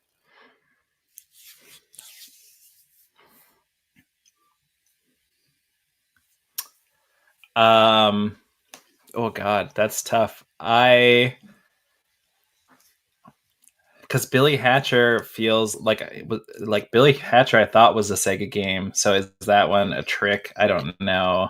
And if Sega developed it but Nintendo published it, that would be weird. So I want to say,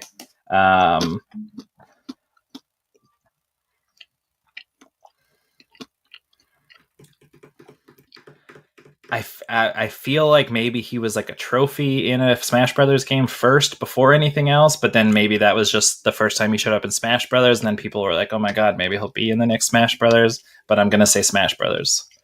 Okay. Well, to address your Billy Hatcher concern, it was a Sega developed and published game, but this was right after Sega became a third-party publisher. So to this day, it's never been released on anything but GameCube. So I would consider that a Nintendo exclusive, even though Nintendo didn't make it. I feel like I miss her. I feel like I thought you said IP or something. I was just thinking about this gross hot dog, I think. So no worries. But either way, both sense. answers are wrong. The answer to it was Donkey Kong Country 2. So that early. While it wasn't like unofficial, this was back when the publishers would like take a lot of shots at each other. And in Donkey Kong Country 2, there was a podium that showed your collectible progress. Mario was number 1 on the podium. I don't remember who was number 2, but like Yoshi was like number 3.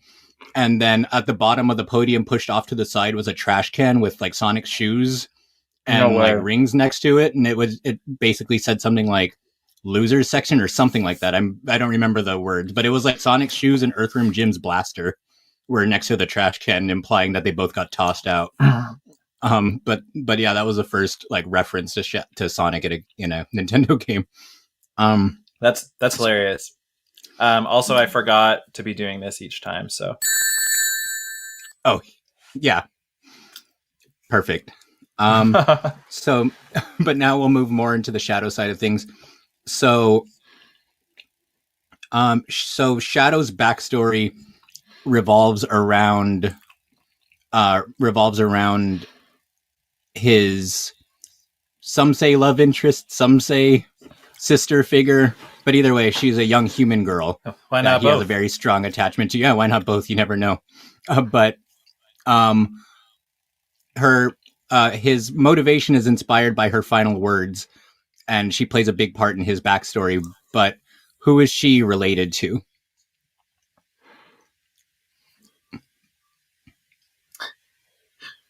Sonic? I don't know. No, so that was part of the big twist, but I don't even know if it was really meant to be a twist, but she's actually I think the niece of Dr. Eggman Robotnik. Ooh. So, and was created by Robotnik's grandfather, I think. Something like that. But yeah, she's related to Robotnik. Mm. And are Sonic and Robotnik secretly related as well? Because then by connection, and they would also be related.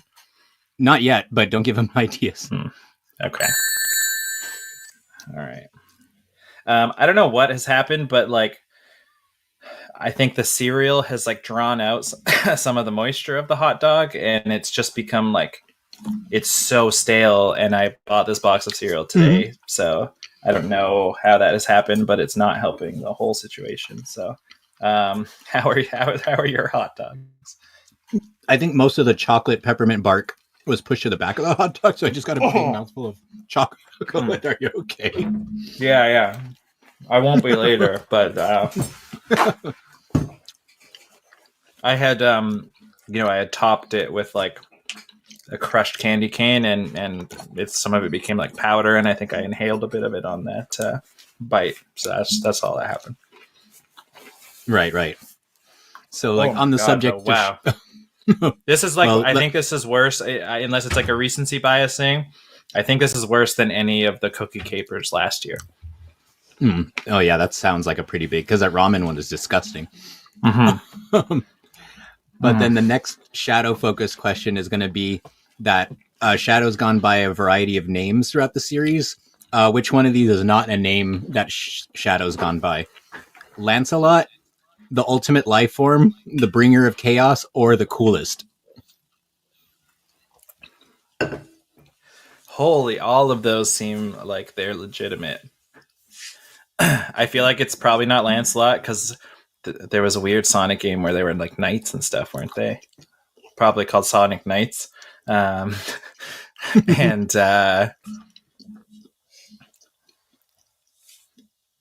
can you list them again? Sorry, I had a mouthful of peppermint hot dog. Oh, no. It's Lancelot, the ultimate life form, the bringer of chaos, or the coolest? I'm going to go with ultimate life form. Okay, so that is incorrect. Your logic was sound, though. Lancelot is what he went by, because all the characters were rebranded as like Knights of the Round Table in Sonic and the Black Knight, but Bringer of Chaos is the one I made up. Okay. For me, it was that, or it was what I said, or Bringer of Chaos, because the coolest just seems like it's something that would be there. And then Lancelot, like, it wouldn't make sense for there to be a medieval game without someone being called Lancelot, I guess.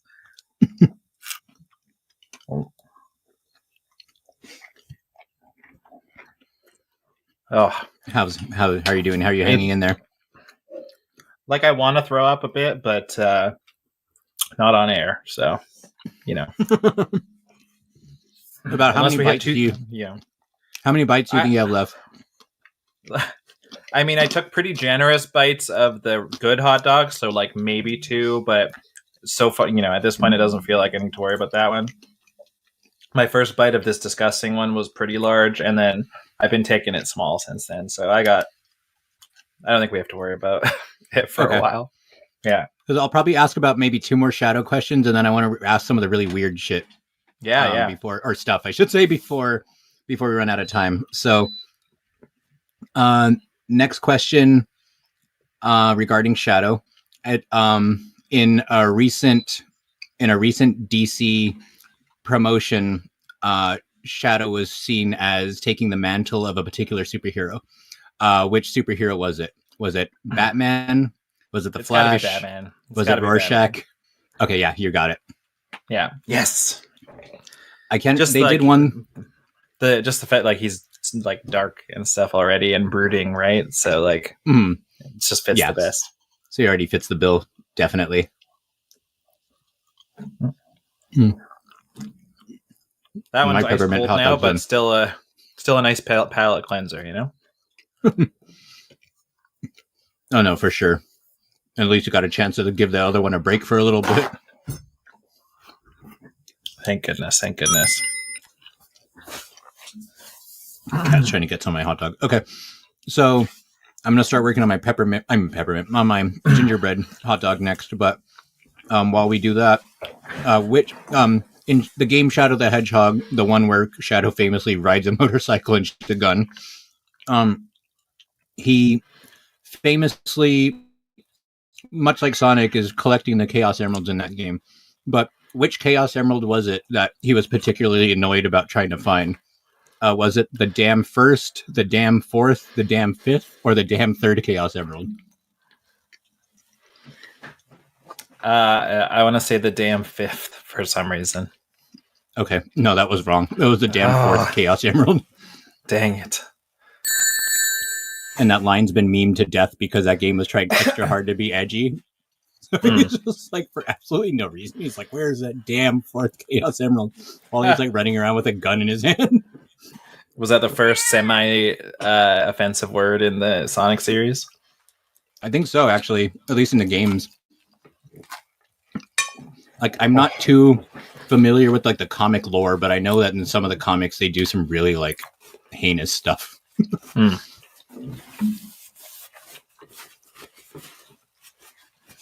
Okay, so I'll jump around a bit and try to ask some of the weird questions that I saw.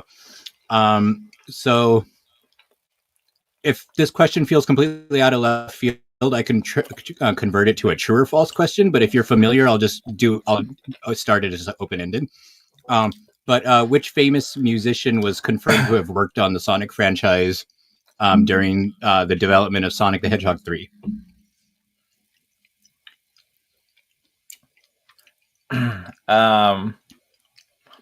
I feel like that's tough because I don't know. But if you convert it to a true or false question, won't it just give it away? True. Let me try to think of. Sure, yeah. Let me try to, off the top of my head, think of multiple choice options because who was big in the 80s? Okay, was that Eddie Van Halen? And late 90s, no, or early 90s. No, it's not Eddie Van Halen. Okay. But that wasn't my guess. I just, that wasn't my guess. No, I know. But like the God, I don't know. It's hard for me to think of options, but I'd say, God, Prince, Michael Jackson, Kurt Cobain. And not around Sonic 3, probably. Not around Sonic 3. No, definitely not. So probably not Kurt Cobain. I feel like were they technically competitors because he had Moonwalker? So like, why would he want to be promoting Sonic? So I feel like Prince feels like it's got to be Prince. Okay, it was actually Michael Jackson. What? He already had that working relationship with Moonwalker. When you started mentioning it, I thought you might have been arriving to that point, but he had a working relationship with them. He was a big fan of Sega games and Sonic. The rumor for decades was that he made the songs in Sonic 3, and a lot of the songs in Sonic 3 sounded like his songs from his album that came out around the same time. Yeah. But he was always uncredited, and people dismissed it as a rumor until just like a couple years ago, Yuji Naka, when he was in the middle of his lawsuit with Square Enix, who was like the founder of Sonic and Balan Wonderworld, which is where that lawsuit came from. I guess at one point he just reached a point where he had no fucks given anymore. So he was like, yeah, Michael Jackson worked on it. No way, really? Yeah, so he confirmed it while having a minor meltdown over his failing career. That's wild. All right. And then so while you work on that, here's my gingerbread one. I have one single gingerbread man sticking out, and then a bunch of like pieces in there. So let's see how this goes. What is this I hate this so much. I thought it was egg, but there's peppermint on the side of my hot dog that fell off the other one.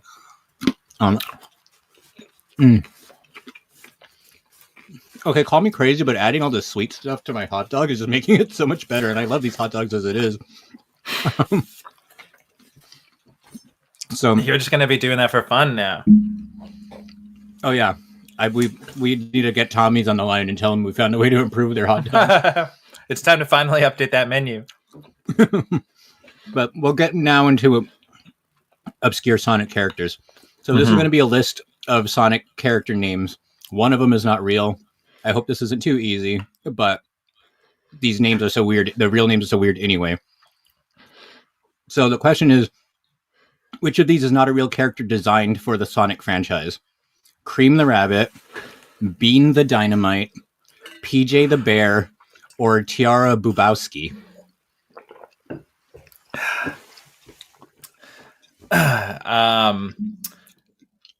Whatever the first thing you said was, like pound the rabbit or something.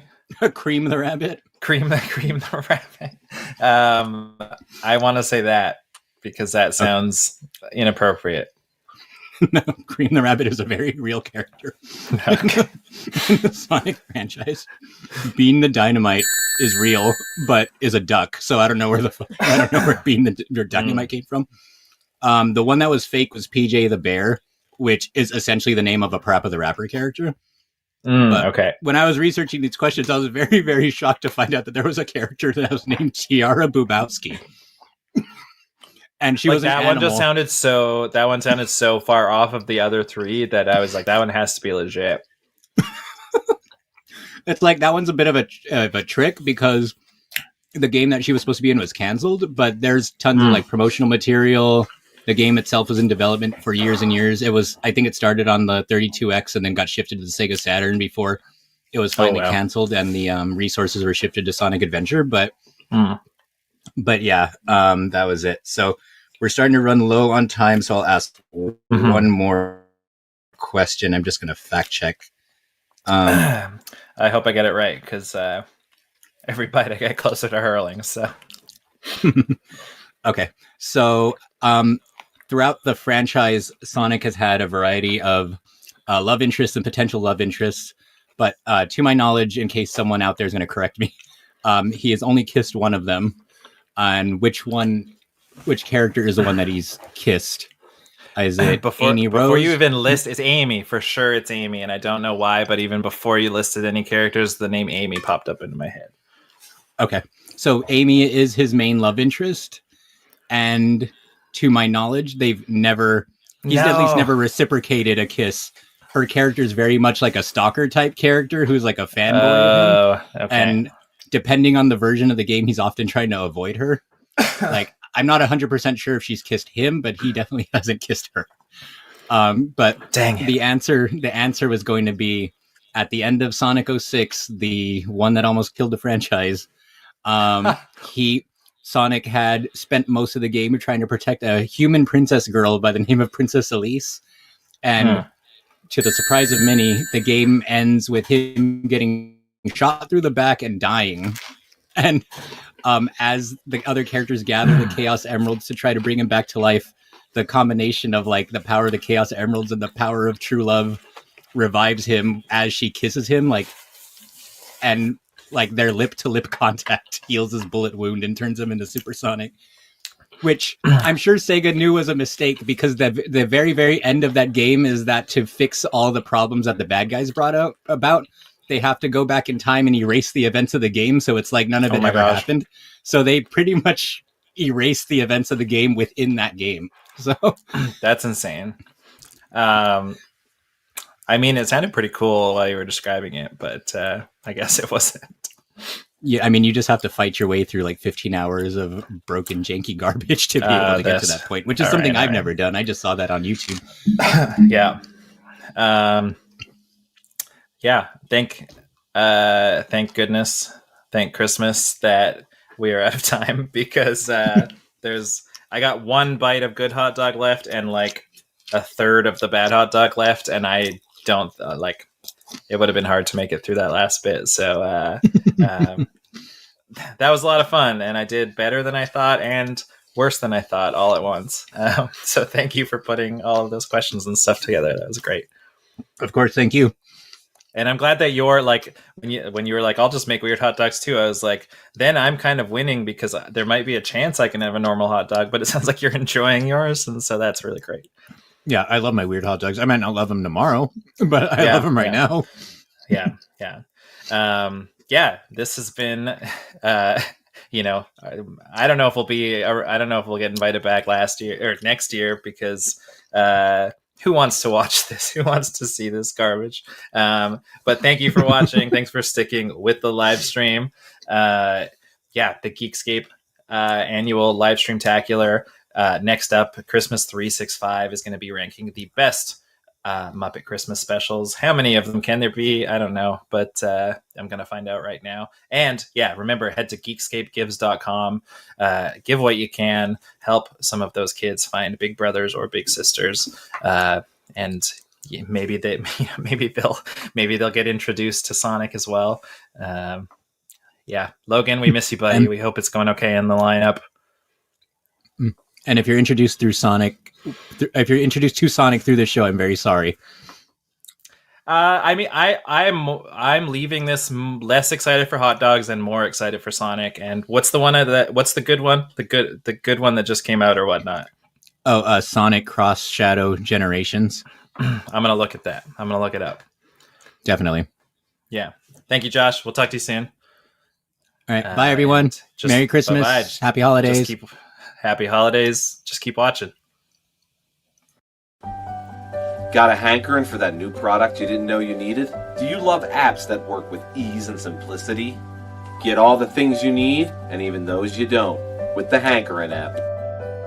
Hankering gives you incredible products at downright unbelievable prices. Flat out implausible price tags on products such as chair scrubber, toothpaste dish, sock locker. Get it all at frankly dubious prices that make you wonder when's the other shoe gonna drop. Straight up confounding items such as a dandelion protector, a spider cannon, seltzer decarbonator, mop gun, hairbrush spatula, spaghetti organizer, chair with hair, chair without hair, banana dryer, robe opener, tall couch. These are all real products. We will send you the products. I swear to God we will. Did somebody tell you that we don't send our products? Or that we send wrong or misleading items? Who said it? Real products such as laptop separator, fork sharpener, sludge Who said it? We want the name! We've been trying to catch this fucking shit scoundrel for weeks now! You tell us the name! Hankering.com. Give us the name!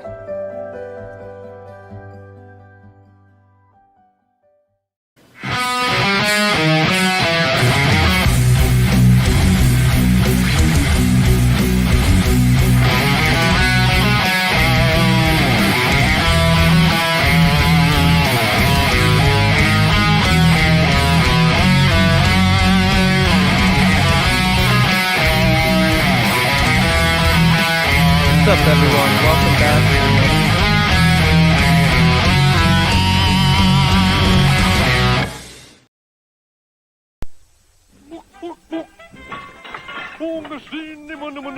We're in the Muppet Test Kitchen, where the Swedish chef is trying to make his delicious star-shaped cereal new Crunchy Stars with cinnamon toast taste. It seemed impossible, and then it hit him. Ooh, stars! Oh, yes, scrumptious. Scrumptious Crunchy Stars, part of this nutritious breakfast. Yeah, scrumptious. Crunchy Stars, great taste from Post and the Swedish chef.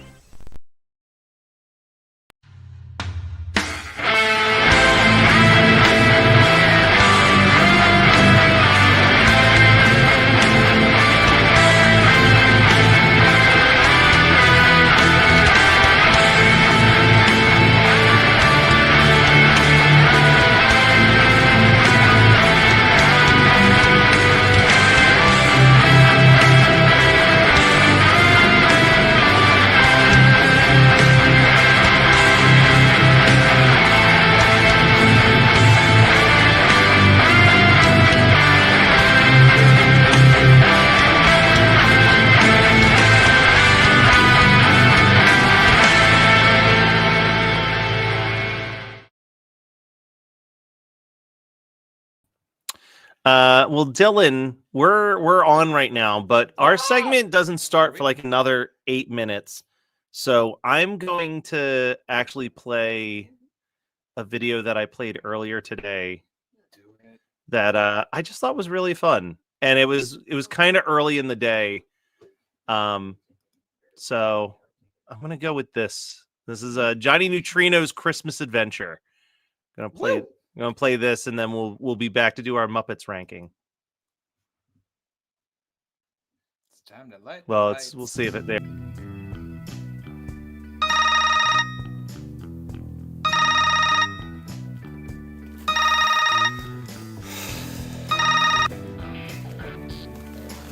What is it, Hex? I'm very busy. Another holiday video for the Geekscape charity live stream for big brothers and big sisters? Didn't I do one last year? Fine, just send a robot duplicate. Oh. They've all been melted in a volcano? Fine. Just slap a voiceover on our award-winning short film. They'll never know the difference anyway.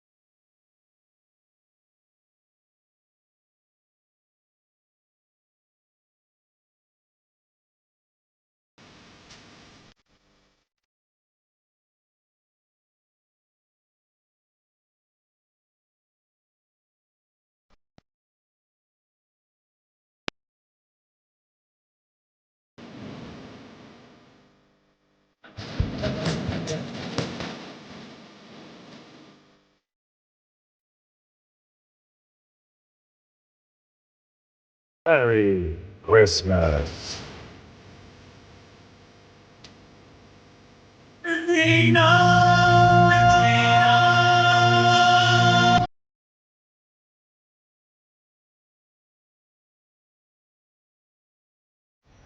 Now that I've finally stolen the hidden gem, I can complete my plan and become King of Christmas by putting everyone under my Christmas spell. I'm Johnny Neutrino, world's baddest guy.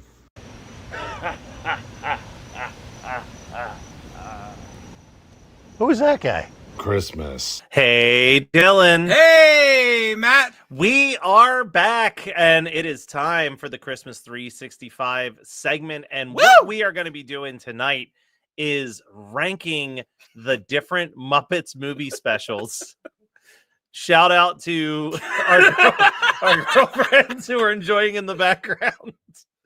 and enjoying some Chinese food and blankets. Yes. This This is not going to be awkward. No, not at all. I can see them in the Yeah, I background of don't like every. this at Oh all. no, this is weird. All right, so we have an esteemed collection Yes. of Muppet experts who are here to join us, and let's just start in the order that they arrived. First up, she is the co-host, co-star, and producer of the movie Sync, as well as the podcast Femme Regard, Tessa Markle. Hello. Hey. Ignore the tree. That's moving to hide Just it. happened to move there on its own. Yeah, no. This tree that was gifted to me by my mom and looks like it's lived in her attic for 10 years. Also in the chat, probably the person who's been on this live stream today, second to me, Katie Hampton of Napping Through Happy Hour and the Christian Cringe podcast. Coming soon to a podcasting app near you. And then potentially last, I don't know, because Christian is still not in the green room, so we'll see if he makes it. We've got the co-host of Geek History Lesson and one of the biggest Muppet fans that I know, Ashley V. Robinson. I'm here to be the problem child. I texted and said I have a heart out this morning. So we're in celebration of holiday cheer. I said I have a limited amount of time today. Thank you so much for having me. All right, so Dylan and I went back and forth on the way that we want to do this, and I think what we concluded is that we are going to sit out the rankings for the most part. Bold choice, gentlemen. That's feminism. Push men down the stairs.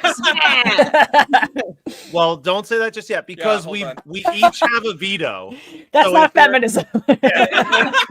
If we're not happy with a placement, we both have the opportunity to veto it. Yeah. Oh, so it's the Now- Electoral College. Got it. Now, okay. here's the thing. Oh, too soon. Too soon. All of you each have a veto. So if you also feel like, yo, sister, that is not the right placement, you can go ahead and veto that straight out. Can they veto our veto? Oh, We will That's get there in a feminism. second. Okay. We'll get there in a second. So I have a series of Muppet-related questions, and that will determine the order of who picks what position they want. So I've got 3 questions. We'll see how this goes. Question number 1, and anyone can just raise your hand if you think you know it. Dylan, as I'm reading, you'll be my eyes on whose hand goes up first. Sure. All right. Only 2 Muppets have appeared in every episode of The Muppet Show. One is Kermit the Frog. Who is the other? I think Ashley It was got there Ashley, first. yeah, All right, yeah, yeah. Ashley.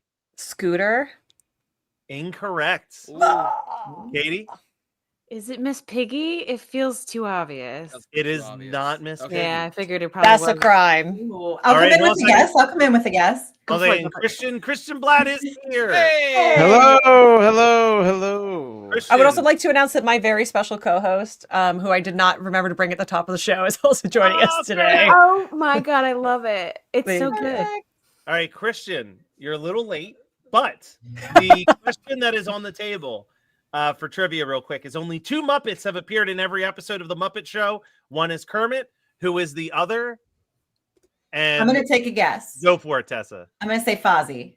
Not Fozzie. Oh, that was going to be my second guess. This is Me a too. wild answer. This is. I don't remember who this is. That's great. Okay, I well love then this based for us. on that, I'm gonna say Sweetums. I was just gonna say Oh Sweetums. no, Sweetums is like a top 3 to me. I just love how different he is compared to the rest of them. Sweetums is the best. All right. yeah. So the answer is Waldorf. Statler was absent for 1 episode, the Dizzy Gillespie episode. He was replaced by Waldorf's wife, Astoria. That was just a Statler puppet. Stop in drag. it. That's really funny. Also, you want me to believe that Statler and Waldorf aren't married? Absolutely not. Right? I was Great like, point. wife? Since when? She's a beard. It's fine. Yeah. All right. Then we'll try this. This will be another question. The question is, and again, Christian, to ring in, it's just whoever puts their hand up first. I see. Who is the longest running original Muppet Show performer? No, I have a question. Yes. Besides Henson? Besides Well, he Henson. can't be. Well, he Okay. can't be longer. He can't be longest running. So Yeah, like- I'm gonna say it's Dave Goles That is correct. All right, Christian. because he's the only one still there, Yeah. as far as I know. Yes. Yeah. Yeah. All right. And then the last question, Christian, you have to sit this one out because you've already established a position here. On the Muppets Mayhem TV show, it was revealed what Dr. Teeth's real name is. Does anyone know what it is? Oh, Christian told me this one time, and now I don't remember. Matt Kelly. I wish. Should be absolutely. Yeah, it's his spirit name. Yeah, exactly. It's something ridiculous, though. No, that's the fake. That's the fake name. No, there's no way it's not. It's got to be like a very boring name, like Joe Smith. Yeah, there was at one point they said his name was Dr. Elton John. Please don't shoot the piano player Teeth. That's right. but that is not his real God-given name, according to the Muppets Mayhem. Joseph Smith. How many people can I offend making guesses before the end of this time? All right, it was Dr. Gerald Teeth Jr. DDS. Because you said that, and I was like, I actually knew that. Yeah. I know that does me absolutely no good now because in the new Muppet show, his dad is Dr. Gerald Teeth. Yes. All right. So. Performed by go. David Bizarro. Yeah. Here's how this is going to work. We've got 4 positions that people can play in, and I'll read each one of them. And Christian, you'll get to choose first because you got a question. Because you're the only person who got a question Absolutely right. Ashley, I'm going to trust you that you did know that answer, and I'll say that you get to choose second. Thank you so much. Katie, you put in the most effort, so I'll give you third. and then Tessa, you'll just get whatever role. Tessa, you're here, so congratulations. You didn't get a participation award. I look at my Katie kids gets and to I'm like- enjoy the participation trophy. Yeah. Like a true millennial. So the options that you have are you can be player 1, where you get to place movies 10 and 9, and you'll get to say what is number 1. Basically, you just get to say what the last movie is, right? So you basically determine the bottom of the Muppet films, but you get an extra veto. So you'll have 2 vetoes to everybody's 1 veto. Yeah. I did hear an episode of the podcast that this comes from, so I actually understand how this works. Yeah, you listen to screen drafts too?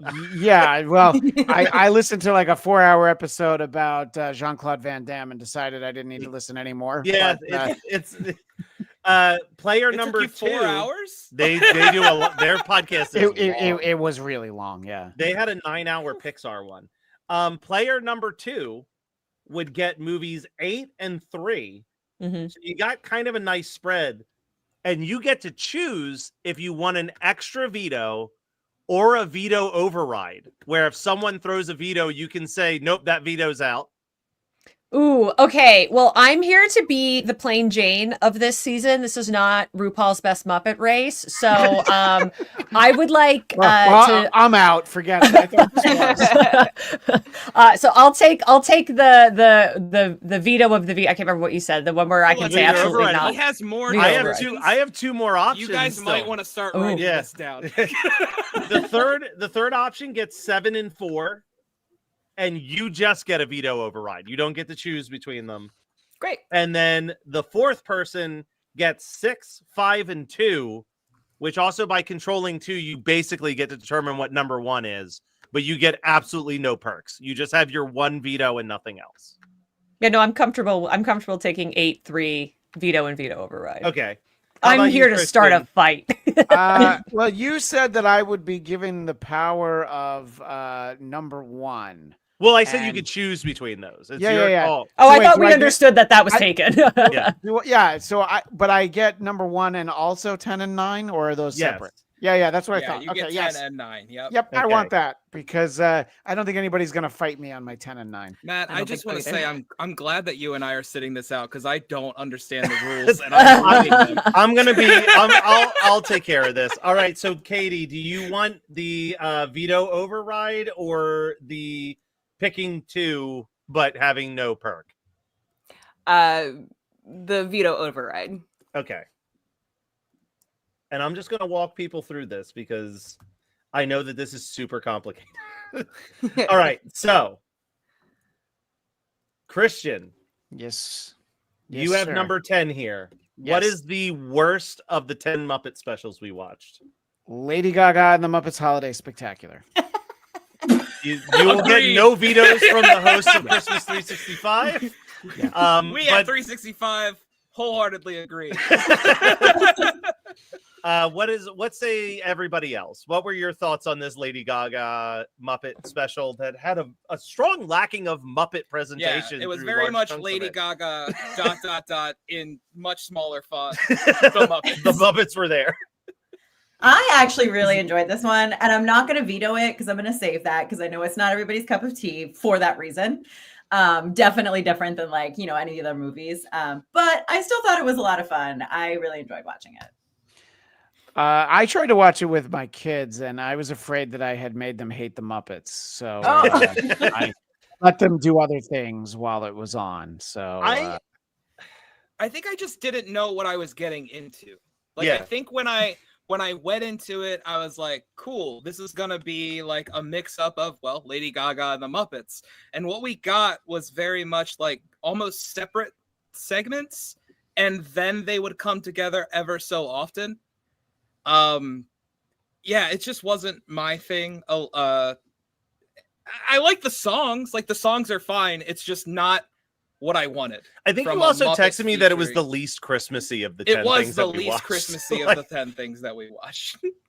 Yeah, well, it was the first on the list of things to watch, and it was the Yeah. first thing I watched. And I watched it at the gym, and I was like, "Oh, okay. Well, I can run to this. I don't Yeah, need to exactly. watch it." It probably kept you going, and it's great music. Like, I don't want to come off as like I hate Lady Gaga. No, Lady Gaga is awesome. No, I just, and all the I music was really great. The wasn't into it, collaborations were really good, but like literally the first time we see Miss Piggy on screen, Kristen Bell is just like leaning her over to write on her back. I feel like if you're not a little monster, there's not a lot of like joy to take out of this. So if you're like in like with Lady Gaga and not in love with Lady Gaga, there's not enough Muppets to counterbalance that. Whereas like the John Denver special, I think manages that a little bit better. And I love Joseph Gordon-Levitt. I did not. But like like, him what is he singing doing here? Maybe it's cold outside because there also was such a bad. discrepancy That between song is skill upsetting.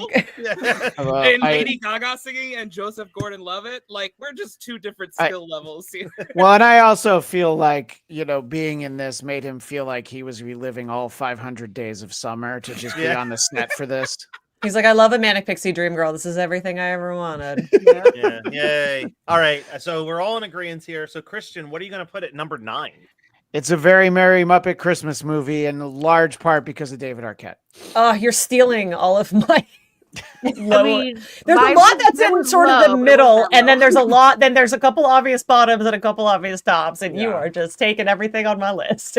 Well, I you know, know, I almost don't want to veto that because like it's just derivative. Like there's I'll nothing still bad veto about it. that one. But I'm going to there's- veto that one. 'cause Yeah, I thought that honestly, was a go- good, thank good you, one. Tessa. Thank you. Yeah. I got you back for the next It one. wasn't like my top, but it was up there for me.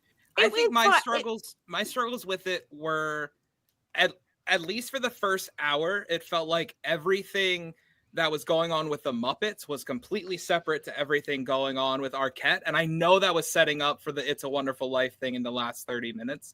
But I just felt like within this mediocre straight to DVD movie, I felt like there was a better movie in it. And I felt like they did the Muppets theater closing story better in the 2011 movie. I just think it's so derivative of everything we've seen Muppets do before. Like there's nothing truly bad about it, whereas like the Lady Gaga special is like objectively bad. There's just like nothing magical about it either. Like if I had to watch it, I would, but I would never choose to put it on. But we get Buff Beaker in this one, you guys. We do get Buff Beaker. That's not a plus.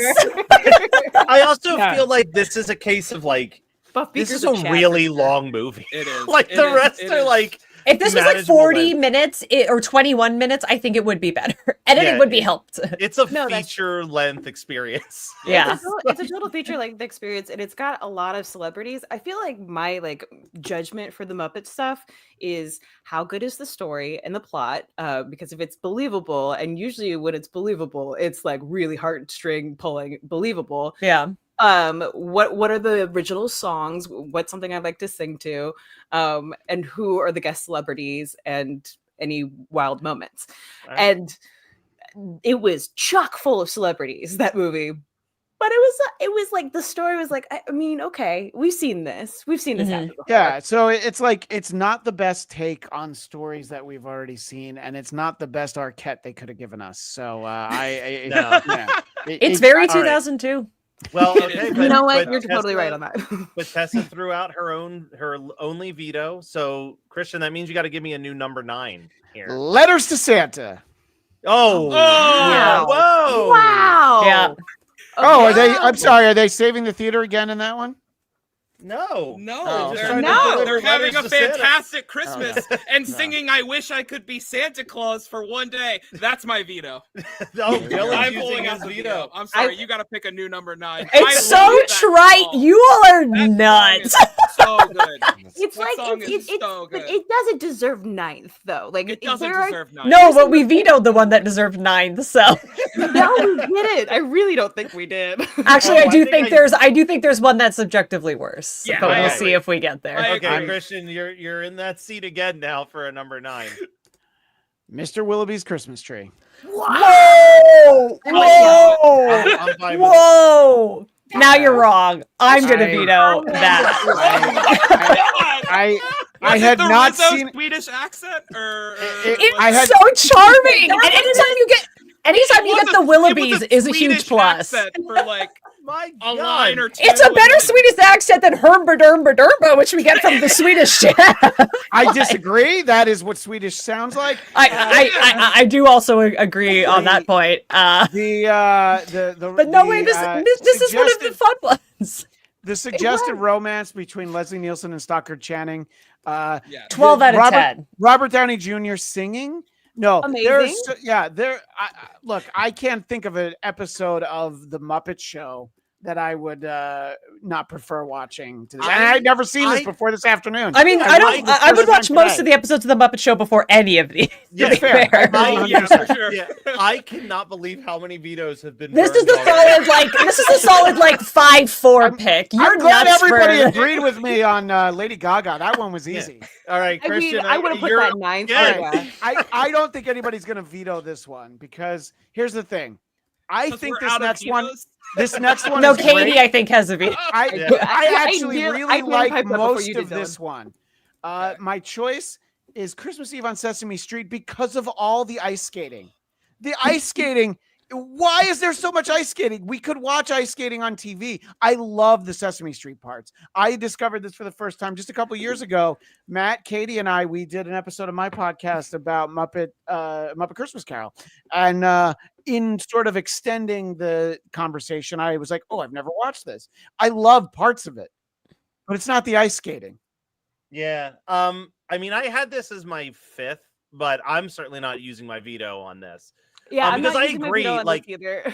I think would that put this is- higher, but like it's not great. It's No, fair. I think it's because it's got pieces of greatness, but it's also got pieces that really drag. Yeah. And I Yeah. agree. If that It ice feels skating like it scene was like also- 5 minutes, sure, but it's like 15 minutes. Yeah, of it the is. special- Let me feels just like point out, during by the that way, this. time- Oh, sorry. Go ahead, Katie. Sorry. I was just gonna say, it just feels like it was during that time where they were exploring. Okay, how weird do we get, and then like how exploratory do we get, and then how much heart do we have in our story? And it feels like they didn't quite land anywhere on any of them, and they just kind of did stuff that I like do was- like that. I do like that the Sesame Street characters are trying to ruin Christmas for the live children the entire time. I support that How does choice, Santa honestly. come down those tiny chimneys? How does He is do it? magic. The kids are like, I don't know. I would Figure it just like out. to point out that Christmas Eve on Sesame Street is number 6 on my list. Yeah. However, Yeah, it's much my higher on veto, mine. my other Yeah. picks were all vetoed. So Which is hilarious because I feel like I know what Ashley's going to put here at number 8 now that it's her turn. Bro, this movie sucked. It's creepy AF. I'm trying not to Oh, swear no. because of Muppets. Oh, it's no. the Christmas toy, which should have Oh, been the objective 9. yeah. It sucks. There's nothing redeemable about this movie. I love cat. I have a stupid orange cat in the room with me right now, and there is nothing redeemable about this. But I do have a place in my heart for the Jim Henson will to make weird things for weird reasons, which I do think has been carried forward since he left us, but I think this is such a misstep, and I think there's nothing charming about it. Well, listen, I'm going to throw this out there. First of all, Dylan, are you glad that you used your veto on a movie you just saw the other day? Yes, I am. So, because he was reveal texting in me the like, middle "Oh my of- god, I love this! This in Christmas the middle toy of is the Christmas toy, hold on. Like You're in the so middle of the wrong. Christmas toy, I was like, holy shit, I grew up watching this. Like Well, I just didn't like. I was like, I'm oh gonna my do God, I something saw real that- quick that I don't think Matt knows I can do, but 100% Matt Stinson, the doll is terrifying. Yes, yeah, that doll is in fact terrifying, and I don't know. There was something about it that held it there. But I am not giving up. I wish I could be Santa Claus. Okay, so are you vetoing this? No, he's out of I've veto. already He vetoed. doesn't I have Okay, veto. good, because I was like, I will fight you on this. There's no way. But I'm just glad Letters to Santa's moving up the chain a Look, little bit. I am going to pitch this real quick, right?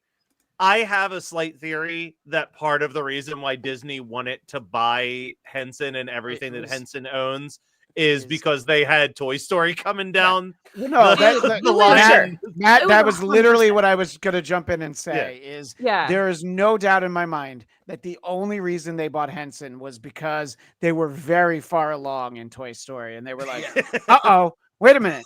Who saw this special? Yeah. And because I remember watching Toy Story, I'm like, wait, I've seen this. My sister had a VHS of like a whole bunch of shows year round. It was 6 hours. This was one of the hours. So I saw it many times. And it's too long. Yeah, I agree. Yeah, it's definitely too long. But It's Yeah. so creepy. All the female voices are like rough. Well, they could probably remake this now, and we would get an edited down, more technologically advanced, really charming. Because like the heart of it is good, but like it's just bad. Thank you. all Manic, the Mini- female voices sound like Moki from Fraggle Rock because I think that's who it is. So. I think it might be. Probably.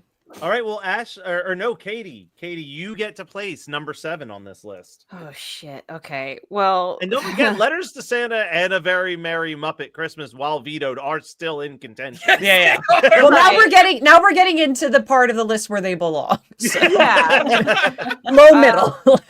And like I feel like from here, like I found redeeming qualities in all things above this one, John Denver. Whoa! That was my Bold to number put it 10. this low. I Whoa! put that at number 10 too, Tessa. Yeah. Like I was just like, it's like I get it. It felt like the Lady glad we're doing Gaga this. version. I'm really Katie, glad I have we're to ask doing you an this. important question. Have you ever seen any of the Oh God movies with John Denver and George Burns? I have not, no, Yeah, but no, I I- have I- sung I- many of John Denver's songs in camps. And I'm done with John Denver. Oh. I'll tell Yeah. you that right now. I think that you need to have an affinity for John Denver, but Yeah, I was like, I feel like we're seeing who really loves John Denver and I was who gonna doesn't. say, This was my solid like number 1 pick. Yeah, this was number Was it 4 really? for me. I love John Denver. Yeah, absolutely. And love John Denver plus Muppets, perfection. Well, but I think, and here's the thing. Here's what I'm going to say about why I think Lady Gaga falls so low and this falls so high is I truly believe that John Denver knows what to do around Muppets a lot more than Lady Gaga does. Yeah. And like John Denver, like there are just like little bits that make me giggle so much. Like that 12 Days of Christmas, every single time that Fozzie misses his cue and is confused that he missed his cue, So it makes me laugh every single time. But it also might has, be like, it might be sweet the moments. only watchable version of 12 Days of Christmas. It's truly, Matt. it's very high ranking for sure. I also want to say, like, if this was a ranking of just Muppets media, like the album itself would be higher on my list than the special.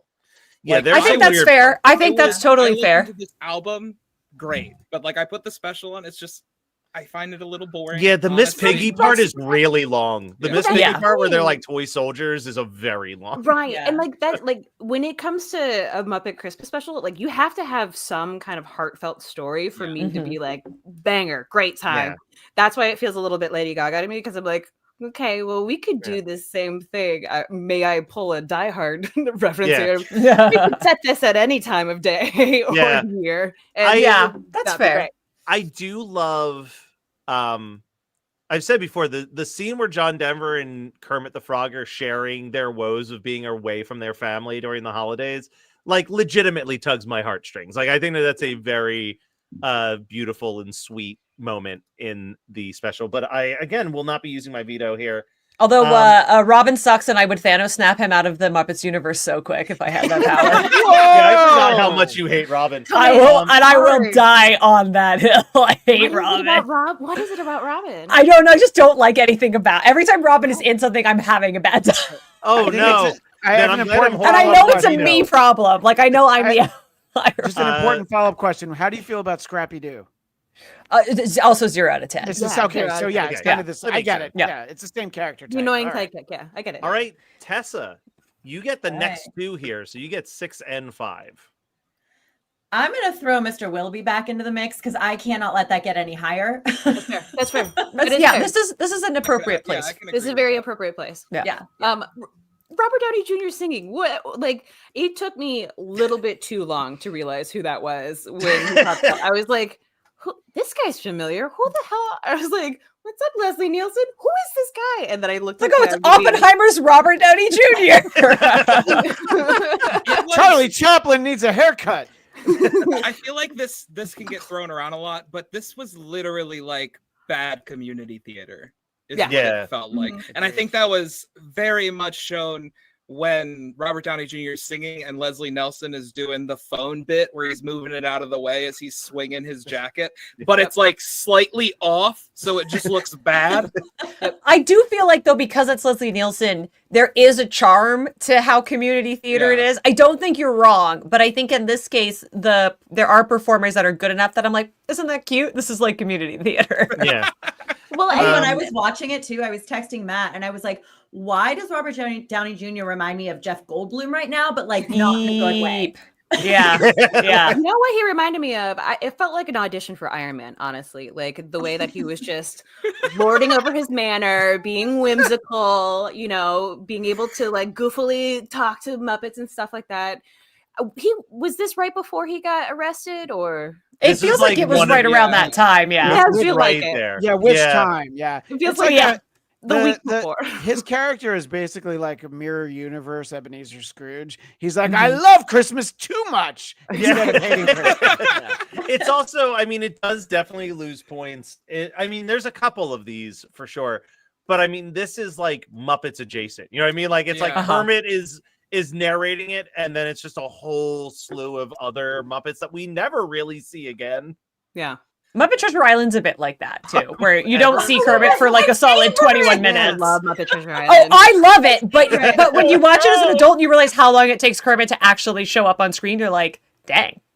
Okay, 21 whole minutes. So many minutes. I struggled watching it as a kid because I loved Kermit, and I was like, "Where is Kermit in this Muppet Treasure Island special?" It's okay, but that's a whole other list. Yeah, that's a different list. But Tessa, number 5. Okay, before I say this one, I am going to put in the caveat that the only one I didn't get to watch was Letters to Santa. So that's not on my list at all because that was the only one I didn't get to. But my next choice is going to be Emmett Otter. While it was very cute, I wasn't like, super impressed. Veto. I veto. I veto. By the way, I don't have a veto, do I? I want to bring up.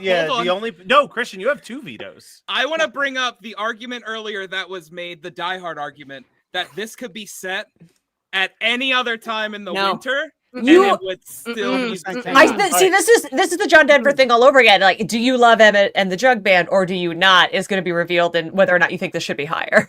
I think this is a good special with great puppetry. I think it's awesome. As a Muppets Christmas special, I would put it at number 10. All right, hold on a second. Let me. You're bold for that. A Christmas toy is right there. It's literally about a family struggling to get like things together so that they can give presents to each other. It's the one day of year that they're gonna try and spend any money, and and you can ask the question and you can make the case about Die Hard, which we don't have time for, but It happens on Christmas Eve. This also happens on Christmas Eve. Yes. Ergo, this is a Christmas story. Yeah. It is the Okay, most so let me- Christmassy story ever told. It's the gift of the Magi. The ring, the Fellowship sets out from Rivendell on December 25th. Is Lord of the Rings a Christmas movie? Listen, I need to lay out a couple. I mean, quick it things is, real but- quick. All right, yeah. Just I to agree with that. clarify, we got this at number 5 right now.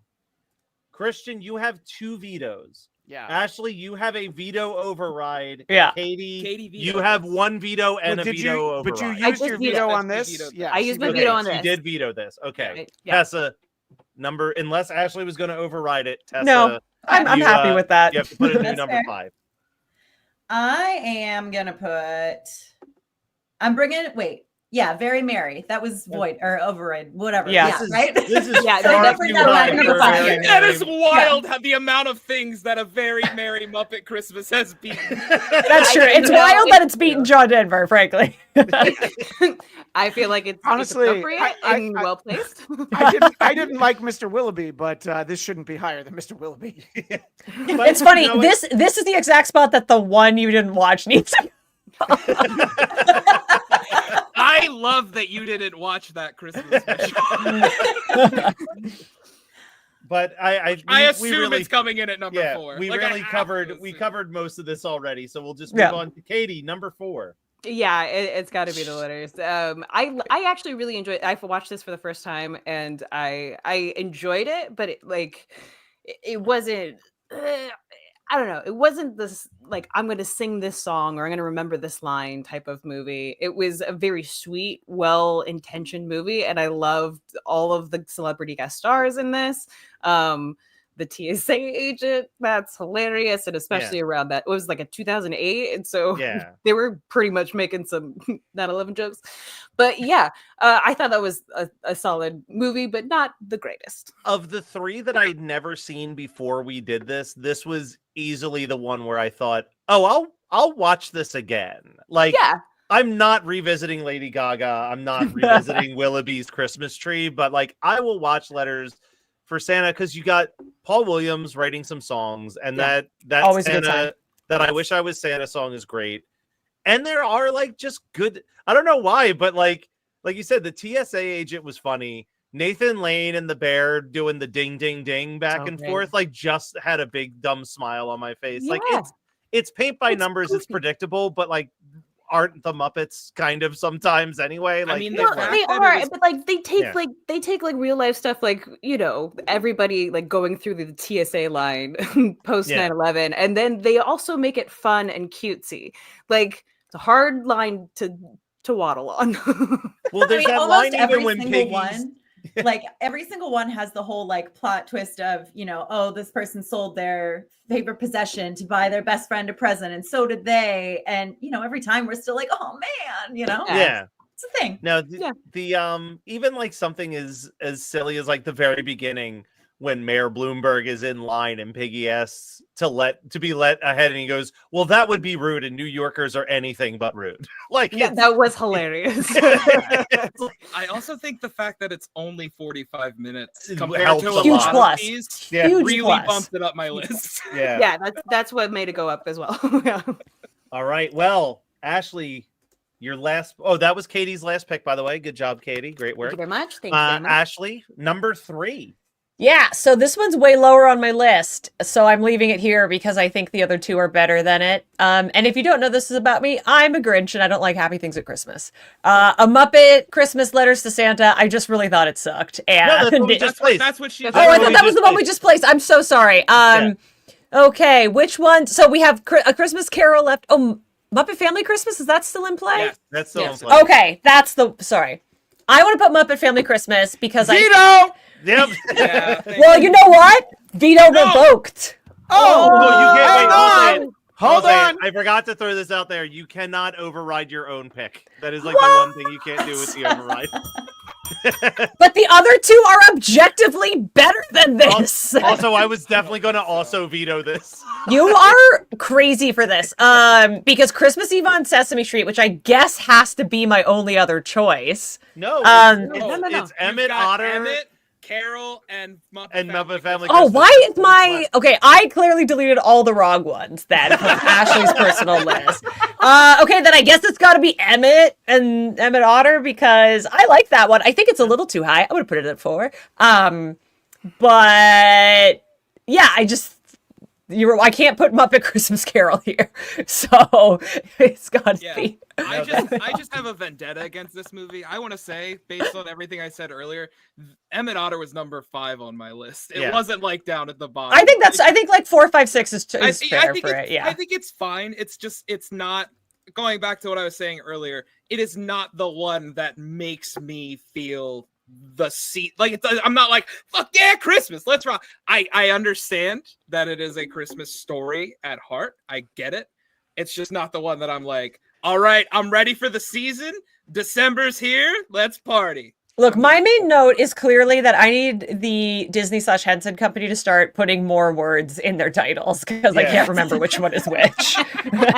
I did watch them all today, which is probably the other problem. Well, when 90% of them have the Muppets in it, they do start to run together. And Christmas at the end, yeah. All right. But yeah, Emmett Otter's cute, so that's fine. So you're placing Emmett at number 3. 3, yeah. At number 3. I'm gonna use my other veto. So you're gonna put Muppets Christmas Carol there? That's the only thing. That's the only. Wow. You're a psychopath for that. I'm so sorry. You are a psychopath for that.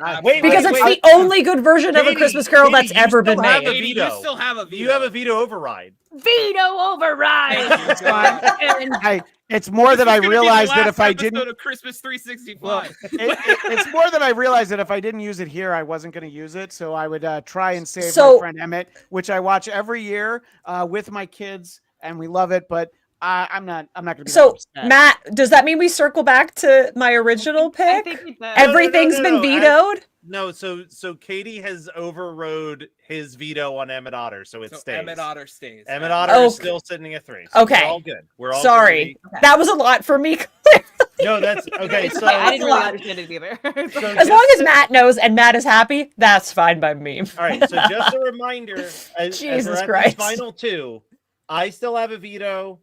Katie still has a veto. Ashley, you still have a veto override. Wait, Yeah. Katie just used her second veto. No, I she don't used her have a veto veto. override.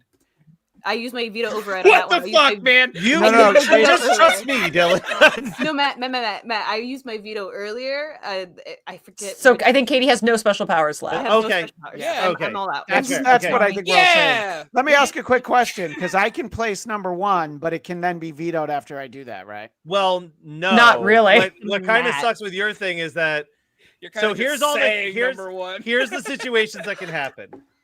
Tessa can either say what's number 2. and Tessa's it going to determine stays- what's number 1. Yeah, one of Long 2 story long. One of 3 scenarios are going to happen. Tessa's either going to say what's number 1 and it stays.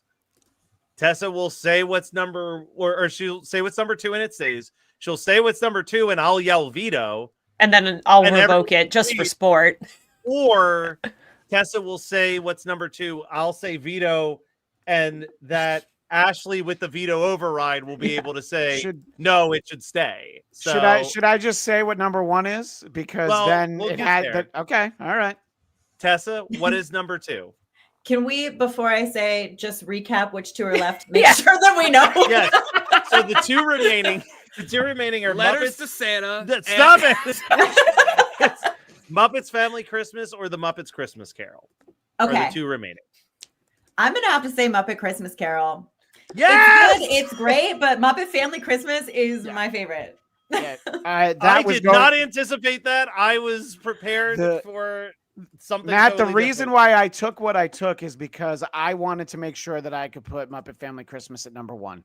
That was Y'all the reason I wanted are number 1. psychotic. And here's what I'm gonna say. All the way. I love Every Muppet year. Christmas Carol, but you know what Muppet Family Christmas has? Jim Henson doing Kermit. All right. Also, Muppet Family Christmas is the Avengers Endgame of the Muppets. You have the Muppets, you have the Sesame Street Gang, and you have Fraggle effing Rock. You have them all in one special, and the running gag of the "Be careful of the icy patch" still makes me laugh every Christmas. That's a good gag. All right, that's I a mean, very good gag. Also, it's the only one where Jim Henson shows up on camera in it. true. Like, I love both of these movies, and I do too. I toggle between them. I always make sure I watch both of them every year. But the amount of nostalgia I have for Muppet Family Christmas, which like I was gifted a VHS tape when I was like 5 of all these Christmas specials, and this was the one that I would just rewind and watch all year round. Like, it's probably where I became a Christmas 365 person, was my love of this Muppet special and watching it all year round. Somebody So get like him a Lady this Gaga is on VHS. Oh my God. The world could have Someone been on so Etsy will different. make it for sure. But yeah, I mean, I'm glad that I did not anticipate this. What I literally thought was going to happen was that Tessa was going to say Muppet Family Christmas. I was going to say veto, and Ashley was going to use her veto override. But it ended up like this instead. So I'm very happy with this. For my personal list, Emmett is at number 2, but I am perfectly content and happy, and I love Muppet Christmas Carol. I have no problem with it being number 2. Emmett was one of those that, like, Christmas Carol was from the beginning for me the first one. Same through the entire list. I was just like, well, it's Christmas Carol all the way. It's always Christmas Carol. Watching Emmett today, I was like, I will be okay if Emmett takes first. But I mean, I love Muppet Family Christmas. Yes, Christian also gave me a DVD copy last year to watch and called it the Avengers Endgame of the Muppet universe. And I totally agree. It's not as much of a nostalgia point for me because Christmas Carol is, and let's be honest, between Wishbone and the Muppets, they all got me into classics. So I thought this was great. Yeah, and Matt, it's sort of what you're talking about in Muppet Family Christmas, and this came up when we had the conversation with Bill Beretta from the Muppets. There's that moment where Jim turns to Sprocket and he says, all right, well, you know, I love seeing them all so happy. All right, somebody's got to clean up these dishes. I'll wash you dry. I'm not going to say it makes me cry every year, but my eyes feel really heavy every time that Jim shows up on the screen. And there are Christmases where I forget that he shows up. And so then when I see him, I'm like, oh yeah, that's right. This is all his. So to me, it's perfect because it's all the original Muppet performers. I like a lot of the stuff we've gotten recently, and I think that Bill does a tremendous job filling in, taking over some of them. But some of the characters that I'm not talking about in Muppet Christmas Carol, there's some of the recent stuff where it's like that doesn't even sound anything. I mean, I know this isn't our topic, but have any of you seen Big Bird now, present day Big Bird? Because my kids were small enough, it couldn't sound less like Big Bird. It's a completely different voice, and I'm like, no, just try. Steve Whitmire had painfully huge shoes to fill. And the first time you hear him as Kermit, it's a little jarring. But now you're like, oh my God, that was so much closer to Kermit. I miss that Kermit now. So anyway. It is. I think that there is too much of that sentimentality that makes me put Muppet Christmas Carol over, or Muppet Family Christmas over Christmas Carol. Some of us didn't get all the Muppet specials in our country, okay? I'm sorry. I'm sorry. When we were growing up.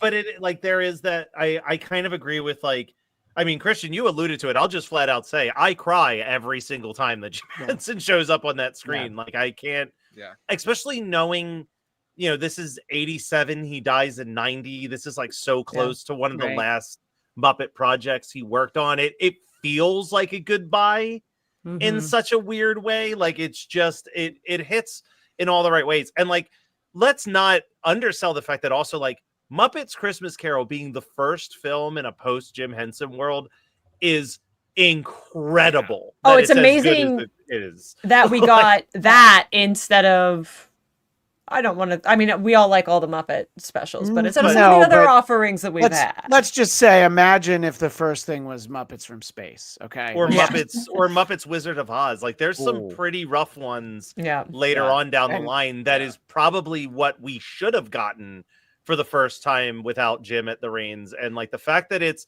arguably the best thing that they did without Jim still is like... And I just want to chime in that that A Muppet Christmas Carol, I still feel like that is the best Ebenezer Scrooge I've ever seen in anything, because he plays it like he would play it if it were a live action version of it, and he just happens to be interacting with Muppets. And huge difference. We talked about Lady Gaga. There are people who can interact with the Muppets, and there's people who can't. Michael Caine is phenomenal in this, and it's like an artistry level performance. If only they had 10 nominees for Best Picture back then. That's all I'm trying to say. Oh, hard agree. It absolutely deserves awards.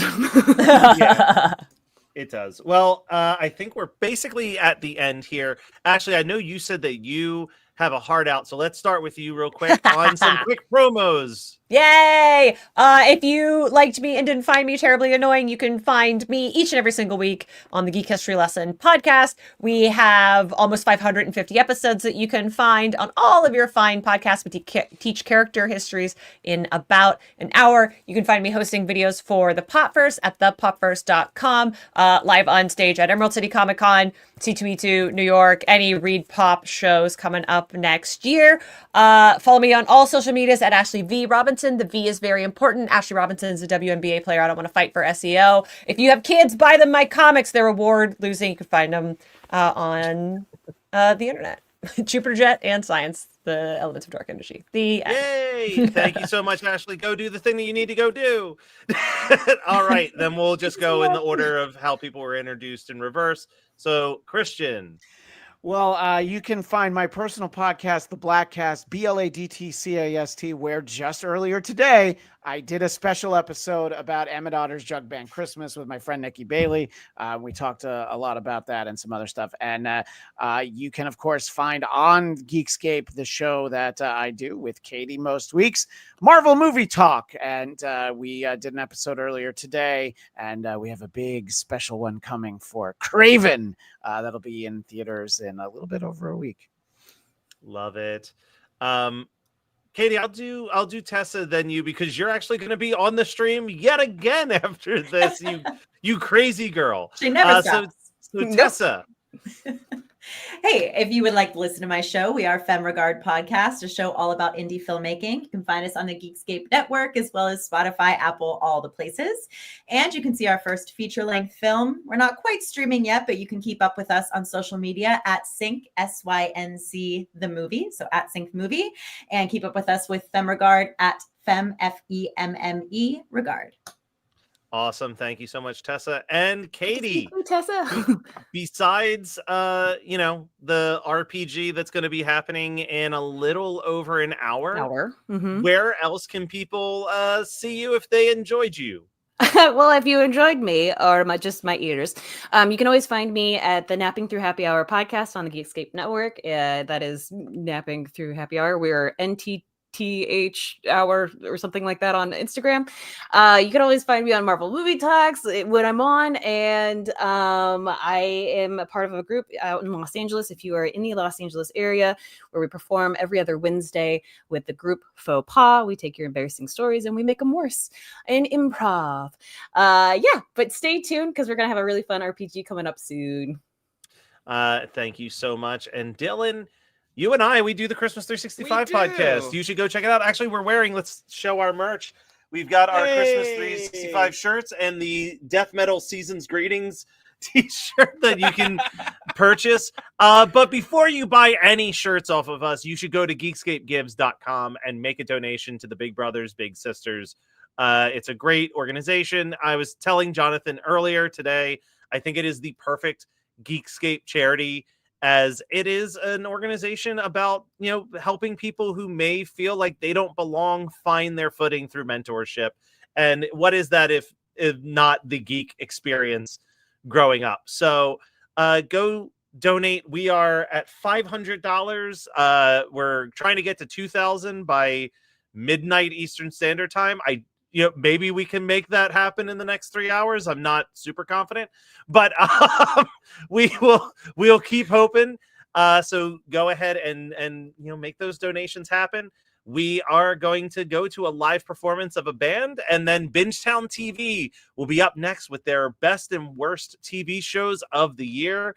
And then, like Katie said, at 10 p.m. Eastern Standard, the Geekscape RPG to save Santa from the Martians. Nice. Stay tuned, everybody.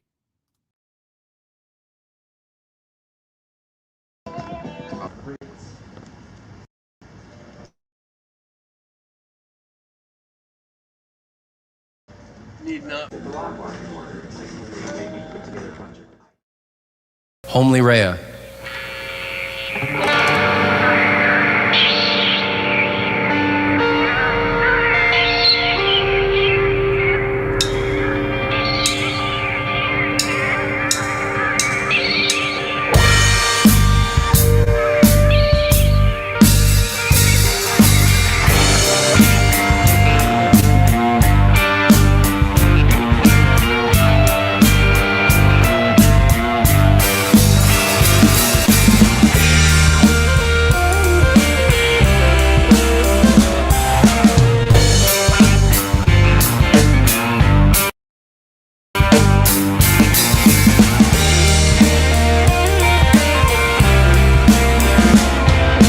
Rhea was born with a weird-shaped head. The nurses all screamed and her mother bled.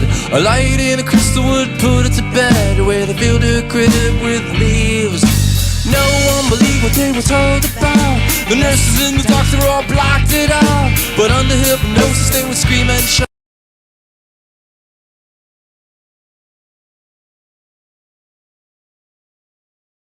And they had to be relieved. Homely Rhea, lonely player. What's she saying on that fake toy phone? In the attic, hear her humming. Can you hear me? Can you hear me? Can you hear me? Can you hear me?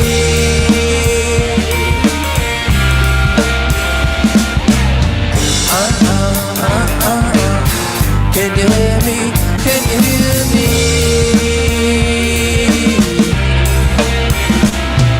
Suddenly there was a knock at the door. The rumor mill turned out some local law. She's trapped in the bedroom, they locked.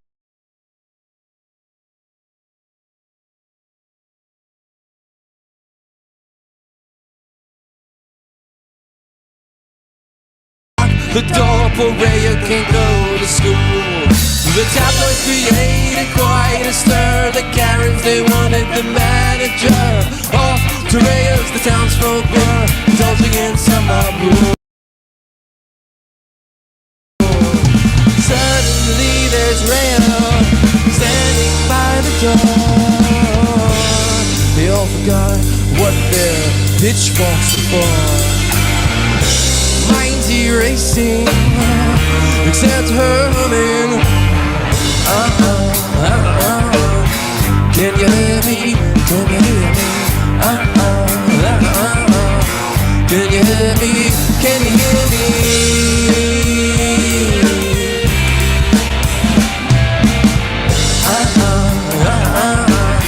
Can you hear me? Can you hear me?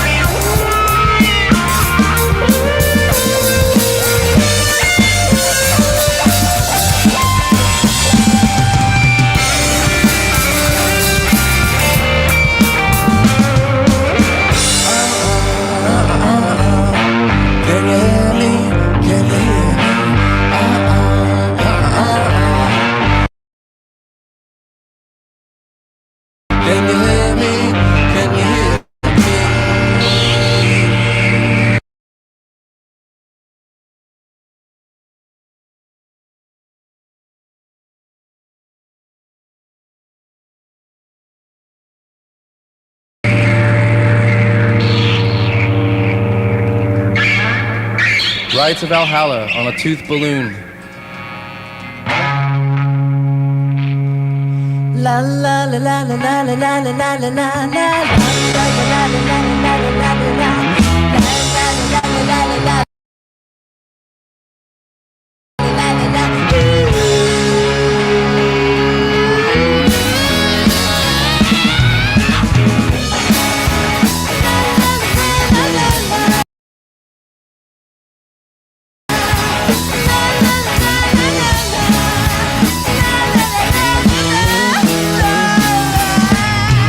Right to the hollow, to the balloon.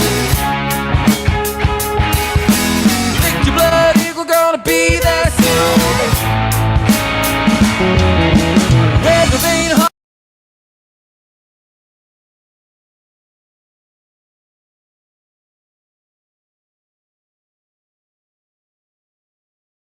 You got me hypnotized. Smile as the life falls drained from my eyes. Right to the hollow, to the balloon. Right to the hollow, to the balloon. Right to the hollow, to the balloon. Right to the hollow, to the balloon. Right to the hollow, to the balloon. Right to the hollow, to the balloon. Pick up your soul by the edge of the mountain. Psychedelic jury in the mystical fountain. Where the vein harpy tells me I'm the one. The edges of the frame all start to run.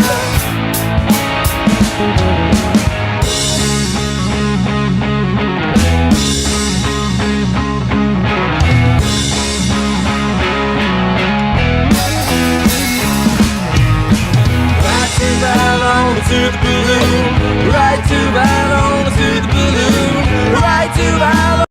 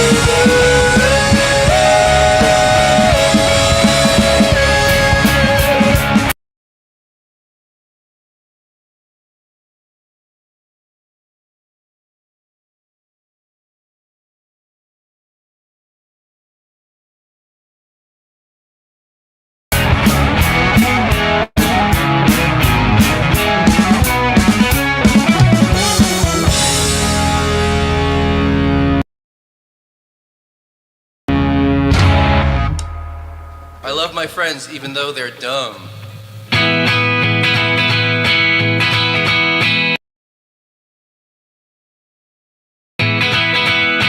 I love my friends even though they're dumb. We have a lot of fun. I love my friends even though they're stupid idiots and they don't know shit about anything. I love my friends even though they're dumb.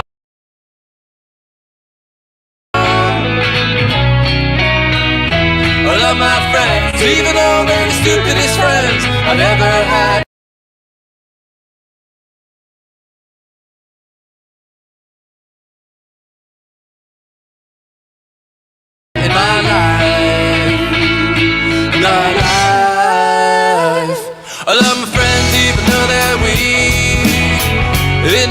they can hardly speak. I love my friends even though they sniffle and cry.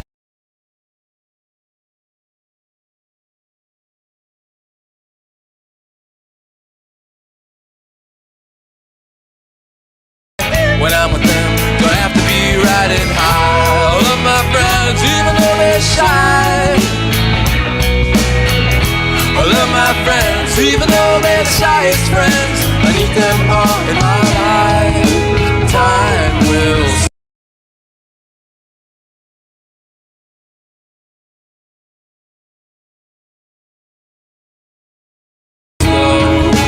come and go. In the end, we have friends.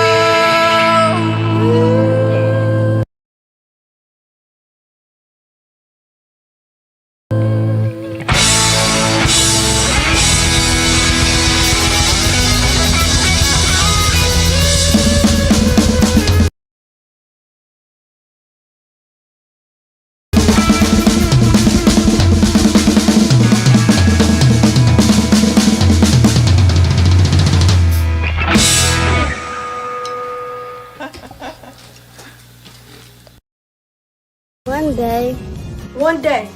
One day. One day. One day to ignite power and promise. One day to transform your community. You can make a big impact. It's been a challenging year, but Big Brothers Big Sisters is committed to providing caring adult mentors for our littles, who need your support now more than ever. Your gift today will empower their resilience. Please donate now. Please donate now. Please donate now. To help me. Me. Me. Donate now. To help me reach my full potential. Thank you. Thank you. Thank you.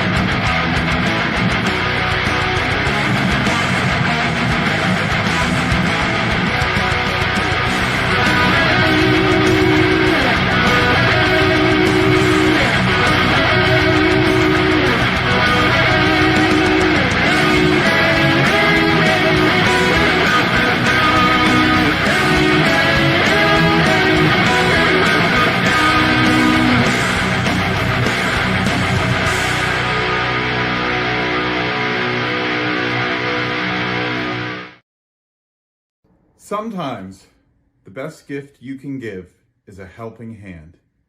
Please donate to the Big Brothers and Big Sisters this holiday season. Come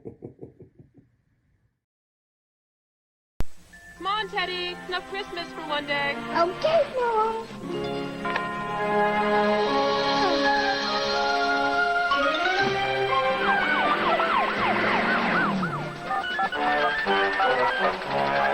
I can talk. What can you do? There you are. I've been looking all over for you. Come on, let's go to bed. Season's greetings from your Pepsi bottler.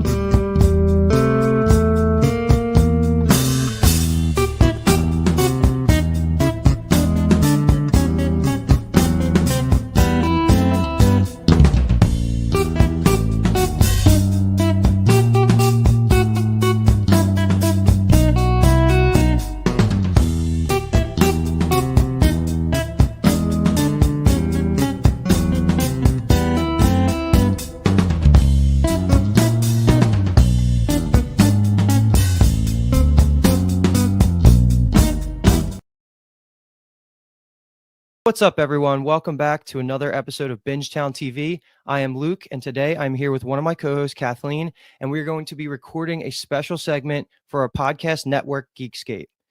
They are doing an amazing charity event for Big Brothers, Big Sisters of Coastal and Northern New Jersey. So if you're watching this as part of the Geekscape 24-hour live stream and are not familiar with our specific podcast, we are called Bingetown TV, and if you love fantasy, sci-fi, drama, anime, or even sometimes reality TV, check out BingetownTV.com for all things related to our podcast. But that is, of course, after donating to GeekscapeGives.com. That's the link to donate. One more time, that is GeekscapeGives.com.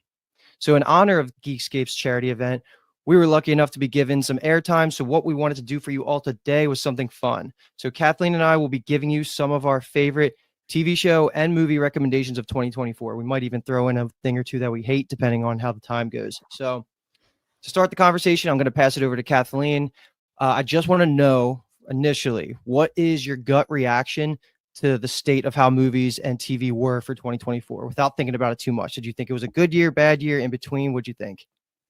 I thought it was a really good year. I was a surprisingly big movie girl this year. Not the new releases, but I caught up on a lot of movies I hadn't seen before. I am like strictly a TV girl. I say it all the time. I would much rather watch 10 episodes of a TV show in one sitting than 1 hour and a half movie. I don't know why, I just never click play. But I did a lot this year. So that was, again, not stuff that came out this year, but I thought TV wise, podcasting, I had a great year. I mean, this is kind of a spoiler. I don't know if this is on your list. I'm saying it's not on my list because it's kind of too obvious, but like House of the Dragon, right? Mhm. What a blast. House of the Dragon season 2. I'm not going to add that on my list, but there's some other stuff that came out that I'm not going to say, but because it is on my list. How about you? What did you think? Yeah, no, I mean, it feels so weird because the year flies by so quickly that you look back on some of the things that happened 6-7 months ago and you forget that that was also 2024. Like some of the things that I have written down for some answers to our topics, I was shocked to know that they even came out this year. I was happy to include them in the list, and I'll give them shout outs in a little bit of time. But yeah, I thought it was really good. It almost felt like the very beginning of the year, like the first 6 months were really good. Then there was a little bit of a gap, and then it started picking it back up right in fall time. And I was having a hard time kind of cutting down on what was my favorite things that I've watched. So I think that this was like it ended up being a pretty decent year for TV. And I think 2025 is going to be another really good one, especially the first quarter. We got jam-packed things coming up, but 2024 has been awesome.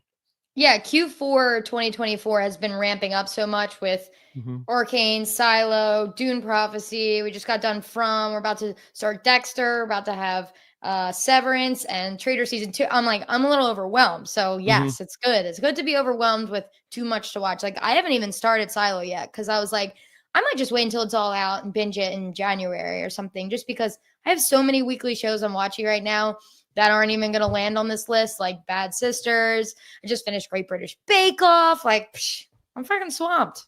Well, so speaking of Silo specifically, like Apple TV has just been being so consistent and shooting up my ranks of my favorite streaming platform. Like it surpassed Netflix a while ago for me. Like it's up there with like HBO. But basically, like Apple TV is definitely the future. I'm excited for all the shows that they're coming out with. But let's get back on topic here and dive into our first part of the segment. This one's probably going to take up the most time because we're probably the most passionate about this. But for the first topic, I want us each to take turns going through our 3 favorite shows that aired in 2024. And you can start it off with whatever your top one was. Okay. So this is the only one of the 3 that we covered on the podcast, but we only did 1 episode, and that is Industry Season 3 was the highlight of my Sundays. It wasn't usually a Sunday drop for their first 2 seasons, and this technically could fit into the other category of show that didn't come out this year because I binged all 3 this season. And I was so delighted, just tickled about Industry, especially season 3. Felt like the budget was skyrocketed. The actors, they were just so baked into these roles. If you've never seen it, it's basically PurePoint, an investment bank in the UK. And it's just sexy, drugs, and it's insane. Intrigue, drama. I would recommend it to everybody. And it's funny because the last time we did a podcast like this, the show really stresses me out. And that was pre-season 3. And like the show stresses me out to my core because they're always making terrible decisions. But in the end, the character growth of everybody was so excellent. And you learn to love these like absolutely flawed, awful people. And it's glorious. And Luke ended up binging it. Me, Luke, and Kyle did a season 3 recap, which ended up being a 1 through 3 kind of touch base since we hadn't talked about it on pod yet. But I know you loved it too. My man Luke is a finance dude, so right up his alley. I would say that season 3 is what kind of put it into the mainstream map too. Like you started seeing it promote it more, which was very nice because going into next season, season 4, I think it's going to be everywhere. And it was awesome. Shout out to Jon Snow popping up in season 3 too as a fantastic character watching, like a comedic role. But yeah, Industry was awesome. So that was your first one? That's my first one. Okay. I had an insanely tough time deciding what my 3 were going to be because we covered a lot of good prestige TV this year, like a lot of TV shows that got a bunch of awards. So naturally, I'm going to start with the one that received the most accolades, and that is going to be Hulu or FX's Shogun.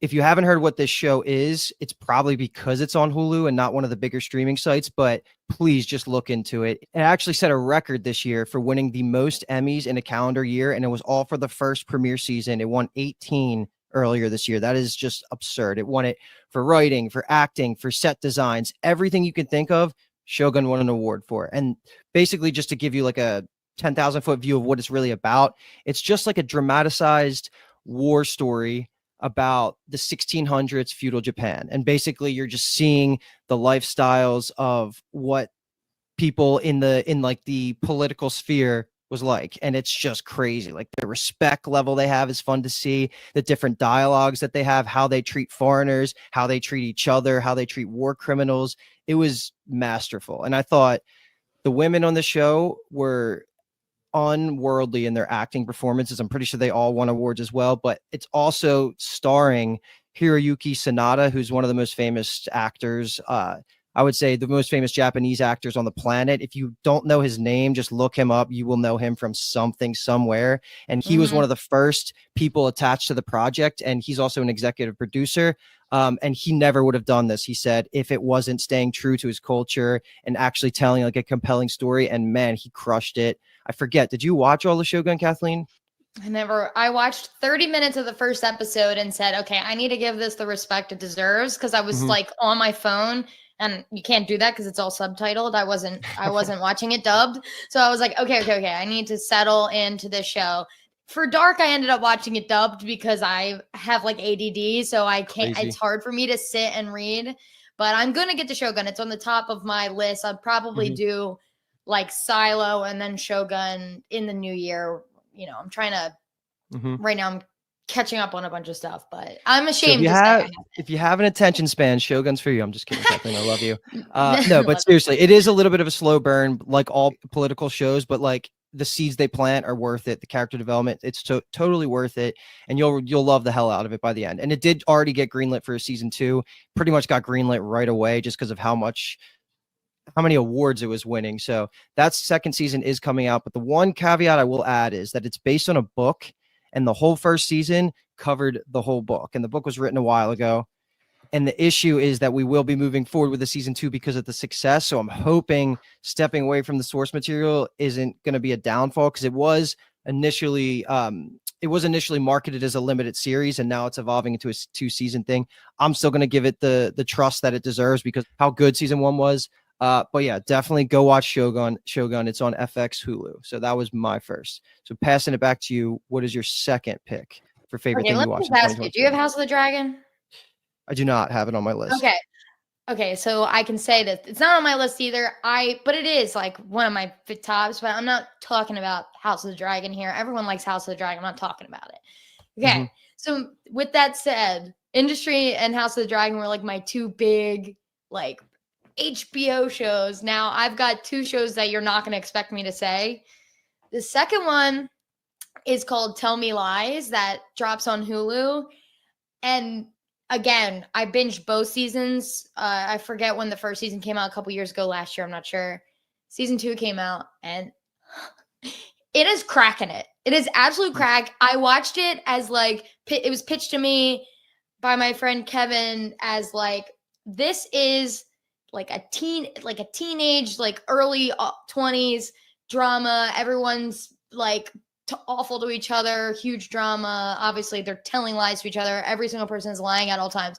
So I was like, all right, I'll watch this. Me and Alex hit play. And the way it took over our lives for a full week while we binged those 2 seasons was out of control. It's basically college set in 2007. A couple of girls are entering as freshmen. Chaos ensues. And then, so you get it 2007. So it has some like nostalgia beats. Me and Alex say we haven't really ever seen the girl college experience depicted so well. It's always like really corny. They're going to sorority parties and it's like dumb. This is like some of the like pregame scenes they have, some of the like messing around, like just in the dorm rooms. I was like, wow, I feel seen here. Everything else is absolutely chaotic and crazy, and they're the worst people I've ever. Some of them are like actual criminally terrible people.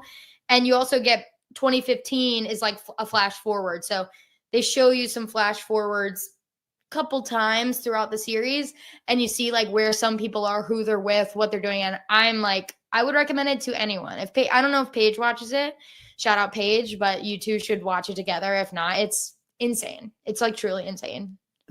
That's what's so crazy about how TV and even movies to that extent are in 2024, where we do a podcast together. We're all over the internet. We're everywhere when it comes to TV, and I still know nothing about this show. It's Yeah, just well, me outside my neither. lane, and it's crazy. Like, and I trust your judgment. Every time you give me a recommendation, I watch it. I love it. Yeah. So maybe that's a good show I can watch with Paige. Definitely. I would say it's definitely something you watch with someone so you can turn to them and you're like, Did that just happen? like constantly, you're like, holy, these people Yeah. are awful. And then there's some good people, and then they do good things, and then they do bad things, and it's like the lies just snowball into big, gigantic things. So, yeah, good, really good. I would say it's like on the girlier side of like if you saw it, you would never click it because it seems like a girl drama. But I would say you and Paige would love it. It's just like intrigue. It's crack, like I said. So this is why we were two perfect hosts to really do this together, because while we love a lot of the same things, I feel like the top end of our choices are always going to be a little bit different, mostly because of genre. So if you're just hearing us for the first time on Geekscape, we're actually a podcast of 7 people, and Kathleen and I are just 2 of them. I'm sure if you're from Bingetown, you already know that. So it is good to just get these special tastes, because I'm usually in my own echo chamber when it comes to like my own phone, right? Like, so I'm only going to be seeing my own social media stuff. So it's good to hear these type of things, but that's awesome. So I'll move on to my second recommendation. That was a huge preface because this one's going to be a wild turn from what you just described to Apple TV's Dark Matter. This is a show that is very near and dear to my heart. It came out, I think, in the middle of the year, maybe around like June-ish. How I would describe it is a sci-fi story that is adapted from a best-selling book from author Blake Crouch. And the coolest thing about this show is that Blake Crouch writes the show as well.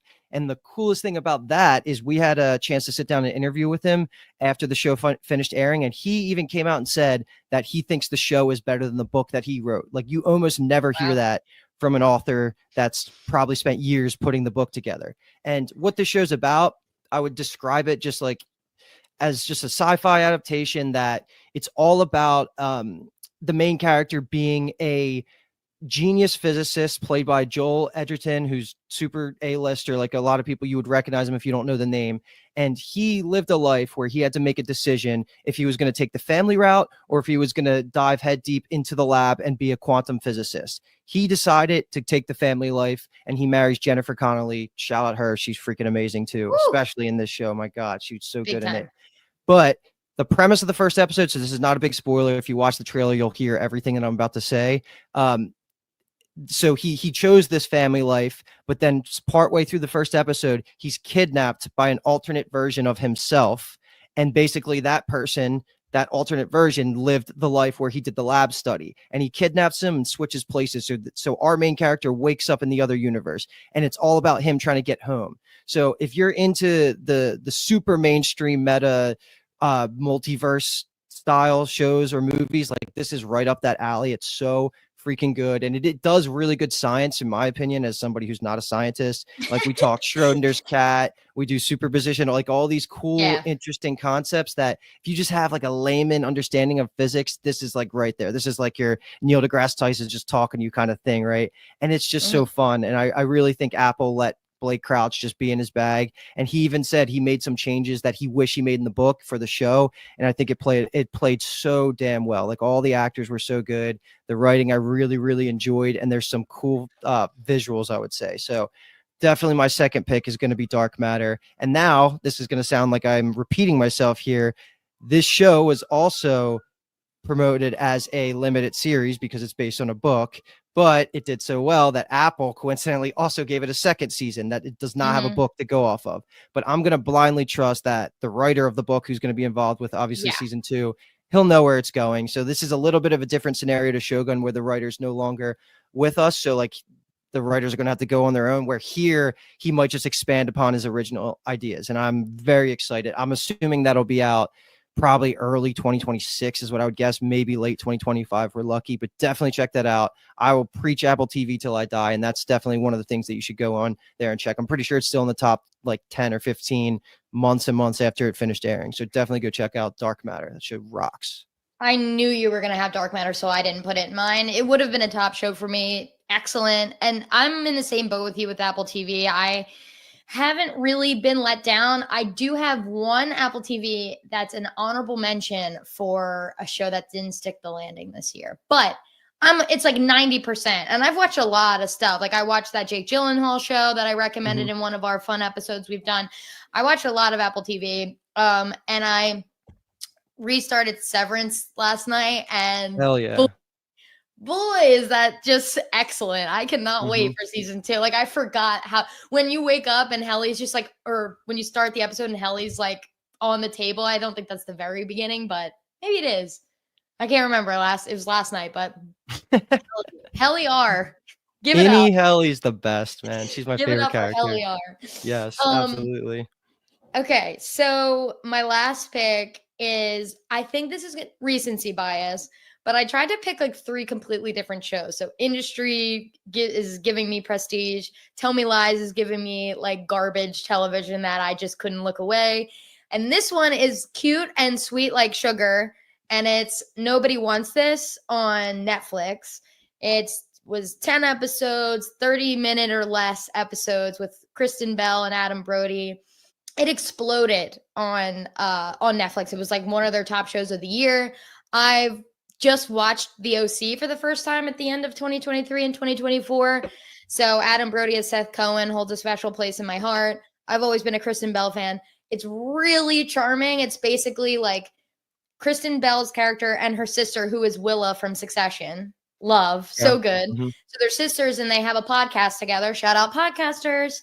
They have like a sex positive relationship podcast where they're super like really good chemistry and they just lay it all on the table. They've basically, I mean, they're in their 30s. They go on a bunch of bad dates, a lot of sex, etc.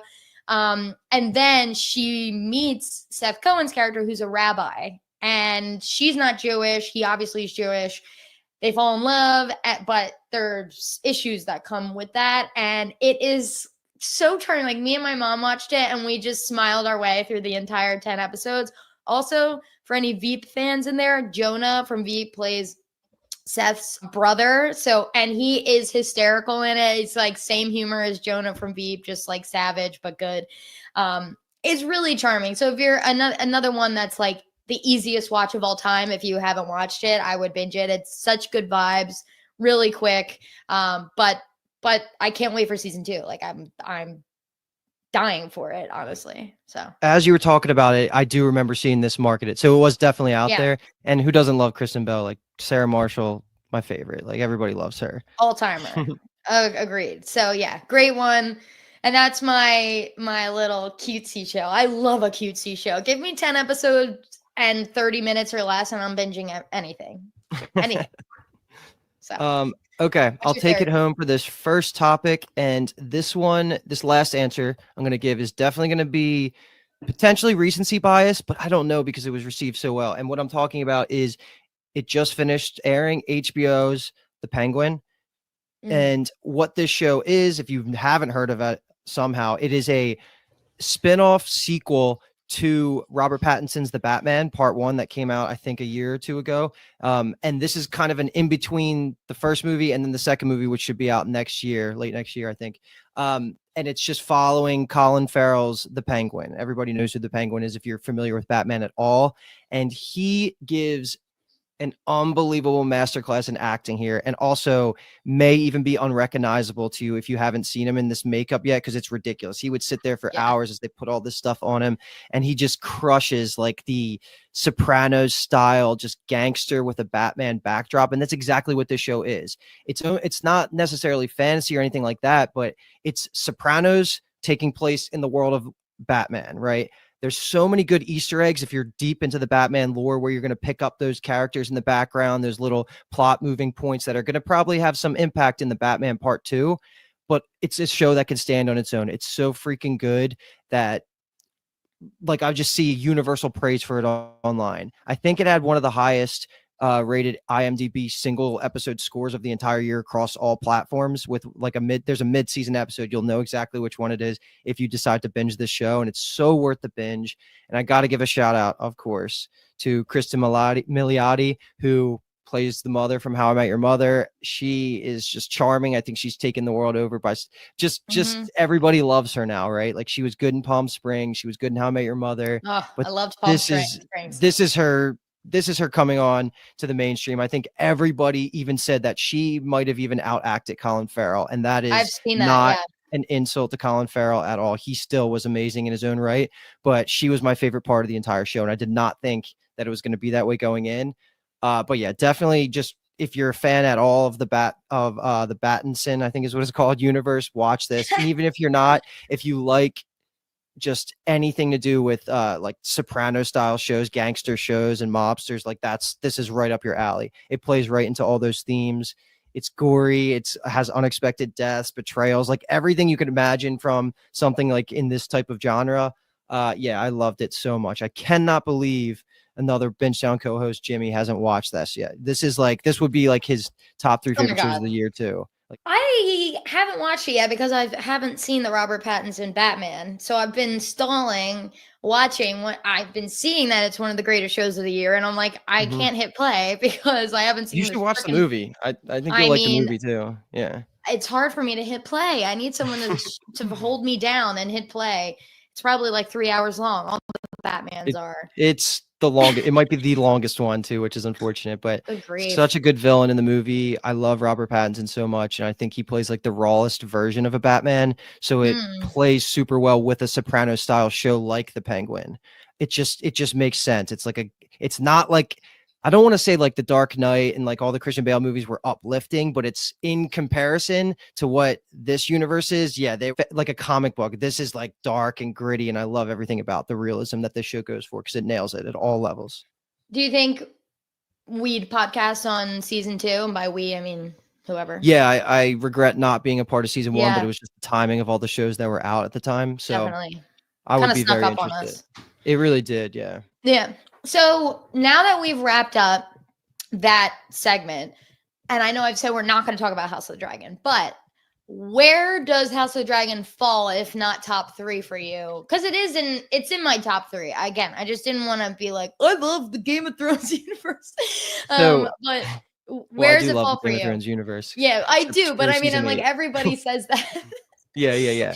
I had some Yeah. honorable mentions written down that I'll just throw out there, and it was Invincible, which I think might have been like the beginning of this year.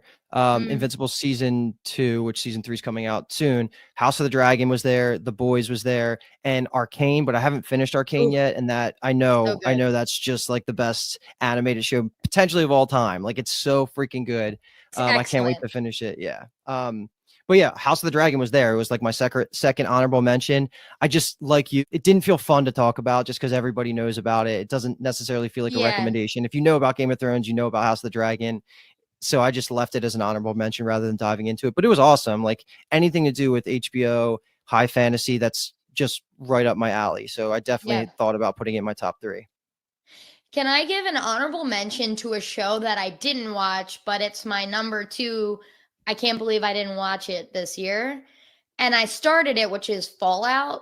Speaking of Arcane, it reminded me of Ella Purnell, obsessed. She's just breakout star, absolute champion. But I started it and then I kind of fell off and I need to get back on. It's on my list still, but I would watch her anywhere. Well, let me just say that I enjoyed the hell out of Fallout. I thought it was awesome. And I'm excited that I think they either just finished or they're just started filming season 2. I can't remember. It's probably just started because of the timing of it. But for Fallout, I thought it was a good show all the way through, but the finale makes it a fantastic show. Like the finale is everything. So I walked away, same thing with like Alki and Dave. Everybody was just like, holy hell, that crescendoed so well that this is a good show. So if you already liked it going through the first couple, you're going to love it by the end. I guarantee it. It's so good. And she crushes it the entire way through. Yeah, I can't let it go without watching her, especially after Arcane. Her as Jinx is, oh my God. I don't watch a lot of animated shows, but holy hell, that show is phenomenal. Phenomenal. You're welcome. Got you into that one too. Yeah, you did. Okay, so moving on to our next segment, which is one show that didn't come out this year, but we personally got into it. So mine is HBO's The Leftovers. Mhm. I'm only 2 seasons in. I'm almost through the first episode of season 3. I was just watching it before we hopped on here. It's been on my list for 8 years and I've never hit play. I don't know why, but it feels so good watching it right now. I feel like I'm in the perfect headspace. It is incredible television. Like it's immediately in my top 10 of all time. I need to see how it lands to see where it sticks, but I am obsessed. So basically, if you've never heard of The Leftovers or you never watched, basically they're in the whole world. You open and 2% of the entire population just disappears on October 14th. And my preconceived notions of the show was so different than what it actually is. I was like thinking maybe you follow the people that disappear or something, but no, it's like, or way more people disappear, but no, it's like 2%, just enough so that society keeps moving forward. But people are like, they're making cults and just certain things that it's just like this shook the world enough that it's like, holy shit, 2% of the entire population's gone, which is millions and millions and millions of people, but not enough that you got to just keep on going. And you're following one specific family and a couple other people, like a reverend and one person who lost her whole family, etc. And then season 2, they flip it on its head. And then I'm on season 3 and I'm like, it's flipped again. And I'm so impressed by it, and I can't wait to finish so I can give like proper recommendations to people. But I'm sure I'll finish it this week, but I love it. It's been so long since I watched it. I'm the only person I know that has watched it. So I'm so happy that you are like, basically, it's almost like confirmation just that that it was great. 'Cause I've always just said that it was a good show, but nobody's ever watched it. So I didn't have anything to compare it to. And it's also just weird enough that I don't blindly recommend it to people, but you're giving me like a case study. Like maybe I should be telling more people about it, because everybody that I see talking about it online really enjoys it as one of the greatest HBO shows. I think it's just a 3-season one and done. Like it's good. And I think Liv Tyler, right? She's in the cult. Yeah, baby. Yeah. So she's me awesome. and you are being guilty remnants for Halloween. You're like, I know we're 10 years too late, but dress me in white and give me a cig. I'm in. I want the cig. Neither of us smoke. We're like, give me the cig. Yeah. It's just cool. Yeah. Tommy Shelby. Okay. Go ahead. So my pick for my favorite show I watched in 2024 that did not air in 2024, and I'm going to go with another Apple TV show here, Foundation. So what this is I actually got this recommendation from the BingetownTV Discord. So I love our little mini channel that's just all for random recommendations. Sometimes I'll just look in there if I need a show to watch. And Foundation's been something that it's been like you. Leftovers was on your list for a couple years. Foundation's been on my list since it aired, because it's perfectly me. It's futuristic sci-fi. It's based on some of the best-selling sci-fi books of all time, written by Isaac Asimov. It's just so known and loved. But the thing that always pushed me away from it is that anybody that is a reader of the source material says that the show is so different from the books that they dislike it. But anybody that has only watched the show and has never touched the books is in love with this show, because they have no preconceived notions. You can just go in blind, and I can understand the differences. And I'll give you a reason why it's so different from the books. Like there's a plot reason why it has to be. And the whole idea about this show is it's called The Foundation because we're so far into the future where we're on planets all across the solar system. It's a space political opera that is done to perfection, in my opinion. It might be the best space political show I've ever seen. Pair that with just the best CGI money can buy. Like Apple did not hold back on how much money they put into making the spaceships, the different planets. Like you see so many good futuristic things here, and it just looks perfect. It looks like it's just a movie, right? But the whole idea about this show is that it's the galactic empire that's ruling over the entire solar system is ruled by a genetic dynasty. So what that means is it's not a family that is continually passing on to the next ruler, but it's a single person who clones himself, and then his clone becomes the ruler after he dies. So wow. This genetic dynasty that's ruling over the empire for hundreds and hundreds of years, or maybe even thousands, is told that by the main character, who is a scientist. He comes up with a formula that basically 100% accuracy predicts the future.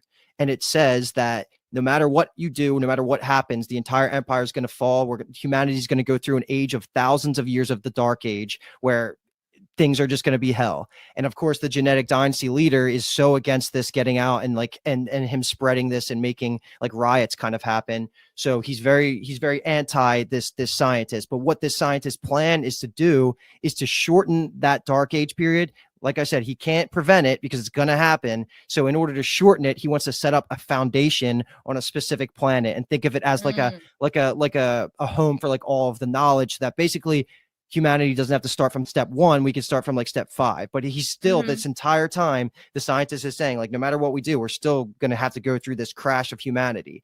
And so the reason it has to be different than the books is because the books takes place over hundreds and hundreds of years. So we're always skipping ahead in the future just to keep checking in with how humanity's crashing is going. But in the show, how they get ahead of that is this genetic dynasty concept, so that each time we skip into the future, it's the same actor as the ruler. And he gives the best performance on this show. Like, I don't want to say he's like close to the Mount Rushmore stuff, but like he reminds me so much of Midnight Mass. Linklater, is that his name? Linklater, yeah. Yeah. Like he just steals every scene he's in. Just fantastic acting because he's going to be somebody in the show no matter what. That's going to keep me coming back. And I just think it's so well done. The 3rd season's coming out in the first quarter of next year, which is why I actually decided to binge it. But this show's incredible. I cannot wait to keep pushing this to other Bingetown members and the Bingetown community, because this is like almost like a can't miss if you're into space, fantasy, sci-fi stuff like that. 10 episodes each? Yes. So 20 are out total. And then the 3rd season should be, like I said, like I think February, March.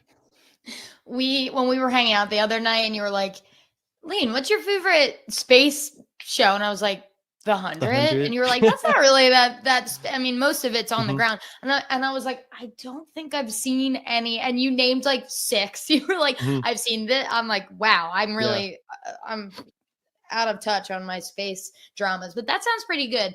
What's the other one that's on that people always want For All Mankind? Expanse? Oh, The Expanse. So that's finished. That is an Amazon. I think it might be 6 seasons. I did that either at the very beginning of this year or sometime last year. And that did take the place as my favorite space show until I watched this, which I think is a little bit better because of the ending of The Expanse. But The Expanse is amazing. I recommend that to everybody as well. Foundation I can press play on before I'd do Expanse, only just because seasons wise. It's like I'd rather just catch up with the one that's airing. Okay, I mean, honestly, that was a good pitch. I need another space show in my life, apparently. So, okay, I want to say quickly my honorable mention for that one was 6 Feet Under. Me and Alex watched season 1 so far this year and loved it. 6 Feet Under is iconic, and the actors are insane. I mean, I'm blanking on literally everyone's name right now. Peter Krause is like the star, but what's Dexter's name in real life? Michael C. Hall. Michael C. Hall. Call me. We're about to cover Dexter. I've just Paramount Plus put out on YouTube these like 30-minute recaps of each season of Dexter, and it's really good. It's not like someone recapping it for you. They literally splice together 30 minutes worth of the show, which is awesome. It's so good. So cool. And so I'm on like 7, but I also restarted Dexter New Blood yesterday. But anyway, 6 Feet Under is great. If you haven't seen it, another HBO classic show that everyone loves and said is great. So maybe we'll talk about it once I watch more. Okay. Next thing, one show or movie we didn't necessarily like. Now I have one and an honorable mention. So you might not even have heard of this show, but I watched it with my parents week over week. All 3 of us reluctantly. We were like, oh my God, another episode of this. It was called Death and Other Details. And it dropped on Hulu week after week. It had such strong promise. It was basically like a whodunit on a boat. And I was super in. It was Mandy Patinkin, who I loved from Criminal Minds and other things, was the like lead, like cheeky detective. He had like a British accent. And it was so flat for me in the end. I'm like, why did I stick by this? Like, I don't even need to explain more. This is more for people listening and hopefully nodding along saying, I suffered through that as well.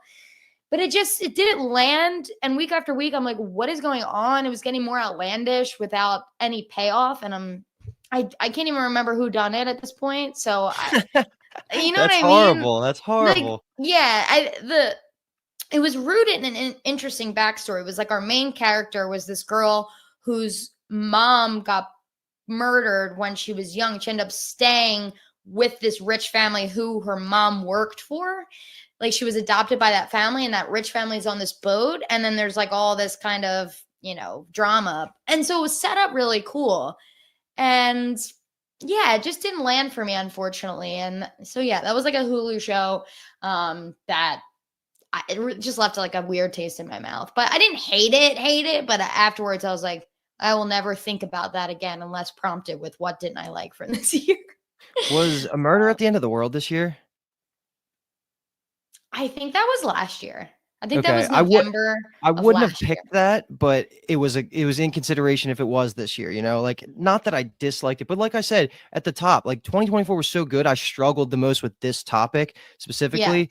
Like, you picked a show that you disliked because it didn't land for you. And I picked a show almost in the same vein. Sometimes it's fun to hate shows together, like that brings people together. But this show I'm about to queue up is like what you just said. It's not really fun to hate on, but I had to be honest about it because it is something we podcasted on. And I'm talking about Disney Plus's Percy Jackson. So that came out this year. I covered that with another Benchtown host, Kyle.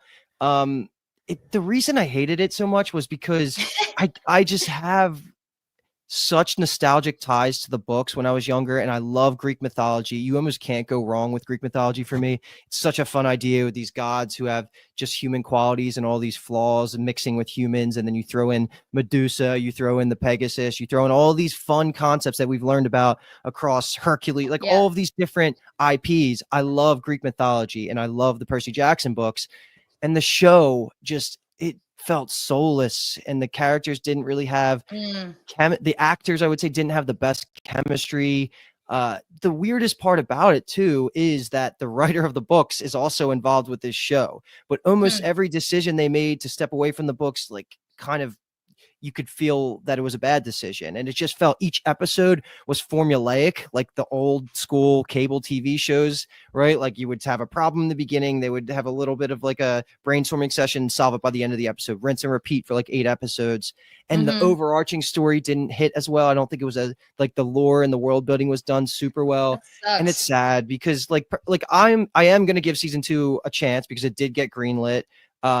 But I don't know. Me and Kyle both kind of agreed. Like, it was just, by the end of the season podcasting, it felt like a chore. I didn't really want to talk about it with him because it felt like we were ripping into it. It did have like the CGI and the set pieces were good, and it looked like legit. It looked like Disney money, but everything else aside from that is just, I don't know. It was really upsetting because I had such high hopes, man. I had such high hopes. Yeah, I will say that if you're podcasting on a show and it's not making it better to podcast, like, I've been on shows where I'm like, okay, I like that better once we podcasted on it, or it enhanced the show. Like, I actually really liked podcasting on A Murder at the End of the World. Like, that's one that I think podcasting on it made me like it more because it was truly like Theory Town. We could guess 1,000 things. But something like From, which I really liked watching, I was like, by the end, since we were podcasting from August to early December, so it was a quarter of a year, if not covering the whole more. show, not just the recent season, right? And so I was like getting some fatigue on it, but it was like, and the number one is what's that show? What's the show? Carnival Row. I was like, if I just watched the show, I would probably think it was fine. But since we had to talk about it week over week, I was like, I hate this show. It was earlier in our podcast careers too, so we took longer to talk about things. Yeah, I mean, it was just the watching and having to take notes. I'm like, I didn't mind actually talking on the pod about it. It was more like the fact that I have to take notes about this show is insane. I like the show for what it's worth, so ignore her for opinion. Carnival Row. So if Cara Delevingne wants to call you, she can call you. Yeah, I'm all in. Even if Orlando Bloom does, I'm in.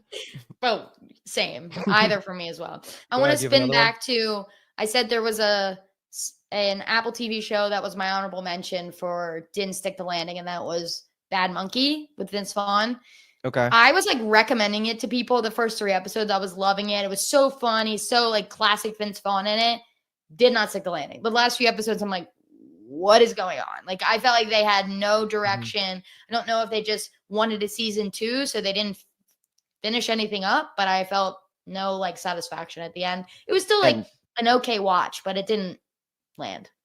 Yeah, I mean, like I've been saying, I'm all over Apple TV, so I've seen that everywhere. I just never clicked play on it, and now I probably won't after that. Yeah, after that opinion on it. But okay, so let's take it home with our last topic here, and this one should be a little bit more positive than that previous one right there. This is going to be your favorite movie that aired in 2024, and I'll start this one off just because mine's going to be short, sweet. Everybody knows what movie I'm about to say, or everybody has heard of the movie I'm about to say, and this is probably my top 10 movies of all time, and I'm talking about Dune Part 2, which came out in the first quarter of this year. And my God, do I love this movie. I've seen it like 3 times. I think I saw it twice in theaters. I've watched it like right before the Dune Prophecy show. That's a spin-off of it, a spin-off prequel that's currently airing on HBO right now. Also check out our podcast on that.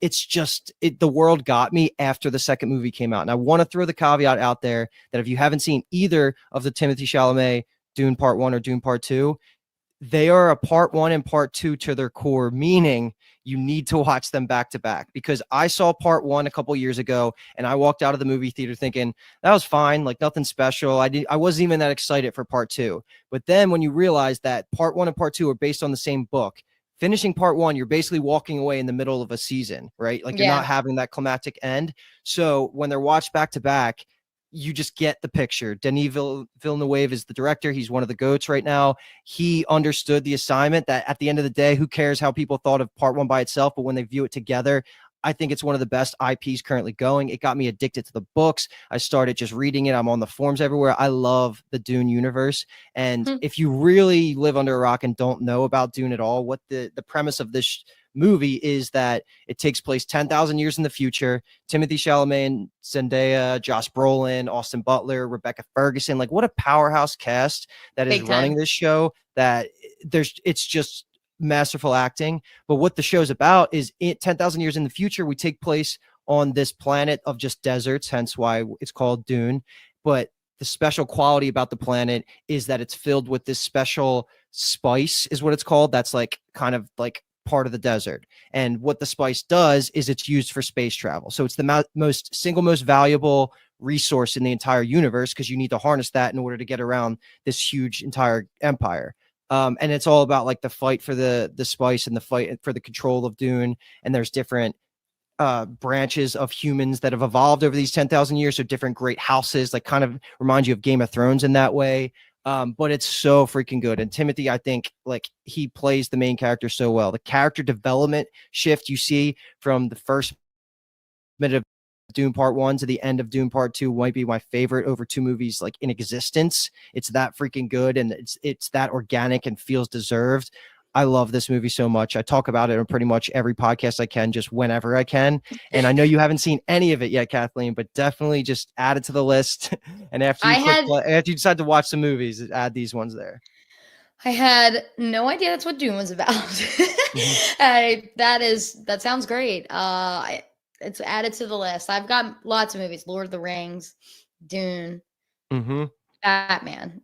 Yeah, So that's good enough. That's good enough right now. It's a good starting point. I was watching Lord of the Rings last night. Which one? The first one, Fellowship. No, okay. Speaking of things I didn't know the actual premise of, my movie pick is, again, recency bias probably, but maybe not. It's Wicked, which just came out at the end of November. Ariana Grande, Cynthia Erivo, absolute flames. I actually never knew the premise of Wicked. I knew it was a prequel to The Wizard of Oz, and maybe like the second half is post. Or maybe it's during The Wizard of Oz. I'm actually not sure because I've never seen the second movie. So the first half of the movie came out in November, and I've sung Defying Gravity 1,000 times, but never knew why. I never thought to ask myself, why are we defying gravity? And I know now, and it was really excellent. So Ariana and Cynthia both knocked it out of the park. It was so fabulous. And the costuming, the visuals, the singing, obviously, it's a musical, was incredible. And I actually had no idea it was them in like college, basically. They're at like a university, Shiz University. And it's just so fun. I've listened to the music for years and had no idea what it's about. Sometimes you just listen to things and sing it back and you're not actually listening. So if you wait till it comes out, I loved it in theaters. It was very cinematic. It's very long. It was 2 hours and 40 minutes. And that's only part one, which is crazy because it was a book, which was then turned into the Broadway play, musical, and now it's a movie. And it surpassed, what was the biggest one? I can't even remember what it was. It surpassed the last biggest one. I can't remember.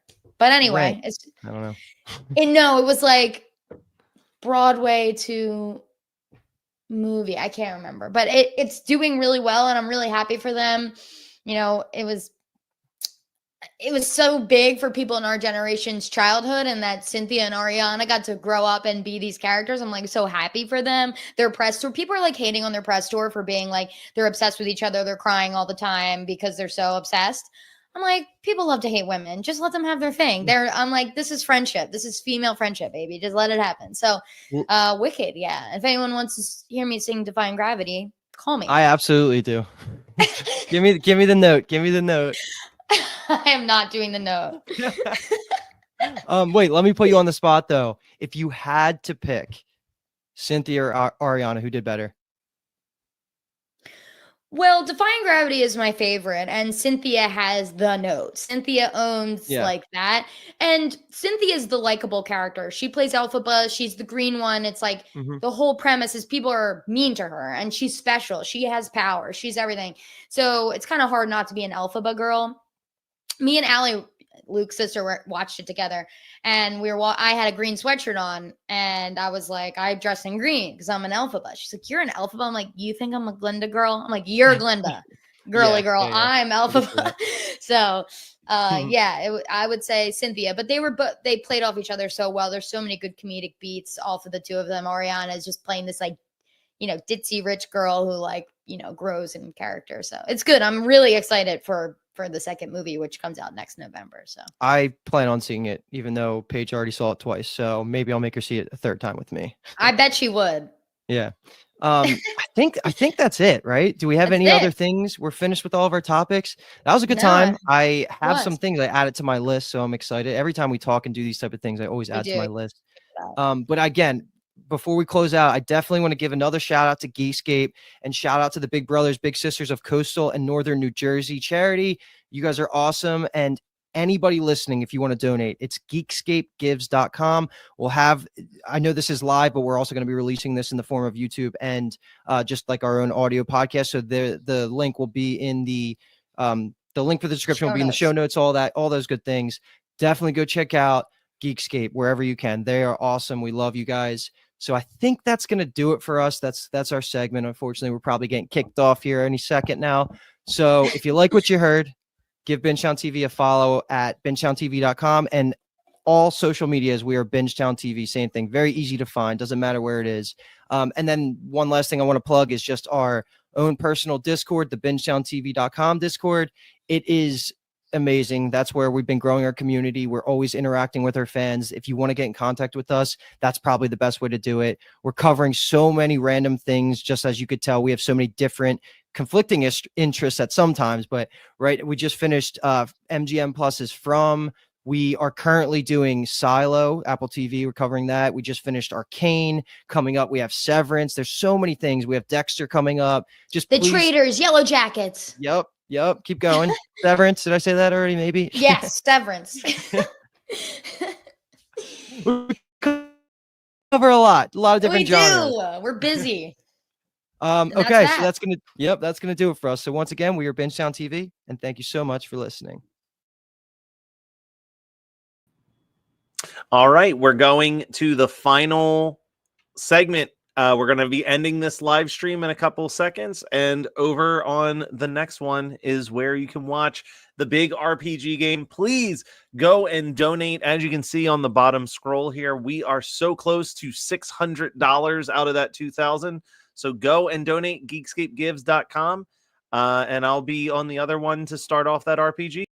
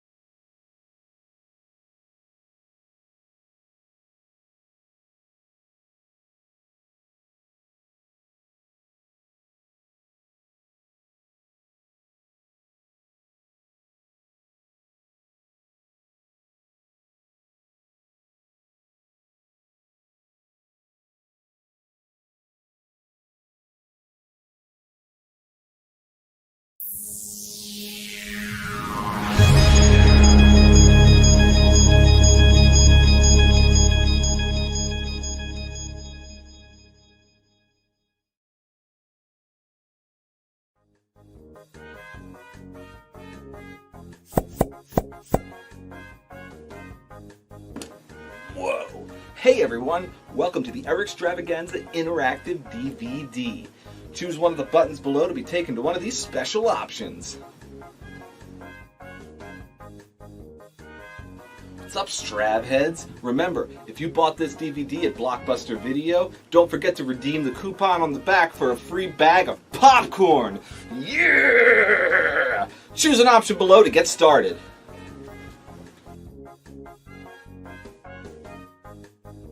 Whoa, you're still here? Choose an option, dude! Uh-oh. Looks like somebody's having a problem choosing. Pick something, bud.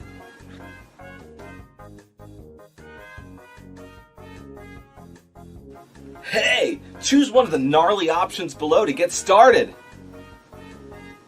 Please. Oh, hey, it's so cool that you're still just sitting here, but I really need you to choose one of these options. This one, that one, this one. I don't care if you pick setup. I don't care if you choose setup and you just click around and you choose a language. You choose Spanish. I think we have French, not Italian. You could choose widescreen. You could choose, the 4.3 aspect. I don't care. Just pick something.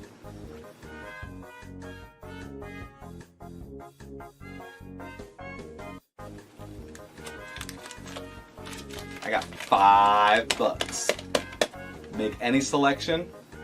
This $5 is all yours. Think about it.